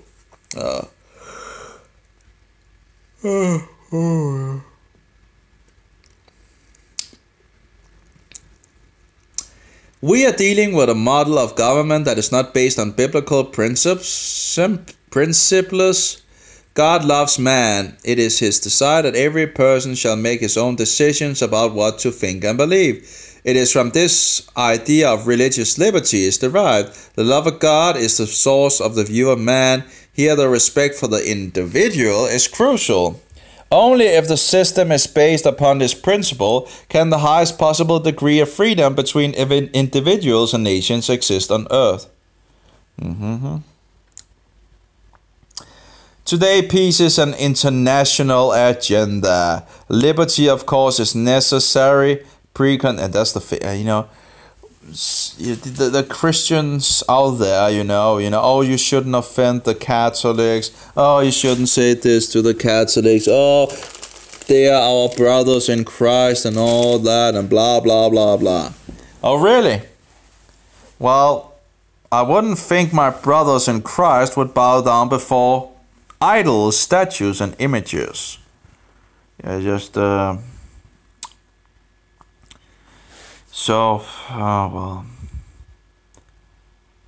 I think my brothers and sisters that are in these places, I think they would follow the Bible and come out of those systems if they, well, my brother and sister.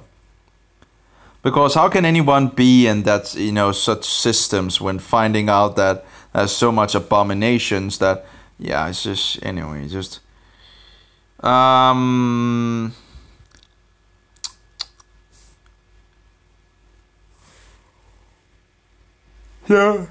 it seems like more and more is taken from us. Today, peace is an international agenda. Liberty, of course, is a necessary precondition for peace. However, liberty, wherein is included freedom of conscience, is not achieved through tighter and more centralized control or intimate federation between religious or political groups. Liberty must be based on the individual's right to own right to choose, think, and believe. Only in this way can the individual find true liberty. Freedom is ours when we accept Jesus as our personal Savior. Thus, if the Son therefore shall make you free, you shall be free indeed. John 8:36.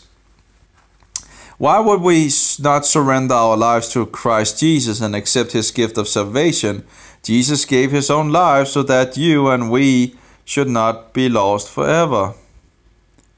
For God so loved the world that He gave His only begotten Son, that whosoever believeth in Him shall not perish but have everlasting life. John 3:16.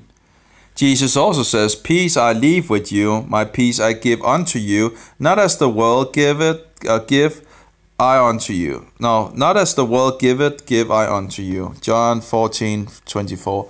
See if I can, oh, my back is hurting a little. See if I can, not sure how much. Oh yeah, getting my couch here and see if I can, let's see. I'm not sure how much power there's on the mobile, but oh, yeah, that's a little better. Yeah. Peace I leave with you, my peace I give unto you, not as the world giveth, give I unto you. John 14:27. The peace and freedom that comes from walking with Jesus is something that no man can take away, even if we are in turmoil. See if we can copy.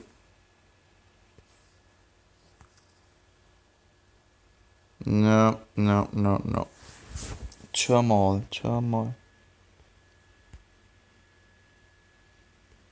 There we go. Turmoil.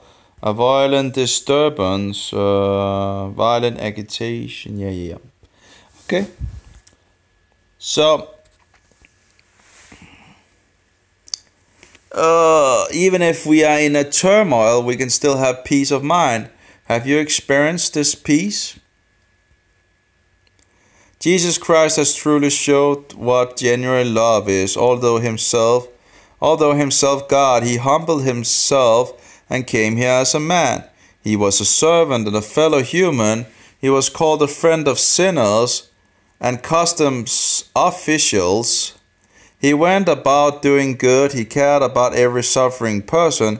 He was tried in everything like ourselves, but without sin. Hebrews 4:15-16, that's Paul. Therefore, he is able to save all who come unto him with their sin. Matthew 1:21 and 1 John 1:9. He did not try to obtain money or power, neither did the disciples that went through. They was told, don't fix money in your, pockets, or what do you call it, pouches or whatever. He did not try to obtain money or power. What a contrast to the men of power and Brussels who shaped this constellation of power which favors the rich, the great, and the successful. The Catholic Church will use force. If the Roman Catholic Church indeed has confined itself to letting everybody decide for himself what to believe, think, and mean, this would not be so serious. But the problem is that this church uses all means, especially the control of state power, where possible, to further its ends. The church itself confirms that it will use power if people will not willingly submit. This is what makes this a serious matter. We are not trying to attack any individual Catholic, his personal or obvious right for every Catholic to think and believe whatever they want. They are free individuals and like everybody else have the right to choose their own religion and beliefs. We believe there are many sincere persons among the Catholics, people who follow the light they have. Nevertheless, we hope that they will become aware of the true nature of Catholicism and reject this false system and instead follow the example of Christ. We really hope that they will build their lives completely on the biblical ground and finally be saved into the kingdom of God.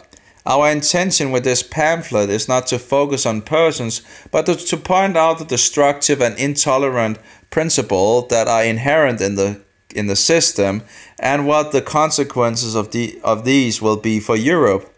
We love the people, Catholics, apostate Protestants, or whatever they may be, but we can see the Catholic system, apostate Protestantism, the EU and the global elite represents vastly different values, faith and teachings from those of Jesus. Jesus says, "Peace I leave with you, my peace I give unto you, not as the world giveth, give I unto you." John 14:27. He actually had that just a while ago. Peace can never be achieved through a vast set of rules and laws. We want every individual to see we have to return to Jesus, his principles, his law. What would that be of law? Oh yeah. I can see the state is sending me messages on the Sabbath, of course. Yeah, that's great. That wouldn't be the first time either, you know. Satanic system sending messages on the day of rest. Let's see. Where did we go? His principles, his law, and his guidelines to achieve peace, righteousness, and rosy future. This is no hate propaganda, but love for our fellow man. Our love for our fellow men involves, among other things, that we tell the truth. The rulers of the world are leading us astray to the abyss. Our rosy future is dependent on the fact that we accept Jesus Christ as our personal Savior and pray for strength to follow Him and to obey His commandments. Oh, I like that. You know, that's wonderful in regards to the commandments. I really like that. That's wonderful. You know, in regards of His laws and His commandments, yeah. Absolutely not the Antichrist commandments and wicked, things. Anyway, in the newspaper, the Daily Telegraph, September the 4th, 2000, a very interesting article was to be found.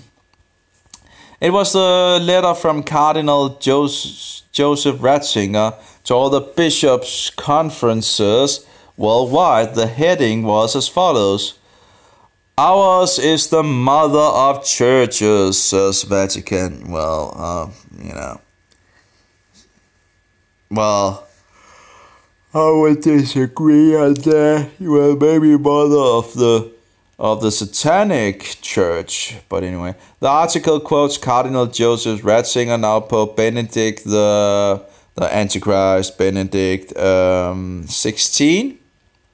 He said, "It must be always clear that the one holy," see, you get the holy again, Catholic, And apostolic, that means, you know, they think it goes back to Peter, and they fix his support on the pedal instead of the rock. Universal Church is not the sister, but the mother of all the churches. Oh really? Oh really? Oh really? Yeah. So you see, when the Christians are running back to the Antichrist, well, you know, who is setting in regards of doctrines? Of course, the Catholic Church. So the Catholic Church says it herself that she is the mother of churches. This is nearly an echo of what we read in the Bible, that the whore is the mother of harlots. Revelation 7:5 or 7:5. The Catholic Church means that the other church denominations and Christian bodies are apostate and should return to the mother church. This is what they are trying to achieve through ecumenical talks and dialogues. Those resisting this power will soon experience the wrath of persecution. The children of God, however, will finish their task, trusting in His protection and closeness. Anyway, they will do and proclaim what is right because it is right, leaving the consequences to God. Oh, yeah, that's really nice. But that's true. I think we Christians here in the West will. I don't think that, you know. It seems like things are building up, and I think we will be persecuted. It wouldn't be a surprise if a lot of persecution comes to us. I will just have to stand again, you know. It was just trust in God. Just trust in Jesus, and He will raise us up, because Satan can only kill the body, you know. He cannot destroy the soul. So when Satan comes and destroys the body, which is not pleasantly, and, you know, it's not a nice thought, but we still have to remember that Jehovah is the one that can destroy both body and soul. So Satan can only destroy the body. So that's, you know, that's pretty much it. You know, that's his, you know, destroy, torture the body, but cannot kill the soul.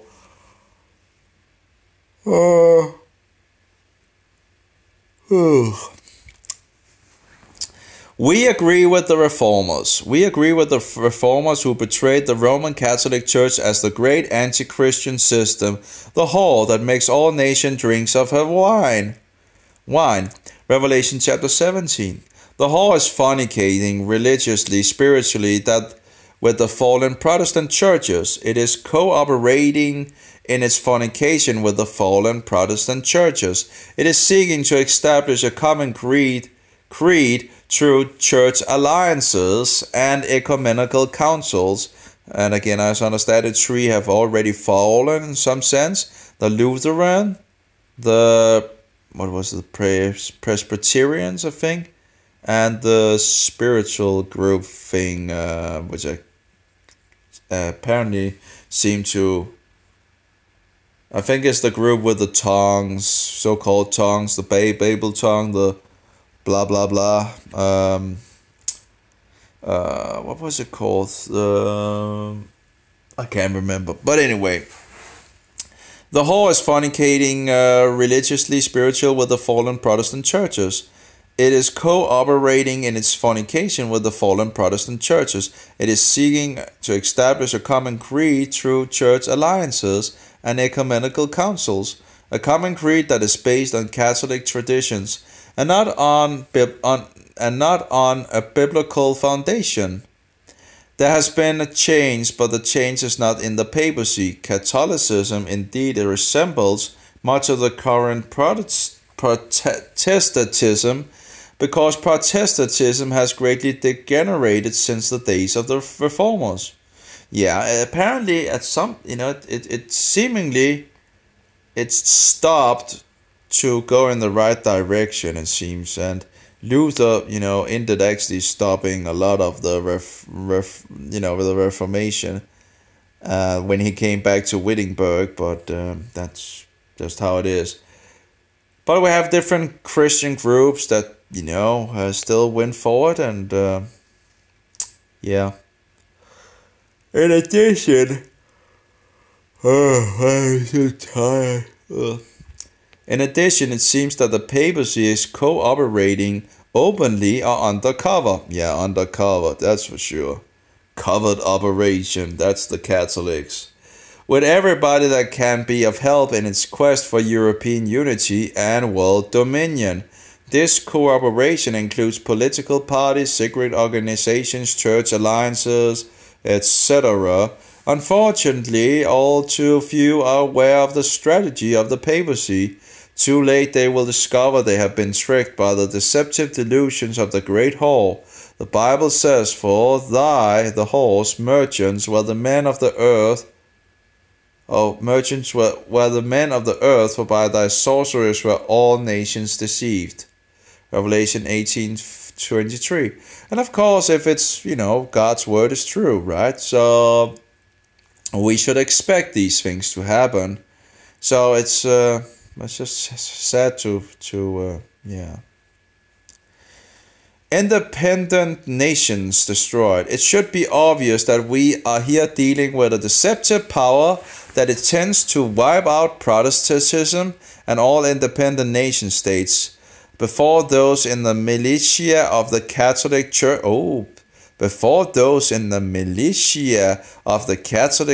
the Jesuits, start their special work for the Catholic Church. They give an oath to the Antichrist and that church. Oh, here we go. In regards of the militia, the Society of Satan. It's just, the story about the Jesuits and the Loyola and the spiritual stuff he went, they don't have any discernment. I have no idea how people can, have so little discernment, but anyway.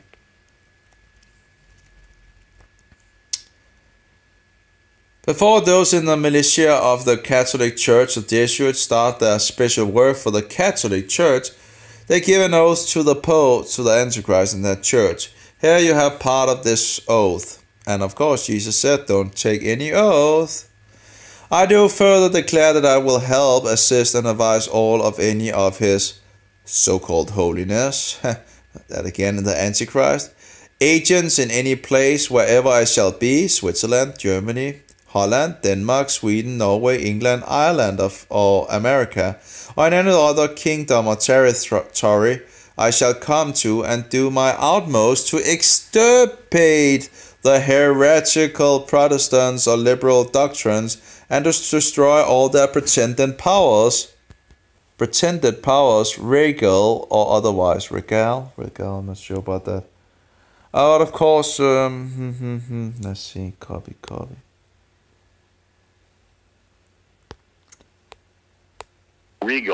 Regal, okay.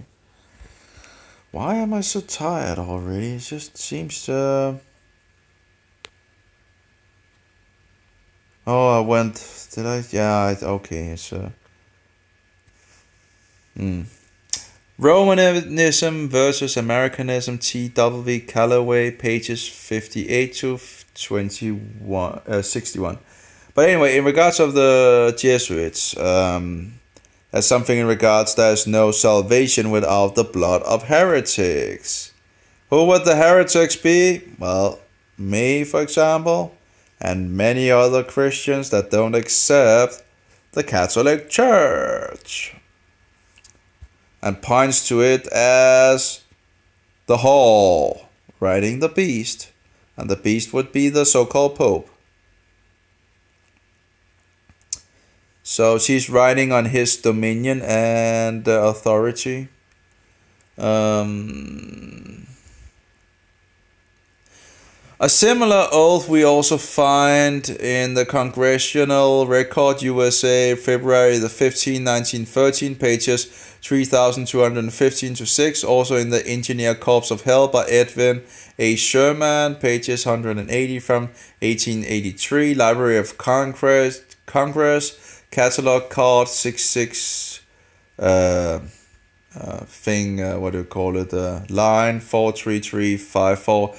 And in regards of Elvira, he said he was a former Jesuit. He also verifies the Jesuit's oath. So later on in this oath, it is very clearly says that you can use all means in order to reach that goal. Yeah. Here we have a glimpse of the papacy plans for the independent countries, the extirpation of Protestantism, and destruction of all free nations. Is this happening today? Do you want the plans of the papacy fulfilled in your lifetime, in your country? It is in this connection interesting to note that Hitler was a Catholic, and that many of his SS staff were also Catholics. Some were also Jesuits, like Himmler and Goebbels. I didn't know that Himmler and Goebbels was Jesuits, but okay. But I know in regards of Himmler that he, that the SS was based on the Society of Jesus, the system. Hitler failed to incorporate many of the sovereign European countries under his leadership. Now new efforts are being made to unite the states of Europe under the ruling principle of Rome. On May the 1st, On May the 1st, 1776, Adam Weishaupt proposed a plan on how the elite Illuminati would gather the nations and the individuals under the leadership of the world leaders. The following are the 7 points of his proposed plan. And if I remember correctly, there was these documents where this messenger was stricken by lightning, and I haven't, the book, I have put it, but I haven't read the book, but as I understand it, the book exposes the plans from the early stage of these things. Anyway, 1. Maybe I should check a little more. Oh, is it empty? Pretty much empty. I'm not sure in regards to the taste. It's just I hope the next one the batch I have made is better. That was from the first batch, and again it's just tastes a little burned. Okay, first the upper, and that's what be in regards to the Illuminati. Yes, the abolition of all ordered governments, the abolition of private property, the abolition of all inheritance, the abolition of patriotism, the abolition of all religion, the abolition of the family, the creation of a new world order. And I have some sources in regards of saying that the capstone in regards of on the dollar bill there's this triangle and all that, and they talk about it's also in regards of destroying the Catholic Church and fixing in the New World Order, which also we know in regards of the Luciferian is a satanic thing, but the so-called Antichrist will continue to be the leader of this. So and that would be the so-called Pope. The title or role of the so-called Pope will continue after the destruction of Rome. So these 7 points were the foundation of the French Revolution, which later formed much of the basis for the Russian Revolution. A lot of these things actually seems to, I've already heard about these things, and from books being read and all that. As inspired by Karl Marx, during the French Revolution, they dissolved the legally elected Legislative Assembly. The elite, the Illuminati, the enlightened ones, so-called enlightened ones, created their own Legislative Assembly. They burned Bibles in the street. Oh yeah, in regards of the French Revolution, and the so-called God of reason, and what they did was, doesn't seem like it was a. Where did I get that information from, by the way? That was what is he called? I can't remember, but he talks about that a lot.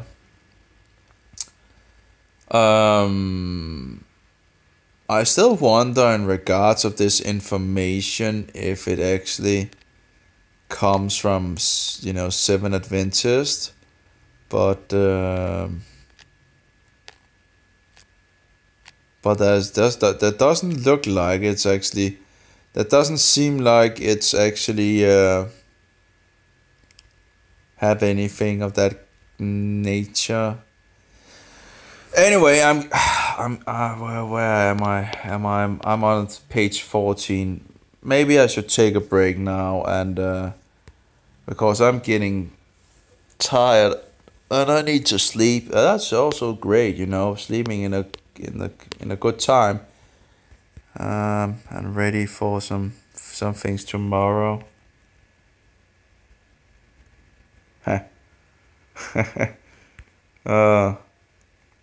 Yeah. Then we have the rope. In regards of, that's interesting. They actually used that.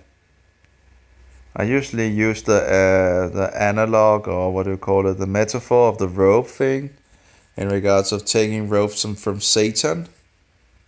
That's interesting. Interesting picture. In regards of rope, captured in the lasso. Okay. It's not they're not actually pulling rope. They're just captured in the lasso. Okay, by the so-called shepherds. That should actually stand for truth. CIS Norway. I have no idea what CIS would be in regards of Norway. What they could have of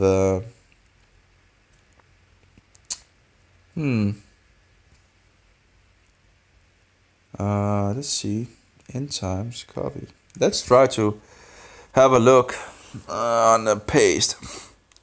My nose is just very annoying when I speak, that my nose begins to get filled up, and then my voice is differently. I'm not sure why this happens when I speak longer, and it's really annoying that it happens every time I speak. I'm not sure how quickly it does it, but it's like feeling like my voice is getting like different.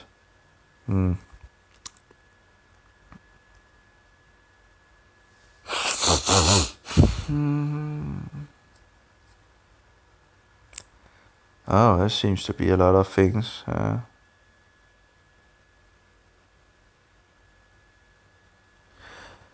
It seems from what I can see to actually just look like a personal web page. Yeah.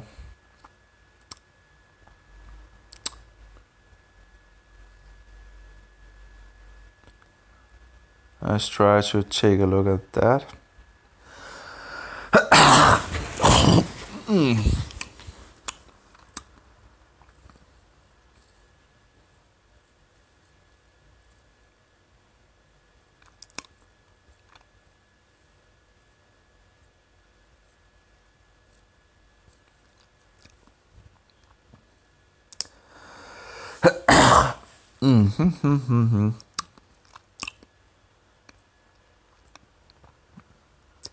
That was nice to see.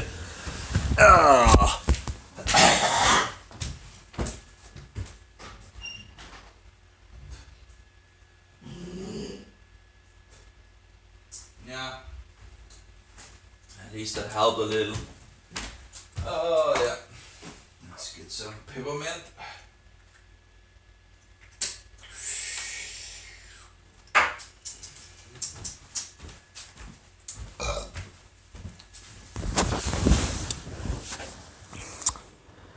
So again, it's just annoying in regard to the voice, but yeah, that's this. It doesn't really look like any SDA source, so it seems to be more of a free source, at least what I can see at the moment. Now the SDA, of course, is is really, in regards to prophecy, for example, they are really slick in some sense, and that's not to say that they don't have anything, that they have some absolutely some things that are true, but then they mix it with their own doctrines and talk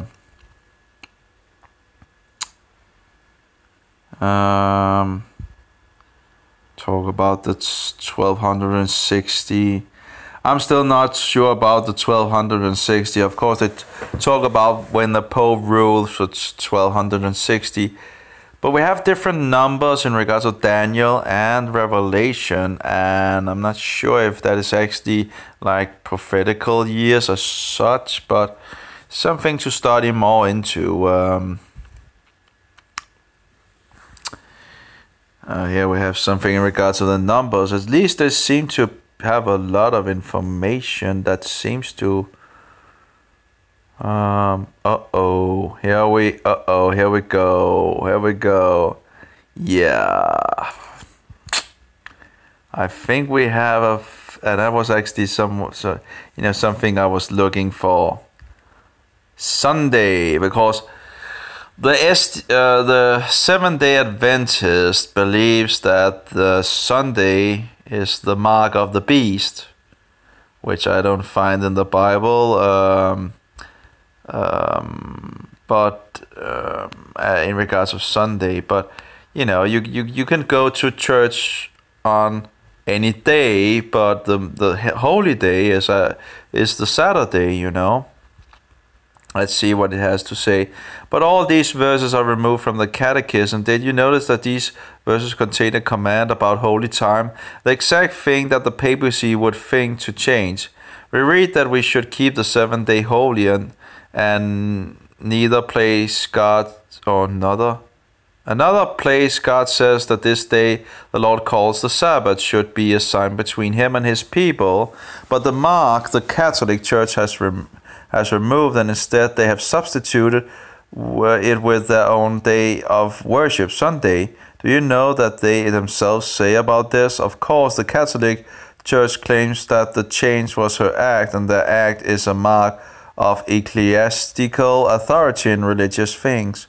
Now, of course, they could maybe just have taken this screenshot from something, but okay, you can still, but I don't know in regards of because SDA have this that Sunday is the mark of course it's the Catholic Church sees as a mark or in regards of her authority of showing that she has the authority to change God's law, which of course she has not. But I don't think the mark of the beast is actually the Sunday. That doesn't. I don't think that's the case. But anyway, it's we are. The beast numbers is 666, and the mark is either 666 or the name of the beast. So it's in the forehead or in the right hand. But what does it mean that we are to receive the mark in our forehead or in our hand? The Bible still uses codex, symbolic language, but if you turn over to Deuteronomy chapter 6 verses 5 and 8, the Bible gives us a definition. The forehead is the symbol of what takes place in our minds, decision, conscience, etc. The hand represents what we do. It seems as if some will accept the papal decrees with their intellect and conscience, while others will just by their actions obey the papacy to escape punishment. Okay, it's just, it seems reasonable in regards of what they're writing, and it may not actually be a SDA source. It may. But anyway, I know that this information may be hard to swallow. Am I trying to say that Sunday is the mark of the papacy, the mark of the beast? Do I mean to say that a time will come when no man can buy or sell except they who are willing to keep Sunday holy? Actually, my opinion is of little importance, but let us consider in more detail what the Bible has to say. It is the message of the Bible that I want to share. Now, again, I don't think it's the Sunday as such, as it's a mark. But anyways, still a lot to research, but I don't see the Sunday being the,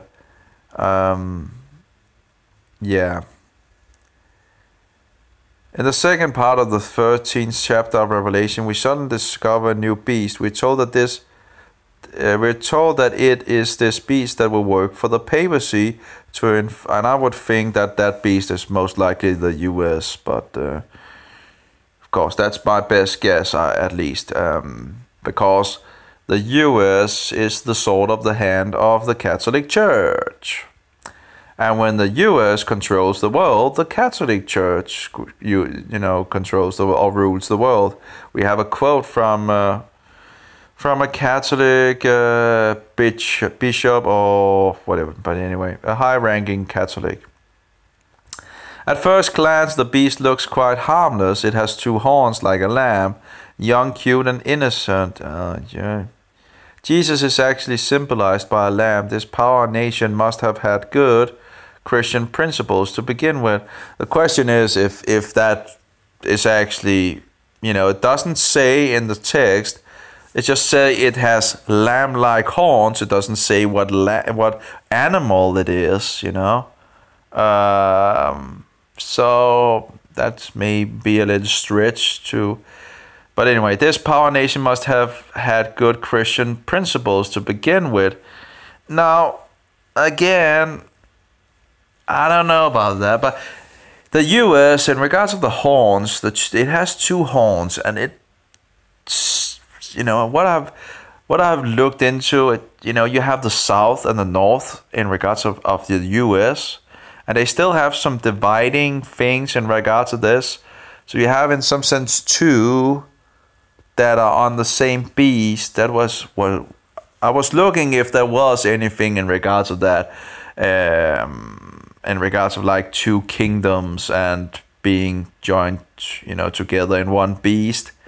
And in some sense, you have the North and the South in regards of America, and they still have conflicts on that, over those things and all that. So,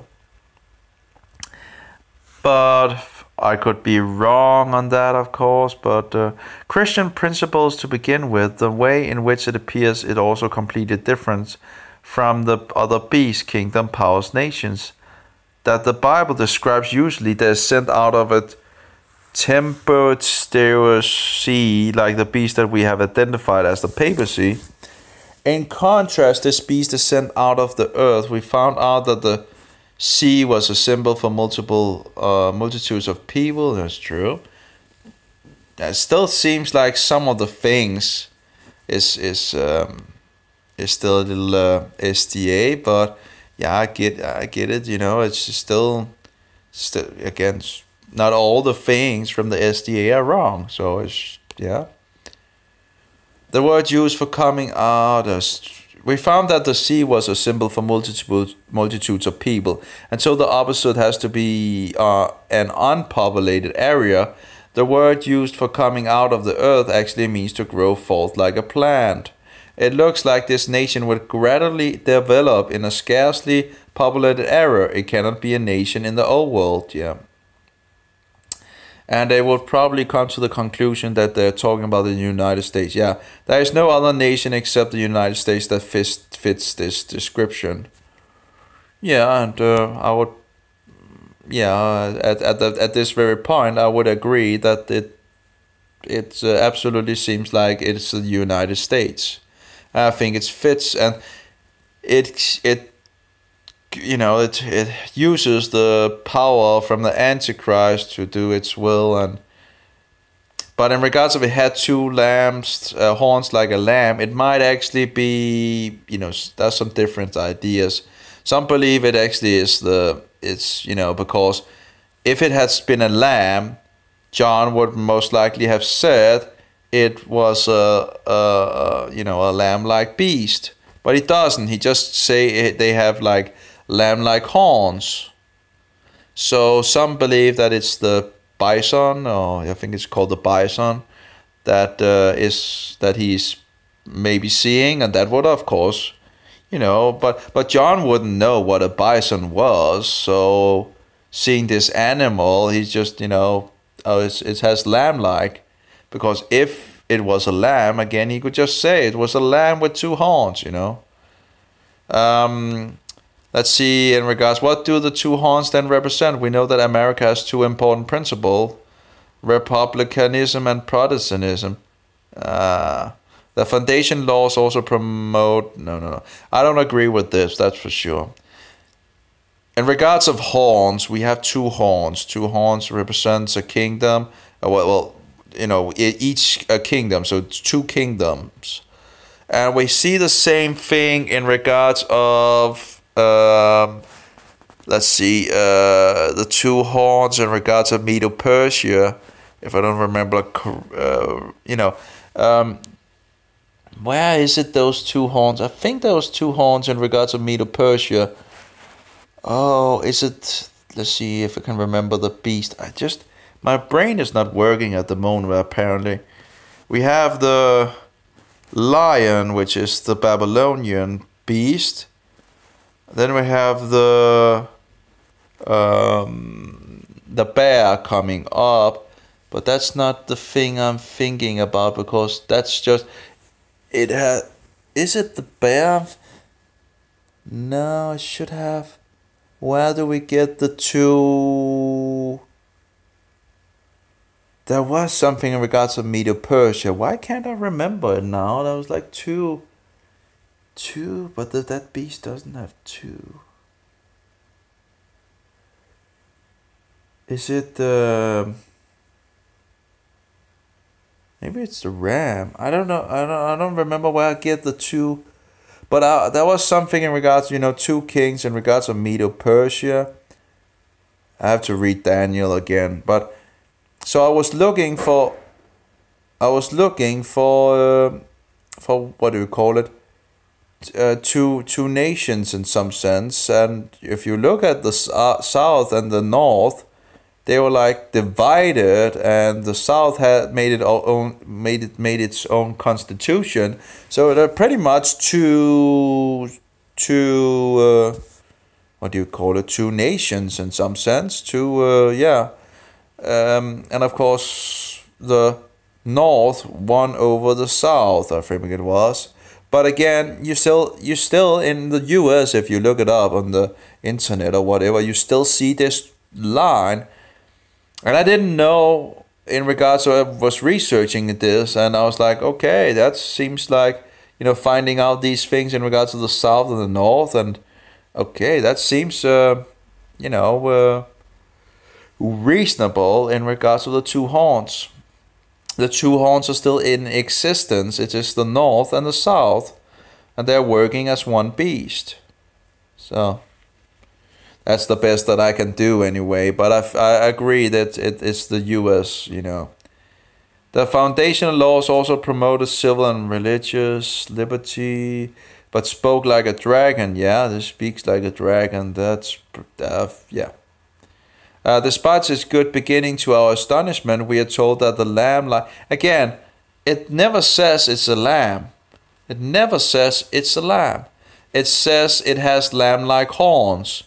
So again, if it was a lamb, I'm sure John would have told us he saw a lamb, with 2 horns, But he's not saying, he's just saying, it's he's seeing a beast that has lamb-like horns, or horns like a lamb. Again, if it was a lamb that he saw, he could just have, he could just have said it, but he didn't do that. So I don't believe it was a lamb, because he would have known that. But if it was a bison, he might not have known what kind of animal that was. So this seems more reasonable to me, at least. And that would also fit the US,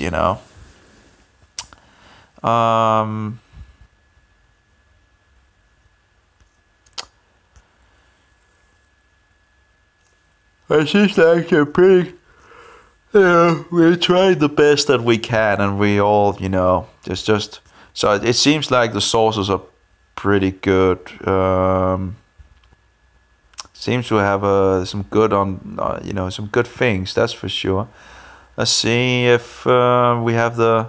We read that we should keep the 7-day holy. Oh, didn't we actually get that already? Oh, okay. Seems like it's coming again. But in regards of the churches, I found this on Wikipedia, and I don't have the link at the moment, but I found this thing in regards of 7-day churches on Wikipedia. That was just a gold mine, because if you can find a church that keep the Sabbath, you already know that they take the word more literal, or more, what do you call it? They take it more seriously if they keep the Sabbath, because that's the biblical 7th day. So, that's so it was a wonderful Wikipedia, where they just had all the churches keeping Sabbath, and there's a lot of good information from those churches actually keeping Sabbath. Of course, there's still some issues here and there with some of, but at least they're a lot closer than the Sunday going churches, There's just keep on, fixing that paganism. Okay, let's see. A new beast.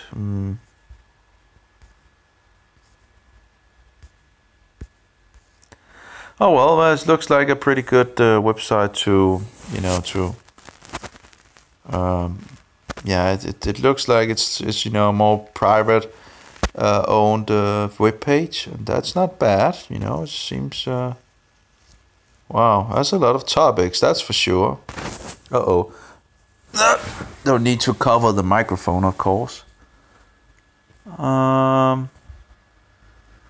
Yeah, there's another website as well. That's like a homemade Christian site, and I can't remember. Of course, it was nice as well.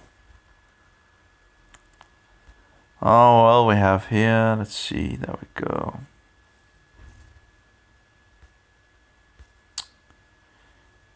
Yep. I don't think there's anything more, so I'll stop for now. So I think I'm going to take a break. It would be nice to read the rest of the EU thing, but my voice needs a break, and I'm getting tremendously tired. I was early up in I think 2 o'clock or something like that. 2 o'clock in the night, and I couldn't sleep more, something like that. I think it was something like that. So of course it is pretty much on time.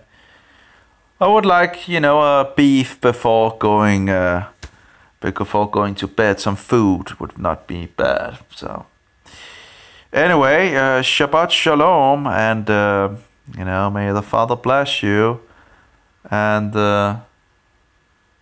what is it called in English? And may the Son be by you most appreciated, and the Holy Spirit, the Spirit of truth in us all, should be the one guiding us into truth. And we have lost so much, people. We need to take things seriously, and anyway, may Jehovah be with you. Shabbat Shalom. Have a great day of rest on this 7th day. So, bye-bye.